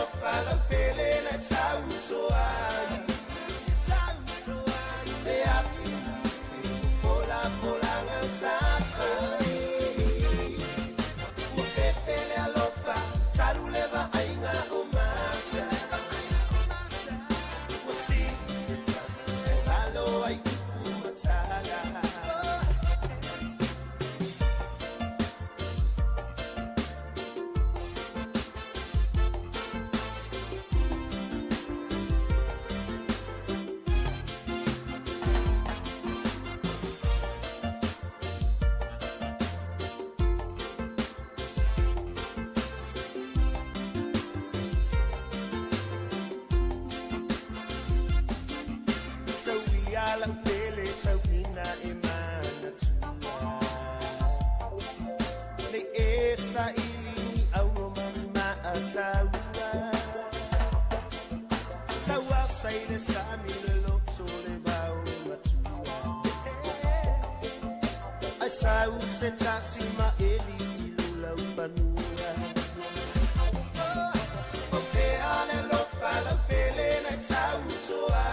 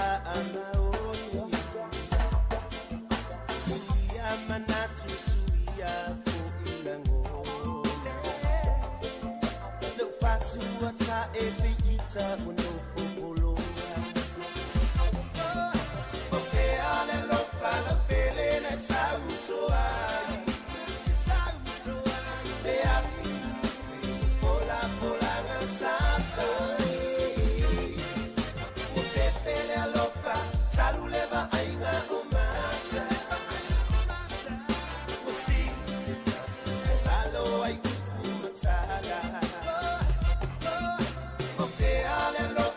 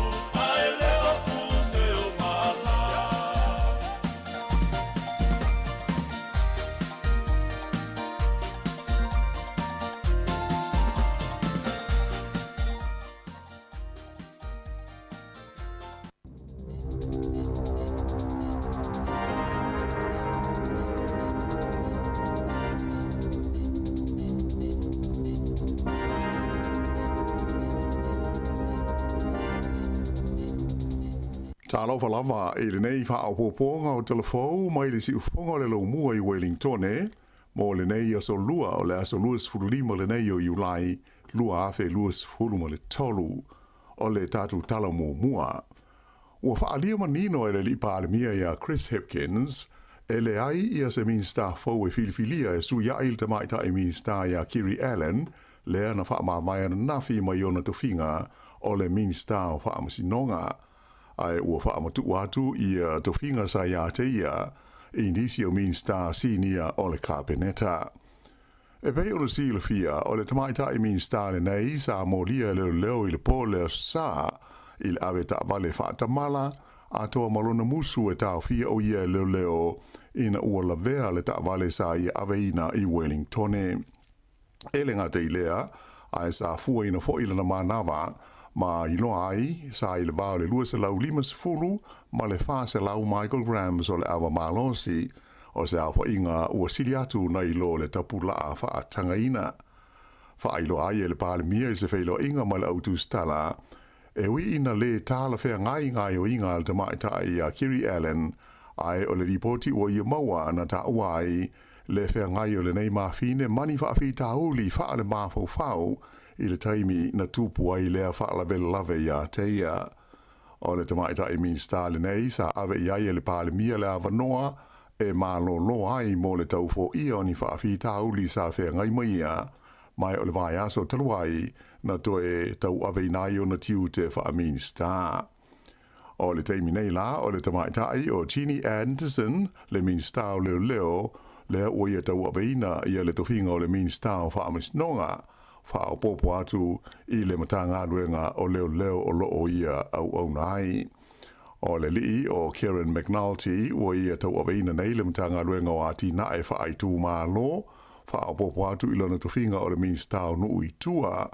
Ai o le minstau tupe ia Grant Robertson o lea o ia tau aweina tiu te whai o le minsta e tali atu I mana onga o le tū maa lo tai rafiti mai I le wha malolonga sa fia ai. O isi tofinga wha minsta lango sa o mia Kiri Allen e o fiai o wala whela o inga lea ua wha o popo atu ia Damien O'Connor le minsta o he wha tau o inga. Ai o le tamaita I minsta o tangata Pasifika ia Barbara Edmonds o ia tau aveina nei male matanga luenga o tupe maua mai ia David Parker ina ia ato ai ia lona taimi mo le matanga luenga o wala whela o inga po le transport. O taulele e to lua ia na mali liu I se wha lave tau ta vale I le awala tele nume le tolu e le mau ma bulls I le viafio le sa o se auso mai I le nuu o fielding. Wha ilo mai leo o la ua nei Jason ma Justin Keith luas furufitu tau sanga o leisi a tolus furu tau sanga o le tasi. O ni taulele e whai a inga uma ma whanau e mai o se wha lave oilonga o na whaina ma mawhati ai o la ua ainga. O se tu lau wha apitoa, give a little page, sa wha vaina e so soniai mo la ainga ma whanau, e o mai I le fiafio la sunga fua, ua lata I le awhe tā la le seleni ua fua ina atu iai. O lo o wha ngā solo pēr I le teimi nei sua suenga leo, I le mafuanga o lea wha lave lave. E le temi nei o lea ua mai a sua suenga wha apitoa na whaia leo o le whale lea na tupu ai le wha lave na mali di waitanga te to tolu ai manu nua isi tanga te to e valu I au kilani I le asa tofi taluai. Mai ua wha mao nia mai ai leo e wha pēa o le li sa wha aponga iai le wha lave le nei na maliu ona oni manua na ia wha o ia te ia lama. O le nei tau le lea ingo ia Matu Reed sa ia wha o ngā se whana e wha o aile maliu I nisi li I se tolua ai e manu nua ai I isi tangata e toa malu. Sa tau wai whana le tangata le nei ma leo ai wai loa I suenga wha apitoa sa whaia o le manua tu ngā na uma ai lona ola o ia lava na wha apo ngai ai. O la tau uma to tolu ua whana o le soifua I le nei wha lave matautia sa whai ngā ruenga ai I le ngā ruenga o lo whai e le tonu o le whale tele le nei na tupu ai lea wha lave I le o ngā tonu o au kilani. E le o mawhai e leo o na wha amatalaina le mafua anga ua mali waise tangata na maua lona tino le matawhanga I Whirinaki I le tūmaro Hawke's Bay I leo sa na te nei. Whailo mai e leo o le tau le lea le nei I tau sfulua te usanga le matua na maua lona tino maliu pe tusa o le awha o le valu I le taiao o leo sa I le matawhanga I nei pia. O lo fia maua e leo ni whaamtalanga mai nisi sa iai pe sa uia nei le ala lau papa o le tango io stream pe tusa o le awha o le ono I le fiafiolas freile le aso luas fultasi o Iulai. E iai atu anunga ua whaailo mai, e winga I le maua lea e le whaitau fia awhe o tamaiti I le tonua o ngai maua lano no lātou tamau ainga. O le fesosoani whaapitoa e mawhai ai o na pāsi a lātou suenga. Whailo mai e le whaalapo tonga e pūlea le whaatu langa ina o whailonga whaalea o ngā New Zealand, le Ansett QA e whapea, e nā o le 3% o tamaiti e suenga I le tonua o ngai ienu me le tasi pe T-Sile 1, o lo lātou maua le fesosoani whaapitoa, e fua whaatatauina ai maka o lātou te maua, le heta ua le ngana Peritania o le Special Assessment Condition po le SAC. O le fesosoani mo se whaateiteinga, e mawhai o na whaonga I nai se tangata e nā te whaitauina fesilio se suenga I le tamaititi a onga, pe nā te tūsia foi I a lātou tali I le pepa suenga, pe awhai e mana o mia lea tū langa. O le awhai o tamaiti a onga lātou te maua le fesosoani I le tonua onga e numela se furu po le T-Sile 10, e se furu mo le 2%, e whaafaina le maurunga pe awhaatusa ia onga nei e mawalalo pe T-Sile 1. Whailo mai lai le whaalapo tonga e ngō o le Dyslexia Foundation o le winga moni au le tūlanga le nei e whaitau fia whaita maiti I 2SS o New Zealand lātou te le o maua le fesosoani le nei le taimi o a lātou suenga. E tolu afe, fitu se lau ono se hurwha la whai o mai whau o le COVID-19 fruiva sa wha mauina I le tono New Zealand le vai aso a toa ua tua nai e tu nei, ai lua se hurwha isi na mali liwai ona o le wha mai. O le afe valu se lau wha se hurwha o mai nei, o tangata sa a fia mua I le COVID-19, ai se lau se fulmaleiva tangata o lo tau fia nei whale mai mo tonga fitinga, ona o a fianga o le vairusi. O mariu fau e lua fulfaa, e pei ona whaeilo mai, e au fi aile to ono I le tūmalo le Waikato, to o lima I Aukilani, to o tolu I Nelson Marlborough, to o tolu fo I Canterbury, a e whapea I le tūmalo I Saute, e to tasi Wellingtone, whapea le West Coast, ma le Hawke's Bay, a toa ma le Bay of Plenty. O whainu mela mo le vai aso I ona tua sa tu lai mai ai, I le whaafe tolu se lau tolu sfurulua le a whaai o mai whau ai se furu mo le tolu le a whaai o maliu. O a tau fia le whaonga ina leo I Australia o se polokalame e whaonga ina I mea pue ata I loa ai le whamala ngai o ta'wale. O le nei whainga e whaafia afe taimi e whaonga ina I leo New Zealand e sua ina I ta'wale whewa I lungo au wala te tele. E silia I le se laula whai o leo ale malo Australia, o iai le whaatangana la tau te whaonga ina I le nei whainga, e ui ina e le aini suenga I le tāla whea ngai o ni sa ili ilinga whaape nei. O le polkalame, e mawhai ona whaafsota iai I lungo computers, ia ni mea pueata se tele, ina ia I longo fi ainu mela malaisene o ta'wale, le e ta ua o le ANPR, e whaafoina ma pule se kompani au kilani e ingoa o le Aurora. E tusa mo le tolu se lau afe, ia le a whai I le tausanga o ta'wale e siaki ina I le leo New Zealand, I le whaonga ina o le polkalame le nei, ma e sili atu I le ono se lau la whai o le leo e la tau te whaonga ina. Whaalia whapea e taru mai le tausanga ua mawae, e sili ia I le afe la whai o ni maulianga ua whai ai e leo, e whaasanga ini tangata e se lau fitus furuwaru la whai, e awala lea I le whaonga ina o mea pueata nei, e sue masa ili ai I a taamwale wheo ai. E tele malanga whaatunga ina waalele nā whaina ma le mawhai o na whaataunu uina I la sunga fuana nafi, ona o le mafia fia o le puao na ufiti ai le malai waalele I Aukilani. Whailo mai le pulenga o le malai waalele o Aukilani, E ai malanga whaale wā malo sa tuai o na whaia o na o ia whaale tonu. Ai o nisi o malanga i te tonu lava o le tunu o sa tāwhia e le i mawhai o na whaia. O nisi o malanga fuafuaina anga iana i Blenheim, whapea tau pō, New Plymouth, Bay of Islands, Whangarei, Rotorua ma Nelson, na tāwhia e le i mawhai o na whaia ona o tūlanga whaale tonu o le tau i le tae ao.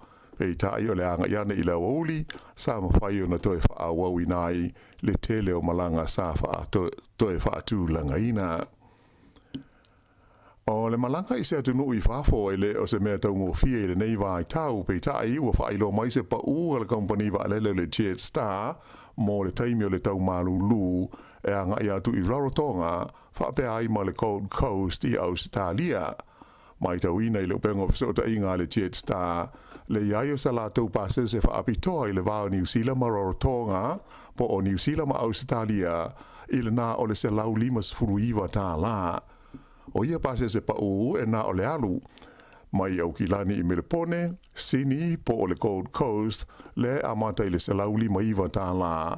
Ai o le pase se one way mai au kilani i Rarotonga, e amata atu i se lau fitu lima tā la. Mai na whaalia mai o nei pase se, o le ama whaifoi o na maua mai kala e stete, whaapea Wellingtone ma Queenstown. I tā alonga a wheleti na tūlanga lua i ale li o Tom Walsh o New Zealand i le tālonga o le tongi ina o le puru mamafa po le shot put i sa iringa si umpini le lololangi tālonga a wheleti o le Diamond League i lone tona o le mamao na ausia Walsh i lana tongi i lana lua o le tawanga e lua sifuru lua tesi 5 mita whaamatalaina whaapea o lana tongi au pito i mamao lea o le puru mamafa i le tonu o le whātau sanga ua tuanai. Sa tūlanga mua le li le o lo si ampini le laulangi le nei tā longa ingo ia Ryan Krauser le sa mauala na matatia po le record i lana tongi e luas fultolu tesi o 5 mita le mamao. Whaalia mai o le ato e wheila i le tōrua le nei le masina fau i leisi vaianga o tā longa nei wha vāo malo i mea tau awheleti e whaia i Budapest. I le tamarusanga soka ta mai tai mo le ipo le laulangi e le FIFA, ua le o toe tele ni pepa o le toe mo le ta'alonga i le fiafia na nei i le male o le Football Ferns of New Zealand ma le au o Filipaina le whaia i le lau mua i Wellingtone. O lona lua i le nei o ta'alonga New Zealand i le pulu o lo tau wai, ma ena whailo mai i le pulenga o le soka New Zealand o le ua sauni ma tā pena le au mo le lātou ta'alonga. Whapena fwoi o na tā pena ma sauni le au mai moa ma le tāpua inga le tunu mo le tālonga le nei e amata i le afo le 5 i le fiafi. O tālonga ana pōna malo Brazil ia Panama e wha i le ai i Adelaide, ai o sia mani na malo ia Morocco e ono i le ai i le la tālonga i Melipone. Sa ma lata le tālonga Argentina ma Italia le ana malo ai Italia tasi i le ai i Aukilani. O Italia la o le ata alo masu tena i le stonai i Wellington nei, a o Argentina o e ta alo ma Afrika saute i Dunedin i le Soforeile. Ia o le whaiunga na o TALOFA.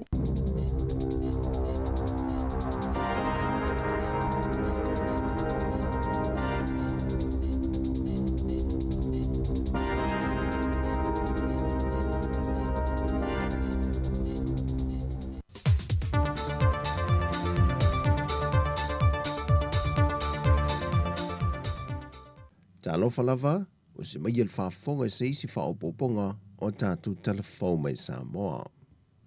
O le asa toa naina te eneina tau nuu whaatasi o mai tu malo e lua o si omu ma whalea ta wha. E mori o la sui e toa lua, le fionga tu o ana si leota, ma le tau wha ale vena ale, e wheiloa i malevang whaapu whail whaatu tua le tua Samoa tasi, wa whaatu nuina lo la fina ngalo, nei e tau vai lalo whai ngā pālota la i tula atoe whia, e le vang whaupu whai el fast. E le whetalinga le to o le whalea ta whai na ua momoli ale vena ale.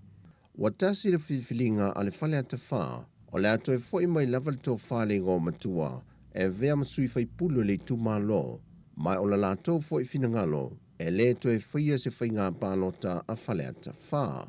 e whitalinga whalitaongo na ia tā wai.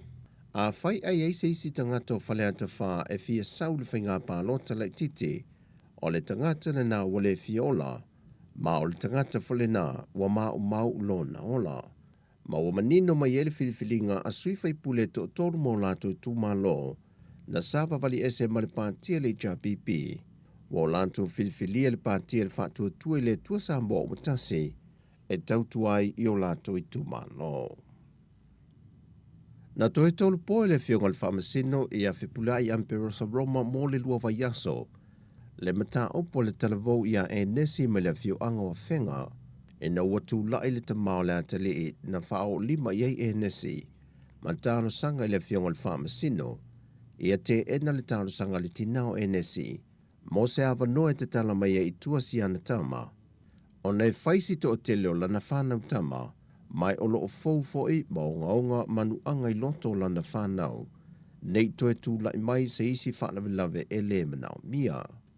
O le whaalawe le nei na tū lai mai le fio anga o whenga, o loo ta oto ai se talavou le mōtanga se ngase mto o tua mō tong fitinga, e le motu leo le vae ma le lima se i tulou, e le wha o ngā lima na whaatino e le talavou ia e nesi, o le ua mōlia ma le ua awhia, e tausonga pe uso la tina, le na tū lai le tinaya Rebecca o le tina leo e nesi matalo sanga le fionga le whamasino, wa mai o na teu le lātou mta opu i tua, i lalo o tū langa whaaleanga no.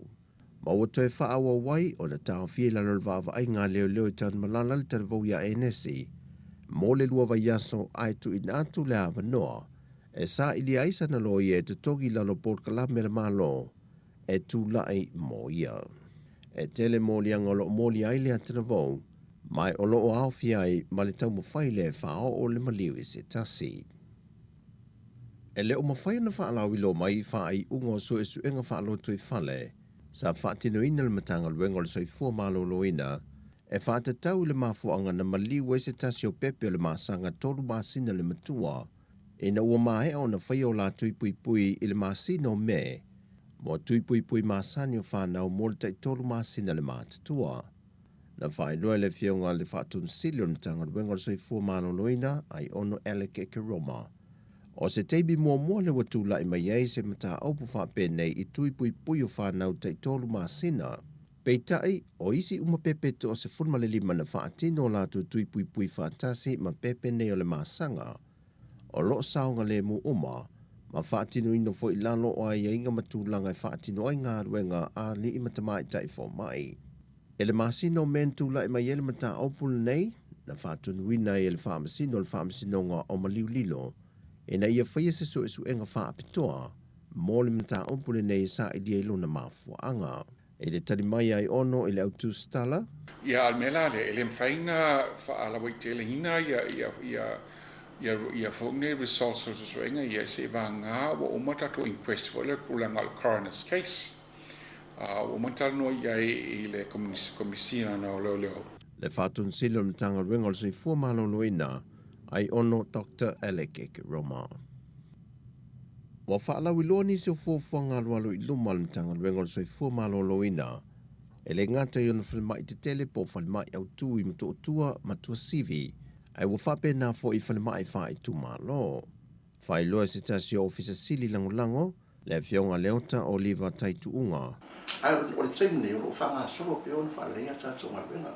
O le fo e fuafuanga taimne mo le toe valina o tātou whalemai i tua i polo nei.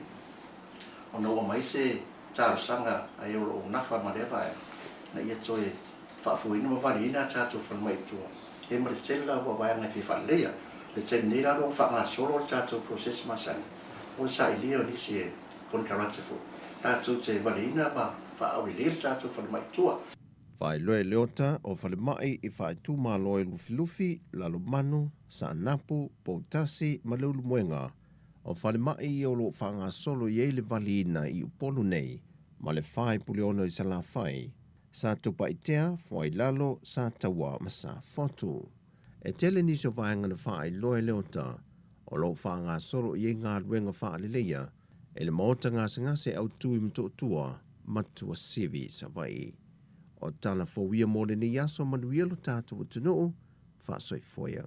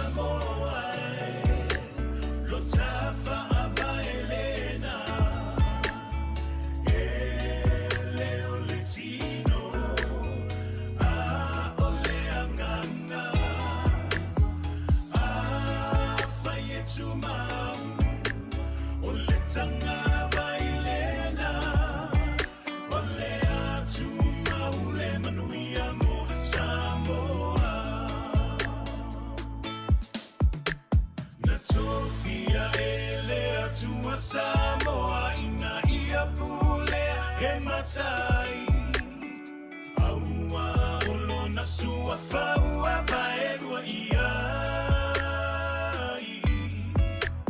Tauna na fua le tetea Ai mani no lava ole mata ole vai Ole a ano moni ua le toi ai ni matai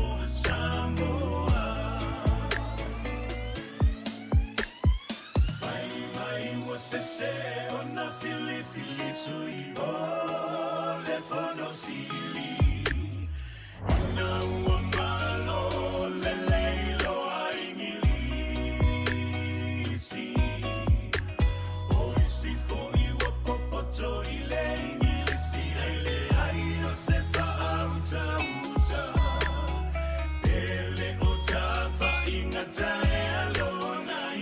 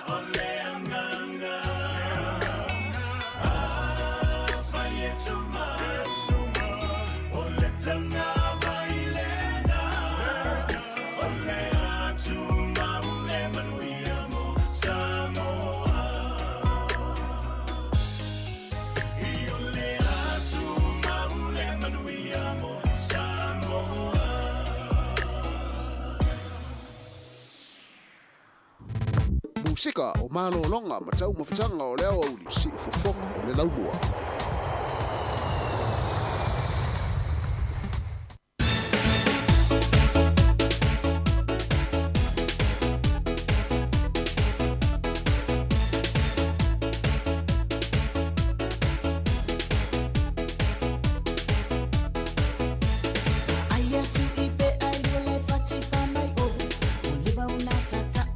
Solo llevado, si la bajo le mate, y le veo un forma ya.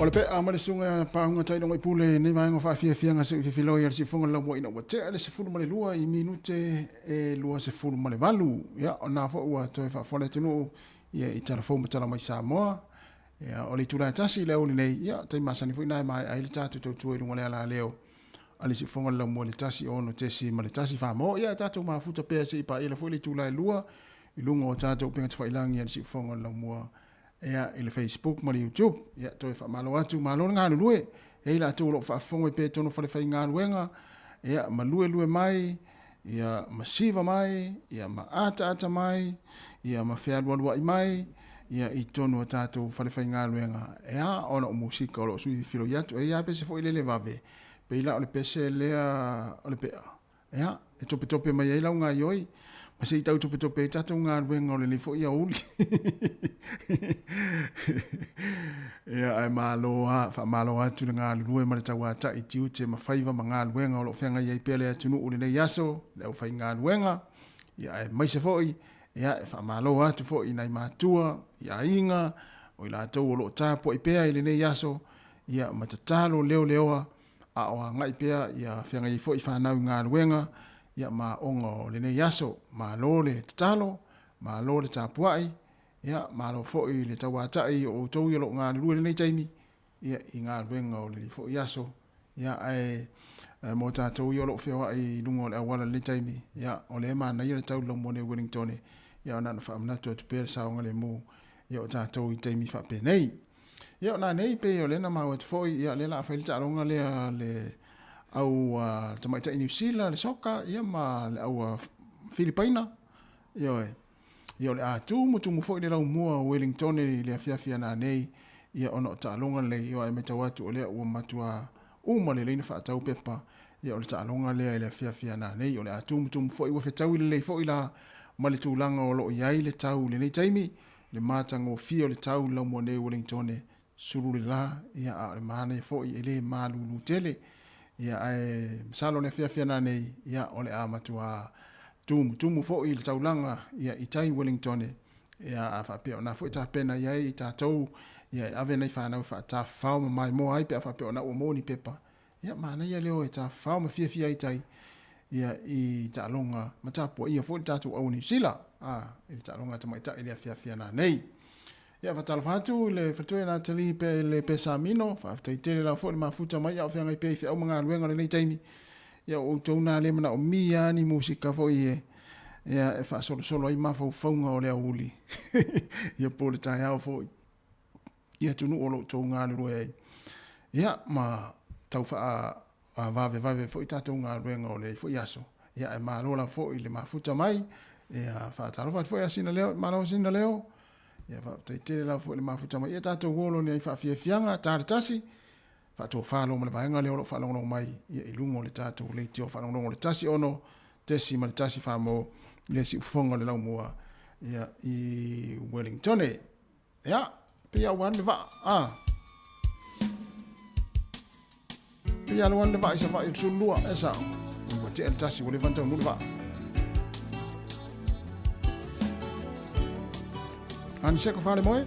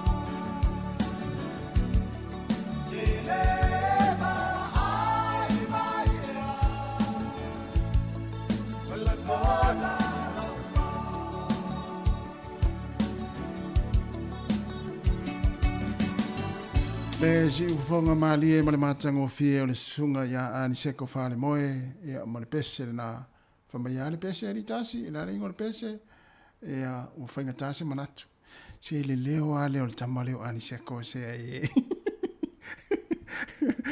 le stoisi inga le tamalo le si fai upu muli muli le pese o i sole ti fa la watu pe o wangao ngao lo tamanava se tu lo wa ile leo le sunga ani seko fale moe ma stoisi inga TALOFA yo no o le lelo leo al to si inga la mo fa mo mo awe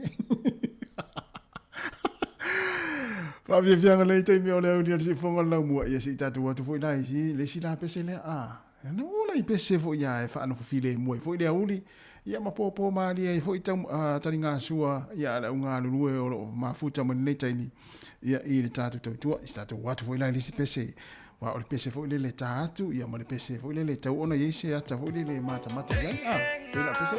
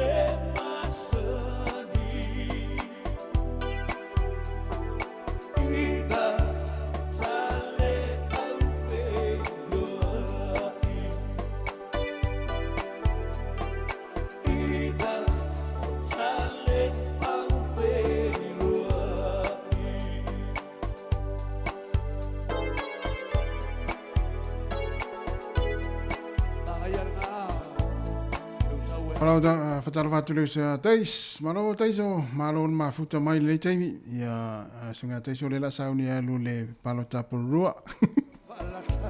Ai le la tai. Alpe che fa la kai porque gli fai re. So ia i te pa atulu, so ia ta o ne si o tanu. E te va ai le matalasi, o te ne o le ai ioni papalangi. E vai pa solo i tama i tai, ta alo i le tupe mea masania i. E te le te ai, se fa e mi se luki, malo si lau mea tau sami. Aue se panga, lea ae se me tika. Tala paila upe, le apai o le apa atufa. Ai le aloi lo umanat, le masani ai a sangwa. Sapa akele utao, tu au oi se ia o i leoti.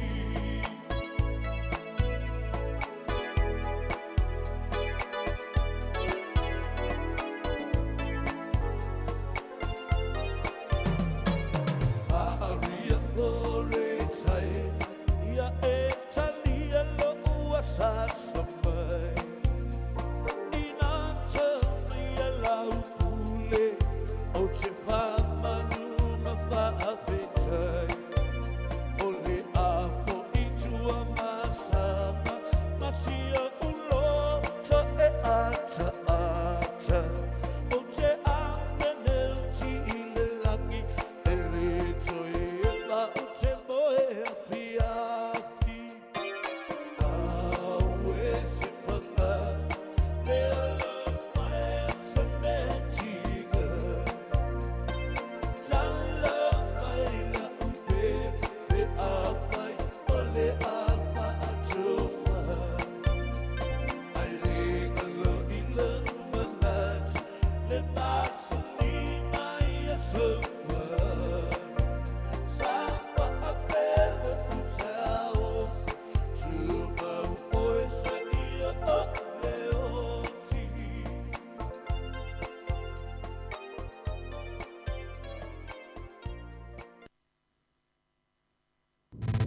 Musika o malo longa ma tau mawhitanga o leo auli si ufofonga o le laumua.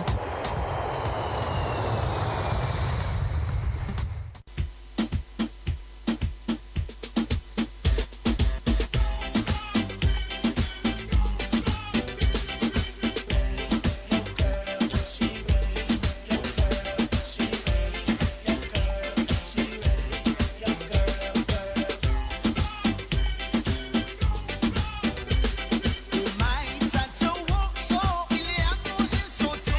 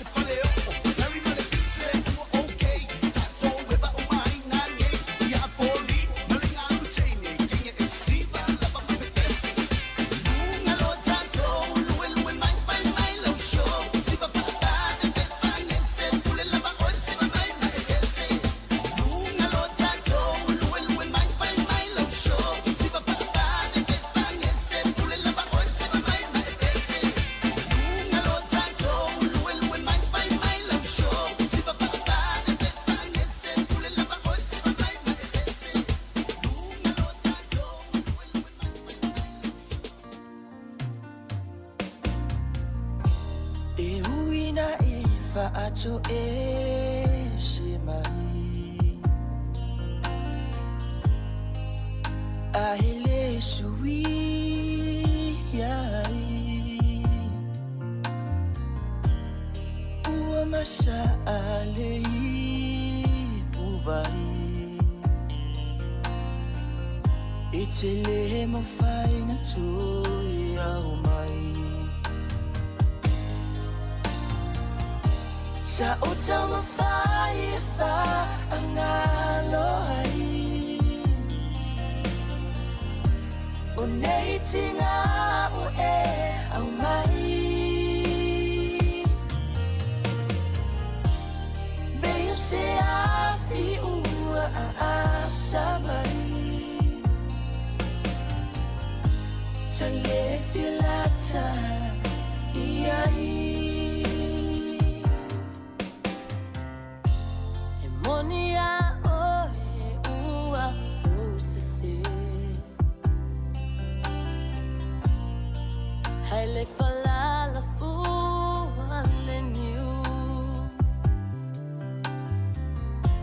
ya motu le pa ua e malama lama ye I e pe mai wa o wanga leanga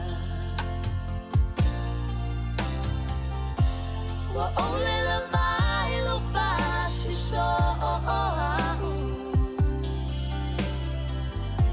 le mafu ana o lo wa hello sa o tell my fire sa ili se lo for money ele sawa ai fa amaoni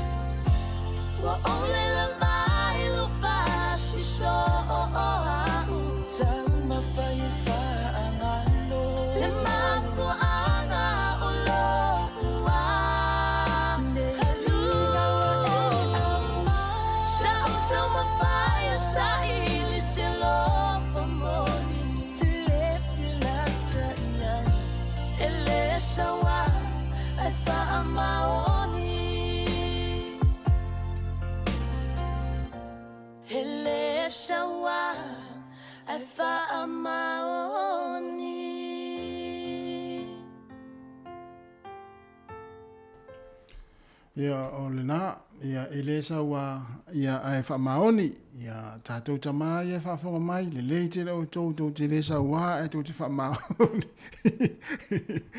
Ia ele tama fo i le lesa wa tō e le wha maoni, ia ele o whetau i la le pese lea.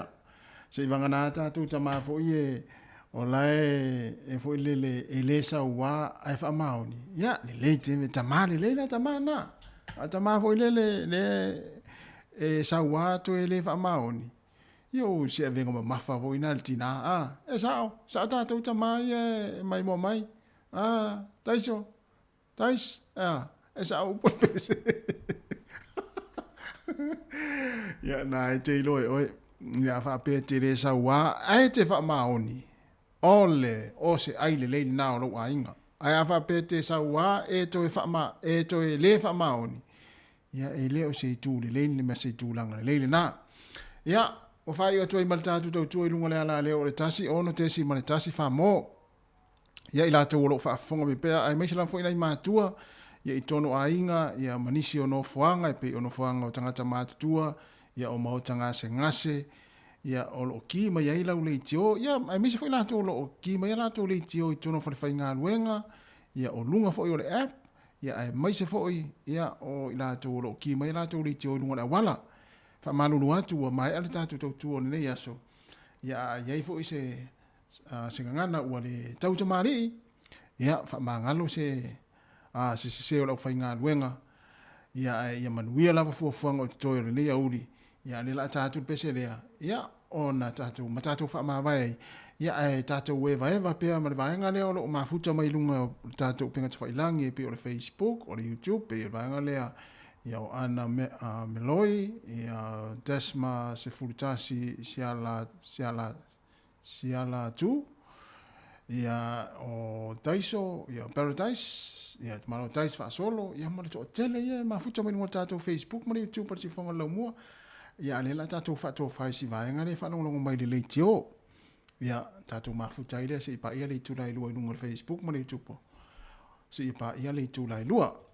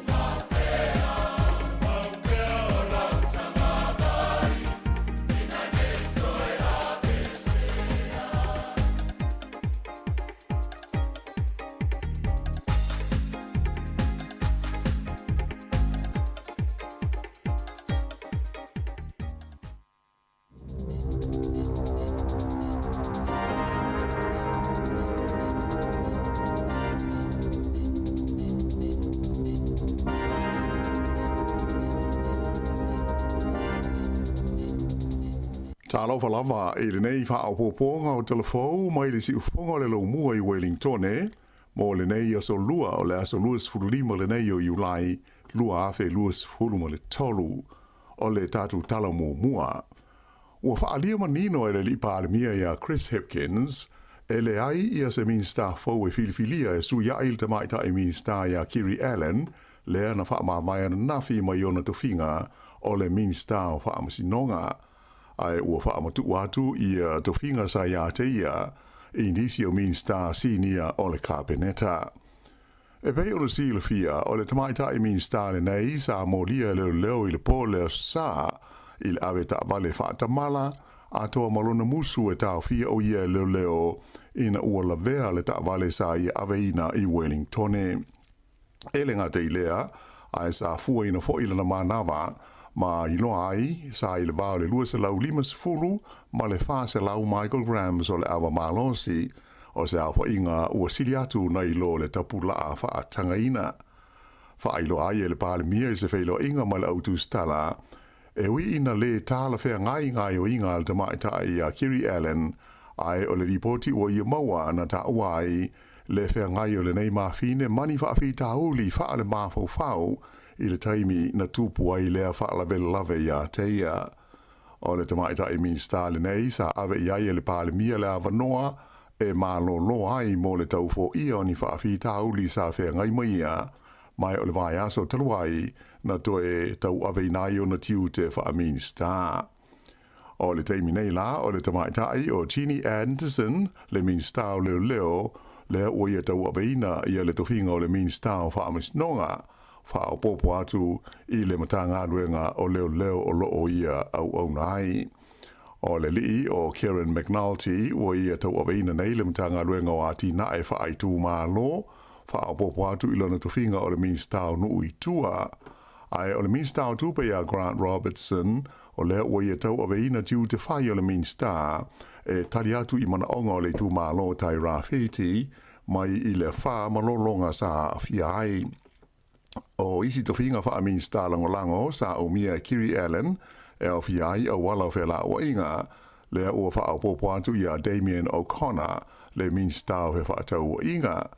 Ai o le tamaita I minsta o tangata Pasifika ia Barbara Edmonds o ia tau aveina nei male matanga luenga o tupe maua mai ia David Parker ina ia ato ai ia luna taimi mo le matanga luenga o wala whela o inga po o le transport.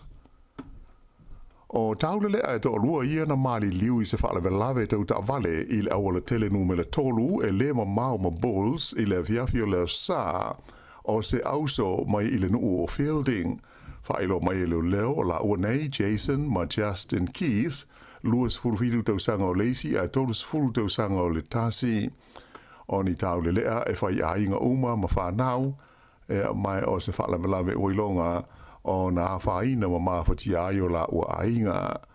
O se tu lau wha apitoa, give a little page, sa wha vaina e so sonyai mo la ainga ma whanau, e o mai I le fiafio la sunga fua, o lata I le awhe tā la le sele ni ua fua ina atu iai. O lo o whaanga solo pēr I le teimi nei sua suenga leo, I le mafuanga o lea whaala lave. E le temi nei o lea ua mai a sua suenga wha apitoa na whaia leo o le whale lea na tupu ai le whaala velave na mali di waitanga te to tolu ai manu nua isi tanga te to e valu I au kilani I le asa tofi taluai.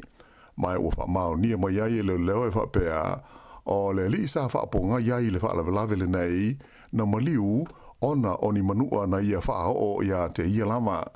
O le nei tau le lea ingo ia Matu Reed sa ia wha o ngā se whana e wha o aile maliu I nisi li I se tolua ai e manu nua ai ia isi tangata e toa malu.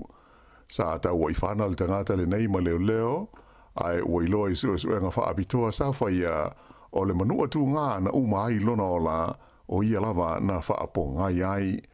O la tau uma e tolu ua whana o le soifua I le nei wha lave matautia sa whai ngā luenga ai I le ngā luenga o lo whai e le tonu o le whale tele le nei na tupu ai lea wha lave I le o ngā tonu o au kilani. E le o mawhai e leo o na wha amatala ina le mafuanga ua mali waise tangata na maua lona tino le matawhanga I Whirinaki I le tūmaro Hawke's Bay I leo sā na te nei. Whailo mai e leo o le tau le lea le nei tau le sfulua te usanga le matua na maua lona tino maliu pe tusa o le awha o le valu I le taiao o leo sā I le matawhanga I nei pia.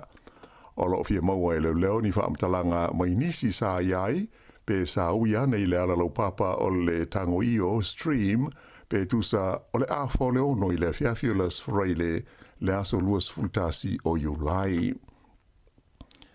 E iai atu anunga ua whaailo mai, e winga I le maua lea e le whaitau fia awhe o tamaiti I le tonua o ngai maua lano no lātou ta mau ainga.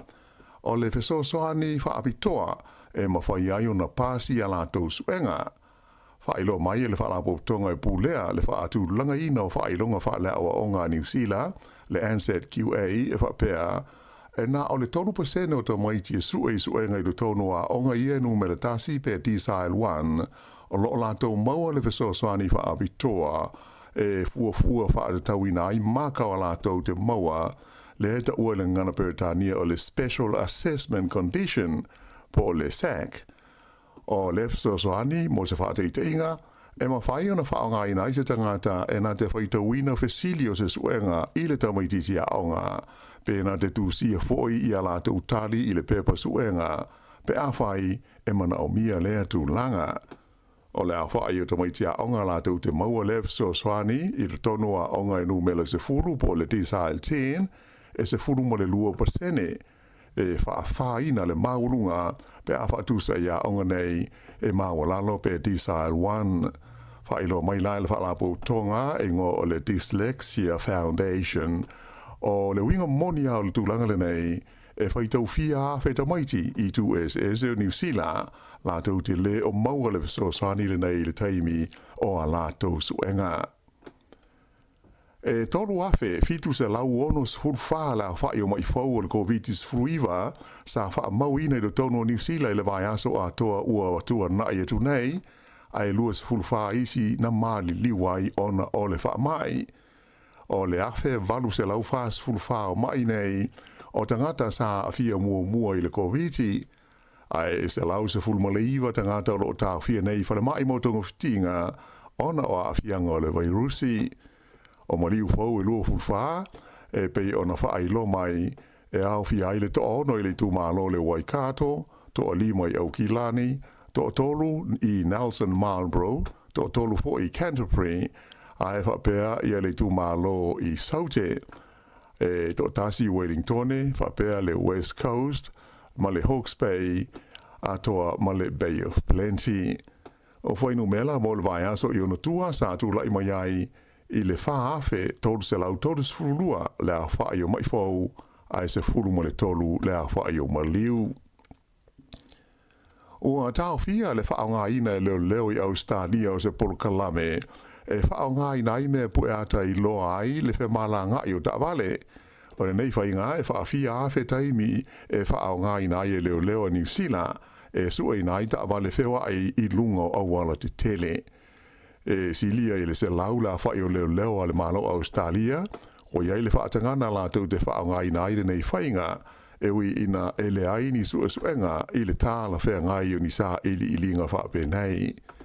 O le polkalame, e mawhai ona whaafsota iai I lungo computers, ia ni mea pueata se tele, ina ia I longo fi ainu mela malaisene o ta'wale, le e ta ua o le ANPR, e whaafoina ma pule se kompani au kilani e ingoa o le Aurora. E tusa mo le toru se lau afe, ia le a whai I le tausanga o ta'wale e siaki ina I le leo New Zealand, I le whaonga ina le polkalame le nei, ma e sili atu I le ono se lau la whai o le leo e la tau te whaonga ina. Whaalia whapea e taru mai le tausanga ua mawae, e sili ia I le afe la whai o ni maulianga ua whaiai e leo, e whaasanga ini tangata e se lau fitus furuwaru la whai, e awala lea I le whaonga ina o mea pueata nei, e sue masa ili ai I a taamwale wheo ai. E tele malanga whaatunga ina waalele nā whaina ma le mawhai o na whaataunu uina I la sunga fuana nafi, ona o le mafia fia o le puao na ufiti ai le malai waalele I Aukilani. Whailo mai le pulenga o le malai waalele o Aukilani, E ai malanga whaale wā malo sa tuai o na whaia o na o ia whaale tonu. Ai o nisi o malanga I te tonu lava o le tunu o sa tāwhia e le I mawhai o na whaia. O nisi o malanga fuafuaina anga iane I Blenheim, whapea tau pō, New Plymouth, Bay of Islands, Whangarei, Rotorua ma Nelson, na tāwhia e le I mawhai o na whaia ona o tūlanga whaale tonu o le tāu I le tāe ao. Pei tai o le anga iane I le wauli, sa mawhai o na toe wha wau inai le tele o malanga sa wha toe wha tūlanga ina. O le malanga I se atunu I whafo e le o se mea tau ngō fia I le nei wā I tau, pei tai ua wha ilo mai se pa ua le company wa alele le Jet Star, mō le taimi o le tau malulu, e anga I atu I Rarotonga, wha pea ai ma le Gold Coast I Australia.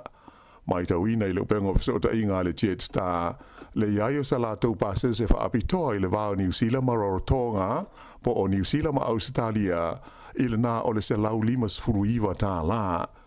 O ia pase se pa o e nā o le alu, mai au kilani I Melipone, Sydney, po o le Gold Coast, le amata I le se lau lima iwa tā la. Ai o le pase se one way mai au kilani I Rarotonga, e amata atu se lau fitu lima tā la. Mai na whaalia mai o nei pase se, o le ama whaifoi o na maua mai kala e stete, whaapea Wellingtone ma Queenstown. I tā alonga a wheleti na tūlanga lua I le li o Tom Walsh o New Zealand I le tā alonga o le tongi ina o le puru mamafa po le shot put I sa iringa si umpini le lorolangi, tā alonga a wheleti o le Diamond League I lone tona o le mamao na ausia Walsh I lana tongi I lona lua o le tawanga, e lua sifuru lua tesi 5 mita.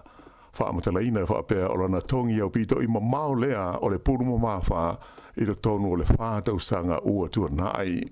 Sa tūlanga mua le li le o lo si ampini le laulangi le nei tā longa ingo I a Ryan Krauser, lea sa mauala na matatia po le record, I lana tongi lua sifuru tolu tesi o 5 mita le mamao. Whaalia mai o le ato e wheila I le tōrua le nei le masina fau, I leisi vāianga o tā longa nei wha vāo malo I mea tau awheleti e whaia I Budapest.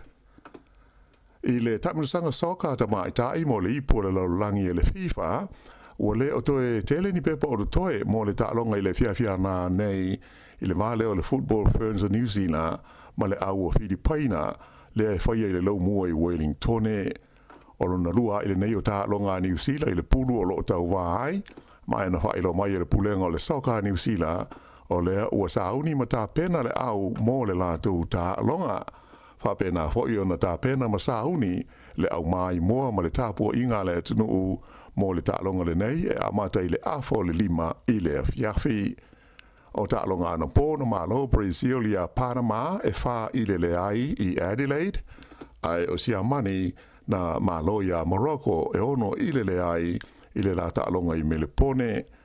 Sa māwāna lata le tālonga Argentina ma Italia, le ana malo ai Italia tasi I le ai I Aukilani. O Italia la o le ata alo masu tena I le astonai I Wellington nei, a o Argentina o e ta alo ma Afrika saute I Dunedin I le asoforeile.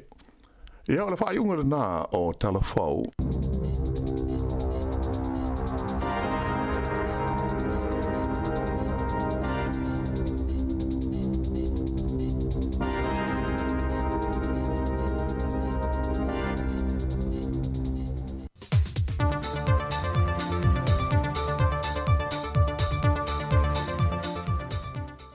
Talofa lava, o se mai il whaafonga se isi whaopoponga o tātu telefau mai Samoa. O le asa toa naina te eneina tau nuu whaatasi o mai tu malo e lua o si omu ma whalea te wha. E mori o la sui e toa lua, le fionga tu o ana si leota, ma le to wha ale vena ale, e wheiloa I malevang whaapu whail whaatu tua le tua Samoa tasi, wa whaatu nuina lo la fina ngalo, nei e tau vai lalo whai ngā pālota la iti le atoe whaia, e le vang whaupu whai el fast. E le whetalinga le to o le whalea te whai na ua momoli ale vena ale. Wa tasi le whiwhilinga ale whalea te wha, o le atoe whoi mai lava le tō whale ngō matua, e vea masui whai pulu le tu malo, mai o la lātou whoi whina ngalo, e le toe whaia se whai ngā pālota a whalea te wha. e whitalinga whalitaongo na ia tā wai. A whai ai isi tangata o whale ata wha e fia sau le whainga pālota lai titi, o le tangata le nā wale fiola, ma o le tangata whale nā wa mau lona ola. Ma wa manino mai ele filifilinga a sui whai pule to toru mō lātou tūmā lo, na sāwa wali ese ma le pātia le JPP, wa lātou filifilia le pātia le whātua tue le tua sāmbo o matasi, e tautu ai i o lātou i tūmā lo.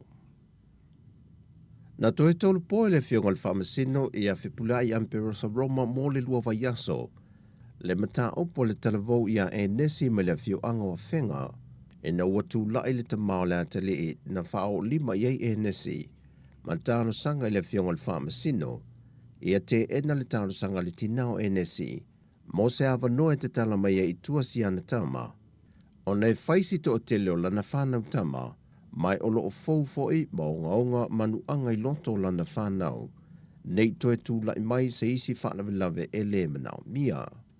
O le whaalawe le nei na tū lai mai le fio anga o whenga, o loo ta oto ai se talavou le mōtanga se ngase mto o tua mō tong fitinga, e le motu leo le vai ma le lima sa i tulou, e le wha o ngā lima na whaatino e le talavou ia e nesi, o le ua mōlia ma le ua afia, e tausonga pe uso la tina, le na tū lai le tinaya Rebecca o le tina leo e nesi matalo sanga le fionga le whamasino, wa mai o na teu le lātou mta opu i tua, i lalo o tū langa whaaleanga no. Ma o toe whaawa wai o na tāo fie lalo le vāwa ai ngā leo i tāna malala le taravou ia e nesi, mō le lua vai aso ai tu ina atu le awa noa, e sa ili aisa na lo i e tutogi lalo Port Kalame le malo, e tū lai mō ia. E tele mōli anga o lo mōli ai le ataravou, mai o lo o au fiai ma le tau mawhai le whao o le maliu i se tasi. E le o mawhai na whaalau ilo mai whaai ungo so e suenga whaalo tui whale, sa whaatino ina le matanga luenga o le soifua malo loina, e whaatatau le mafuanga na maliu e se tasi o pepe o le masanga tolu masina le matua, e na ua mae o na whai o la tui pui pui i le masina o me, mo tui pui pui masani o whanau mo le taitolu masina le mātatua. Na whai noe le fionga le whaatun sili o na tanga luenga o le soifua malo loina, ai ono eleke ke Roma. O se teibi mua le watu lai mai ei se mata aupu whapene i tui pui pui o whanau taitolu masina. Peitai, o isi uma pepe to o se funma le lima na whaatino la tu tui pui pui whaatasi ma pepe nei o le masanga. O lo saunga le mu uma, ma whaatino ino fo ilano o ai inga matulanga i whaatino ai ngā ruenga a li imatamai tai fo mai. Ele masino mentu lai mai ele mata aupu nei, na whaatunu wina ele whamasino ngā o maliu lilo, e na ia whaia se so e su enga wha apitoa, mō le mata opule nei sa i dia ilo na mafua anga. E le tari mai ai ono i le autu stala. Ia almela le ele mwhainga wha ala wai te le hina ia whaungne results o su enga ia se ba ngā wa umata to inquest for le kulanga al coroner's case. Umata no ia i le komisina na o leo. Le whatun silo na tanga ruenga o se fua malo loina, ai ono Dr. Alec Roma. Wa whaalau i loa nisi o fuafuanga alualu i luma le tanga luenga o soi fua malo loina. E le ngata i ono whalemai te tele po whalemai au tū i mato o tua matua sivi. Ai wa whape nā fo i whalemai wha i tū malo. Whai loa se tasi o ofisa sili lango, le fionga leota o liva taitu unga. Ai o le taimne o whanga solo pe ona whalea tātou ngā luenga. O le fo e fuafuanga taimne mo le Toi varina o tātou whalemai i tua, i polo nei. O na ua mai se tārasanga ai o nafa marewa e, na ia toi whaafuina ma varina tātou whalemai i tua. E ma le tela ua vaianga i whalea, le tēm nei raro o whanga solo o tātou proses masani. O le sa ilia o nisi e konkarate fu. Tātou te varina ma whaawilele tātou whalemai i tua. Whai loe leota o whalemai i whai tū māloe lufi lalo manu, sa napu, poutasi, malulu muenga, o whalemai i olo whanga solo i eile vali ina i upolu nei, ma le whai puli ono i sala whai, sa tupa i tea, whai lalo, sa tawa ma sa fotu. E tele niso vaenga na whai loe leota, o lo whanga solo i ngā ruenga wha alileia, e le maota ngase au tui mto tua, matua sivi sa vai. O tana fo wia mōre ni yaso manuia lo tātou tunuu, whaasoifoia.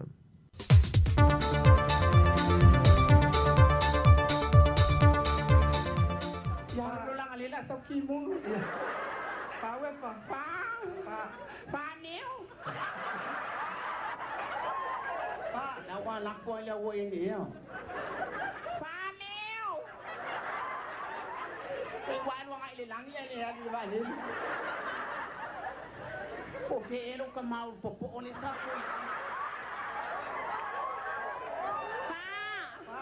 Kola mai. Ala ilo lunga mai ala malawa ko.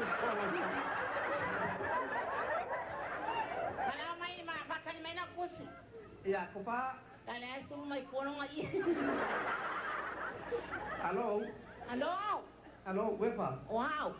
Oi, Liam. Amosa. Amosa. Oi. Ui, ko tinggal mo ala po tinggal mo ko po. Ya la ko amal ba pa ana ko si la ko ba. Se me ha kya ngai o ti wa yu po pen. O lo que si wa yu ale la ko ba. Ko lo. De la ko po ya.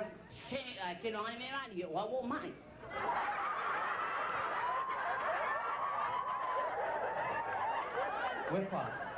Wepa. Wow. Yo que falo ko vai ya na. Mo ko vai ya ma lo ko ni o ko. Bueno lo ka ma. Oi lo ka ma ai pa ma eu ko le. Acha.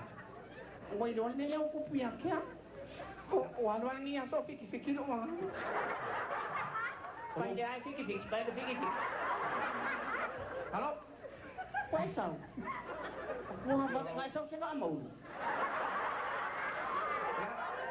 Lala mo mo dele kay kalwa ko. Wa mai. Bueno, o no ko kan. Ele ino ko ya makiasik nga ka nga kelilo. Lala mo pa ko ya ki oi. Gai oi na ko oi ko mai pepe. Mai ke o san fucking oi ki le po mo. Ai. Ese kai. Lala ang se sol pa ya o ma. Se sol le le ko wa nga le nga ko le pa ya ile. Ko i nga ba lo. Pai kong ano? Ya. Hindi lang lo ka mamang ulay kingay ngal palman. Bueno, ya wala le. Ala eme ano ay makukuy pa ko.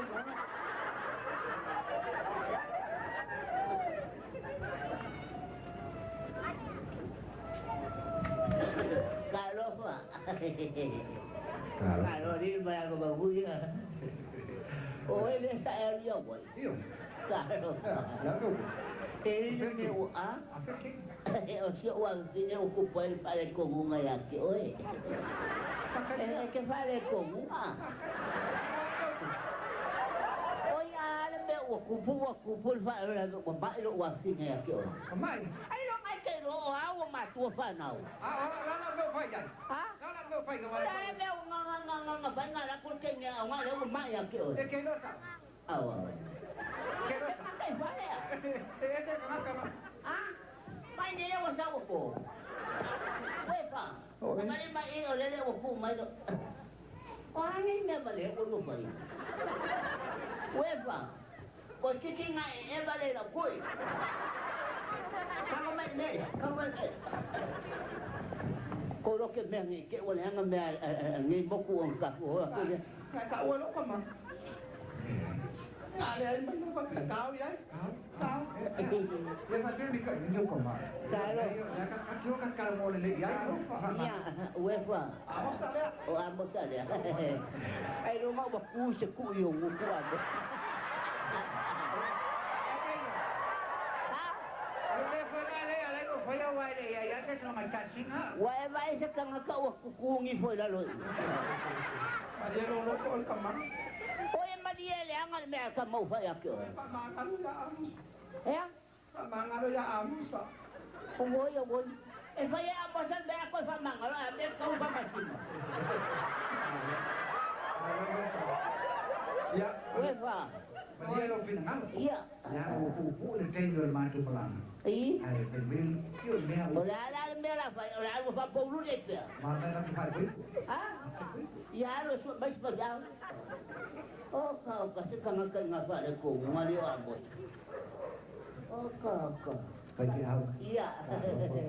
Ini wa ko sa bo. Iya. Ada lu pa boy. Iya, iya, iya. Oh, sorry. Na au ben fa wa mai. Oleh apa ya lalu apa. Ya kali mai hubungi. Kalau ya sengen wepa. Wepa. Ah? O wepa sengen wepa le papingi le ma. Ah wepa sengen le ma. Oi ya kalau ya sengen wepa. Wepa. Wepa. Wepa ai se ko inga ai ma vela de. Ese wepa, tenga wepa. Oi, o tenga wepa, oi ya. Tenga wepa long tinga.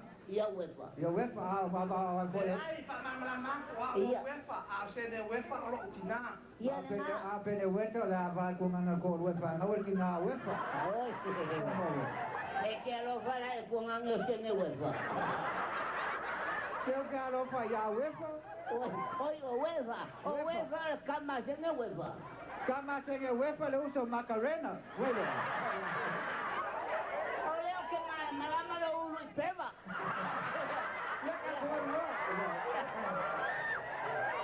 Y a falón, el que lo falla sumeo. O sea, lo falla wepa. Oye, ya wepa. Wepa. El que lo falla ne con a caul se peba.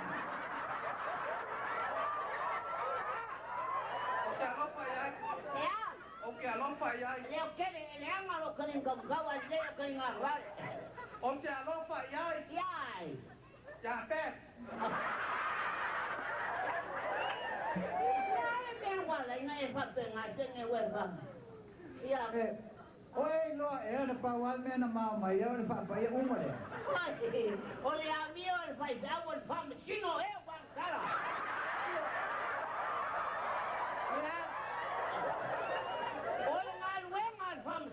Israel wal fam singo e pa lungo pa ai e que le saulo ma fa masingo mi pa va le la tu le pa ya bola pa ya lu ko vai ko pa ya la su pa pe mai pa ya que le mo pa pe anu na ma sawa a tu le pa ya lo mo lo ya wal ko ai na ku le cancia bueno ya su ai ma hoy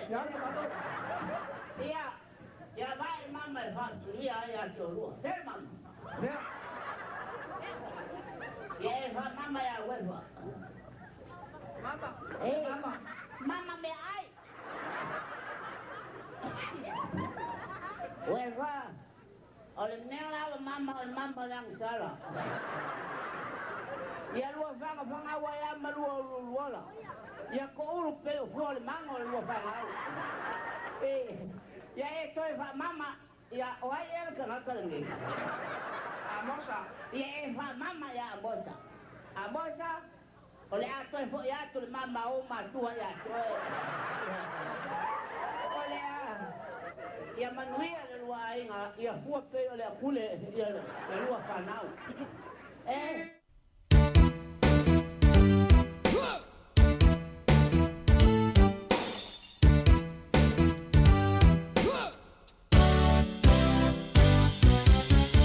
My sweet baby, I love you anyway.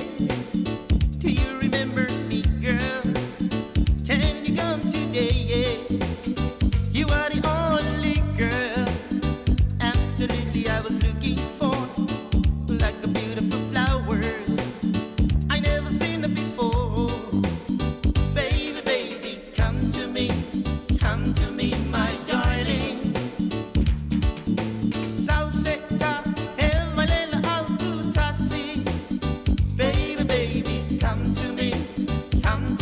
My darling,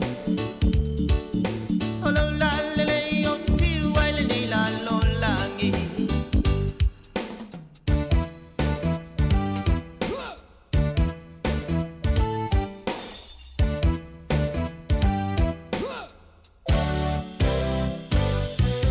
Sana fo tu ni sila, pau uma pau pau da, oh cheno fa dali, say I.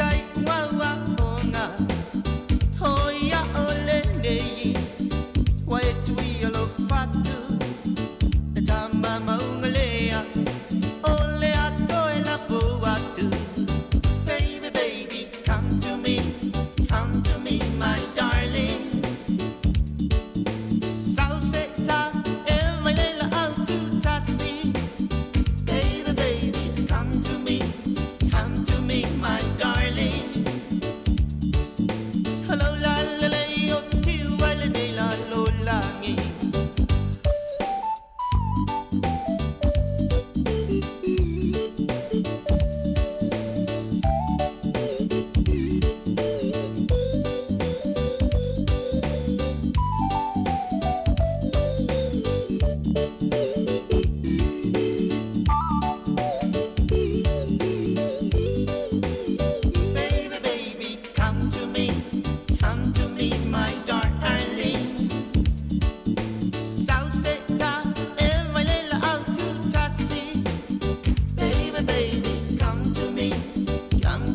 my darling.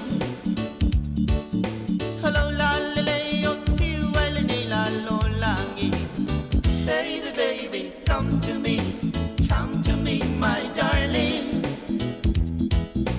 Sausita, hevalela out to tassi. Baby, baby, come to me, my darling.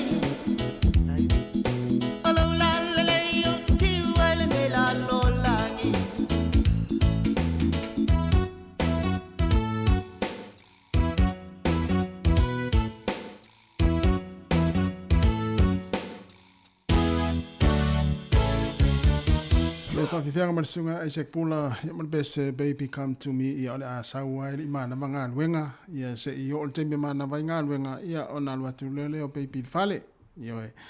Uole le tawana utu baby ole ili mana manga luenga. Ole aso, ia. Malo whaftai tere le mafuta mani tātou atinu nei teimi o le uli, i le tautua wha o pea, ia ale tātou si ufonga le lau mua Wellingtone, ia ilungo tātou Facebook, mara YouTube, maisi le tātou app lua sifurufai tu la tālo le lua, ia ona tātou wha mawai lora fo i lea mo le nei aso. Ia e marona fo i le mafuta mai, nisi nao wha fia fianga se filoi, ia pe ona mori mori atu, matu ina atu, ia awa fo i le wha whaingo fia fo i o ngā luenga le nei teimi, ia ao e fianga i mga luenga i tono wha whai ngā luenga, tono le taavale, ia maisi fo i tono a inga, ia olo mai mo mai fo i le toa tere, ia maisi fo i paanga, lisi fonga lau mua, ia nei taimi o le aso, ia o mātou lea ua sawanivale atu wa te ale afa le tasi, le taimi New Zealand, ia ai masalo le vaenga le i Hawaii, ma vaenga le i Amerika, i raua whaasora atu i lātou i le afiafi, ia o i vaenga le i Australia, ia pei o le fato a, ia po fato a, te ale sfultasi, te ala sfultasi i nisi o vaenga Australia, i le tai au, ia ma lo lava ese la foi taimi o to atunu o to nga luei mai matou ia ai aftai le tua ia o maua pelta to maftanga e ula ina ese aso ese foi taimi a lo mafana pelta to maftanga ia ala ila mai mo mai ia ma matou tua atu ia ilungo le tautua le sifonga la mua ele ngata ile ala leo pe o mai atu le tula tasi le tasi ono te sima le tasi fa mo ia fa pe fo ilungo tatu Facebook mo le YouTube polo tatu mafuta ipea e sila mai ia matou va ia tu ia matatu tala loa ina ia mo pe tatu fia ia wa fo le fianga ia fi au mga luenga wa ia isi o lo fainga tala to nga luenga inisi aso inisi fa faingo fie e istangata nga lulue e fainga tala to nga luenga yo nei tangata lana e mana o mia la to le fa fia ai misil taimi le amana vai nga luenga yo ia ifu ia nei tangata fo e watu ia o lai e mo ia e manga luenga ia mo ia la a o nei tangata la ia le ai fo le uso tu ta ia o mafanga luenga le aso ia ole ngā luenga ma mafo ngā luenga le whenga iei. Ia peila nei tangata na, ia taua o na whaafeiro e fia pe atau nua tu le whale. Ia wala tinga i nā tu ngā luenga, e mo o mia fo i la tau le whaafeiro e fia mai. Ia e alu atu la mana matu ngā luenga o la e tinga i nā tu le vai ma le lela vā. Ia e alu atu le whale tonu mai, au whaatali me le whale. Ia e leo se tali lei, ia e o le tu alalo ai ma le whaamanatu. Ma nei ale ma nama tu au fai ngā luenga ma au ngā lulue ia me se vol taimi tu ai atu ia o ngā tamaiti ia o lai matua ma tu lo ta pena le fale ma tu langa uma fa pena ia me se vol le ta pena ino tau maftanga ia wala foi ia ina to whenga i mga luenga o leo watoe rua sul 5 minuta na mai ene o le tātou tautua a fai sa o te ilo tātou uma ia ai longa ia e si tu e whaasa o atu lau tala a fai sa e tūlanga le to inga tūlanga le mo meo le lo walo e la fotusi ia ma ave le tusi vai ngumfa pena ia o te iroa lai o e lai te fitau le ia al peselea ia o te iroa io o fuisa o ma sani fu no walo ave tusi io e tusi foi ia sola mo mi o tusi fu le tusi fa noi le aonga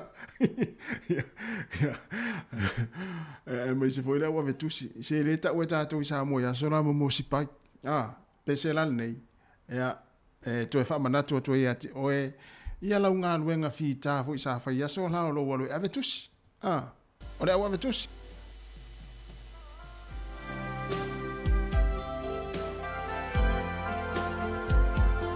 A fai fai na ua tu lau se tusi lalo le fua po o lalo le vi po o lalo le mango. Ia o e fo i lana listanga tau i le pese rea. Ua sui ele ave tusi a upu safa a muli muli. Wa tusi a io ua lofa ama. Mata titele an lo suafa. Mai eleni o watu. Wa ele tali mai esunga moa. Wa duaba ya sotali na abatu letus. Maletu meolo afi fiai.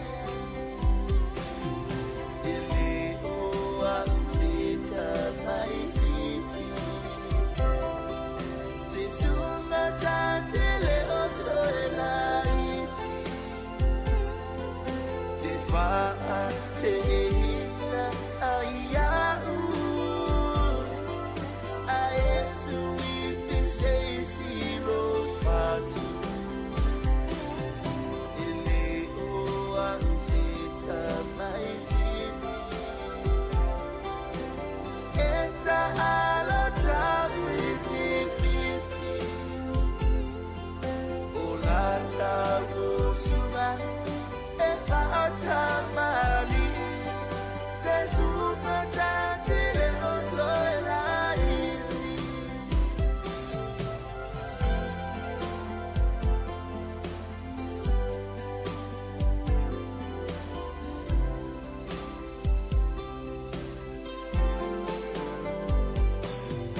ai ina wa e maua ole tusi wa efesi linya sungala usaini wa ilese fo ilea tusi ani etile masani ai wa oso ifolo masalo salo le ave tusi le supagaku waria valeana atua uya le ai maseisina mamomoe ele o amsita maititi Jesunga tatele oso elaiti te fa seina ayau aesu ipise silo fatu ele o antita maititi eta alota fiti Tago suma e fata mali te suma tatile oto elaiti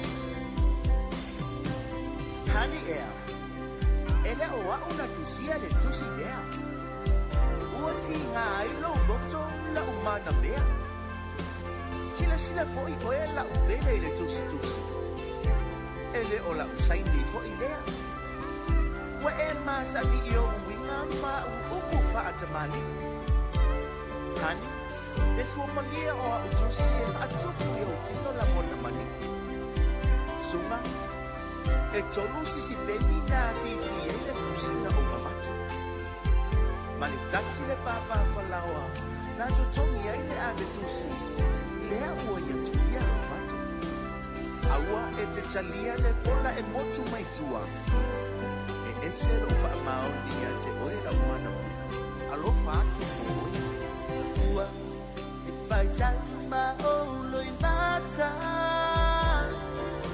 Sunga ilo le malama Wapea oirea itanei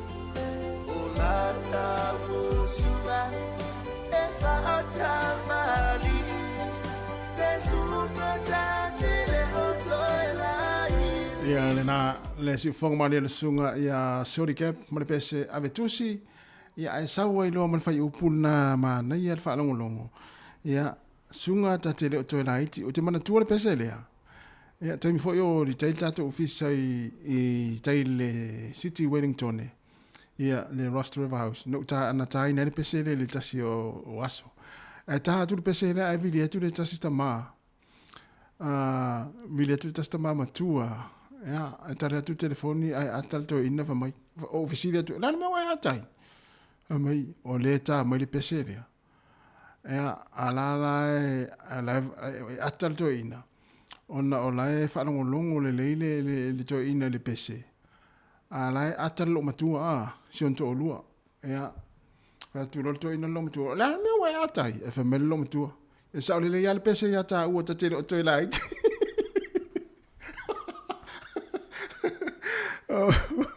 O to e mana tua e si to ina masilo o matua le nasa ile lua afe se furu valu, lua afe se furu fitu, lua afe se furu valu. E taha tu pese le evidi atu stoi ina e a whatu i pola me lai ata mai o lau te ata whatu lo matua whamele lo matua e sa ole le iale pese ia ta ua ta tere o toi lai to e se furu 5 minuto na tane o le tūlai lua whatala whatu e rika ma oe whafta i tere lawa le mai mua mai ma futa mai a nora le teu ia ma lo lava whafta i tere lava fo i le ma futa mai ma a whaatasi mai le tātou tau tua, ia ele o toi mawhoi, ia e mai alo fo i ma tātou tau tua o le ni fo i auri, ia e wha malo fo i ngā lue, ia a whai o nae te maua mai upo le pese le avetusi, ia sau avetusi fo ia uia yaso la, io e sau walu matusi e lisi vaenga, ave lisi vaenga, ia na o le lei,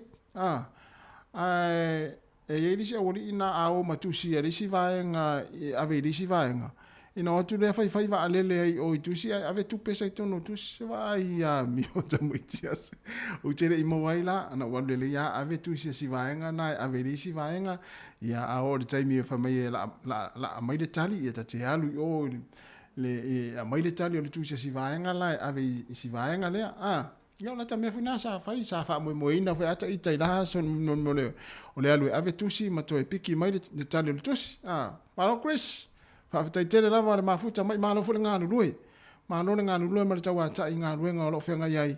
Ia in nei taimi o le auri. Ia ai le o te mawho. Ia ona mai aloa. Chris, sa e la vele vaenga le mo le avetusi. O le whai o le tusi e resi e te alu ave resi. Sa e ola i leo langa nei Samoa. Te ilo ta mole o Chris sa ola fo me na o le whai o le tusi e resi e alu ave ia pe ana foi ia sa le ia o por pese ia to tele foi da o ave tusi na o matusi ele yo na tu a fai va le ma foi le matia il sam ia TALOFA foi ia ngau ia sila ma lo lava le mai mo mai ia e ta tu le la to umi foi ia ai mai ana foi mo le ni foi auli ma lo lava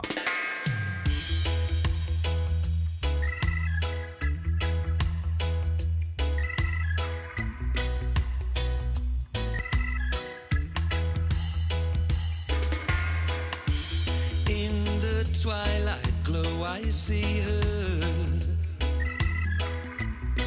blue eyes crying in the rain,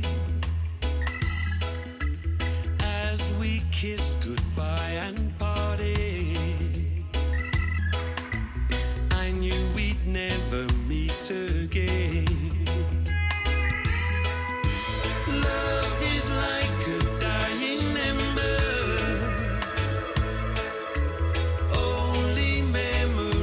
remain. Through the ages I'll remember blue eyes crying in the rain. Now my hair has turned to silver. All my life I've loved in vain. See her star in heaven, blue eyes crying in the rain. Someday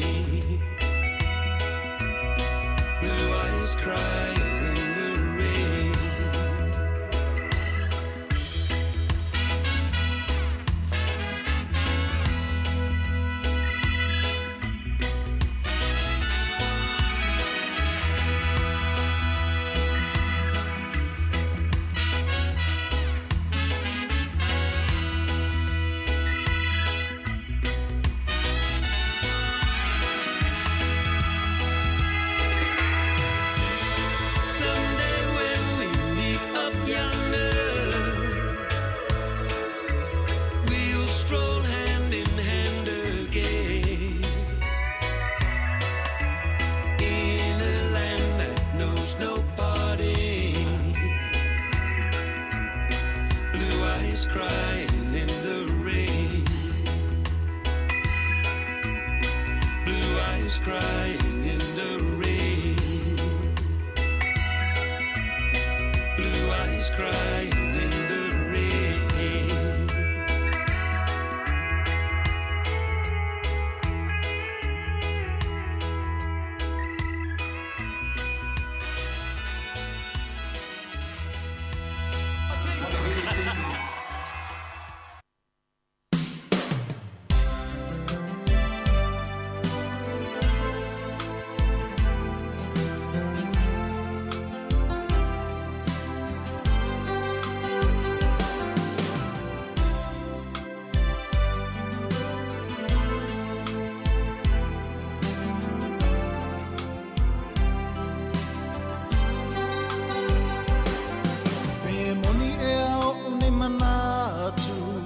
Na o fia ta uatu a o lango na popole ua fasia ia matai o le masiasi lea e a sai chali io ma faufama tali mai amoa a pai o le tali lea wana oe i lo fa amore moe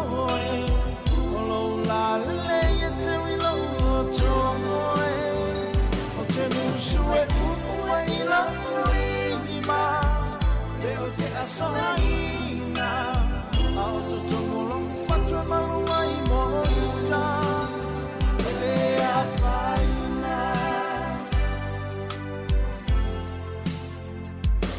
apai ole a italiaina so ne vai vaina o anei mautala ele afaina ole ala malo vai vai te tau mawhai se fale matango fie le vai e te tō whai a whai o le tali lea wana oe i lo wha amore moe o lo la le e te wilo o tōe o te musue ue i lo rima pe o te asaina auto tomolong fatwa maluai moita e apaina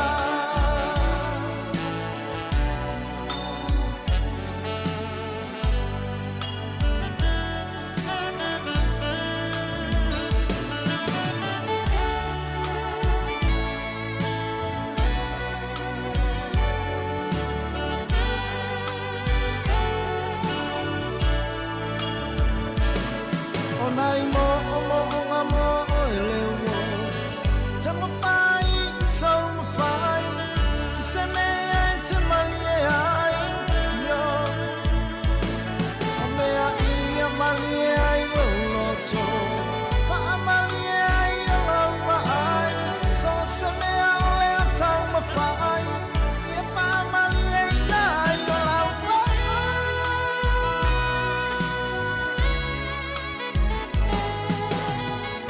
pa amali ai o mai apai o le taile amana oe lo fa amore moe o lo male te mi lo toe te musue ue lo prima eu te soaina auto tomo fatto mai moita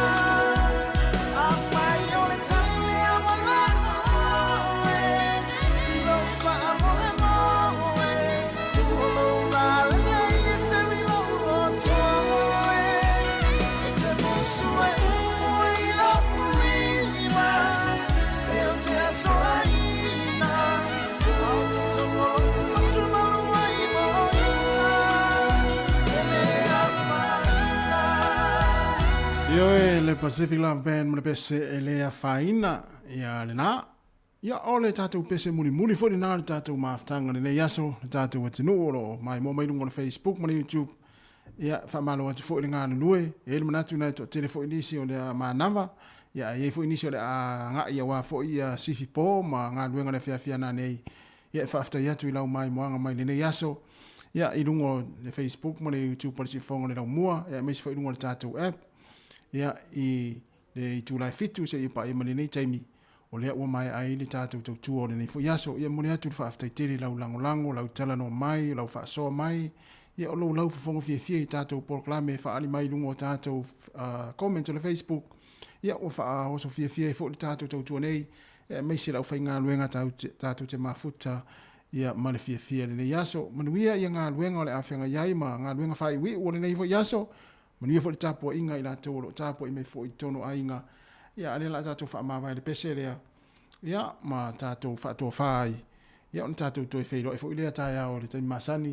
Ia i le tūlai fitu. Ia ai mai le tautua nei. Risi fonga le lau mua Wellingtone. Ia mātou te wha tō wha so i fua le mamano le tātou. Tenu Samoa. Ma ia wha manuia tele lea tua. Ia i fua fuanga o te toi o le nei yaso.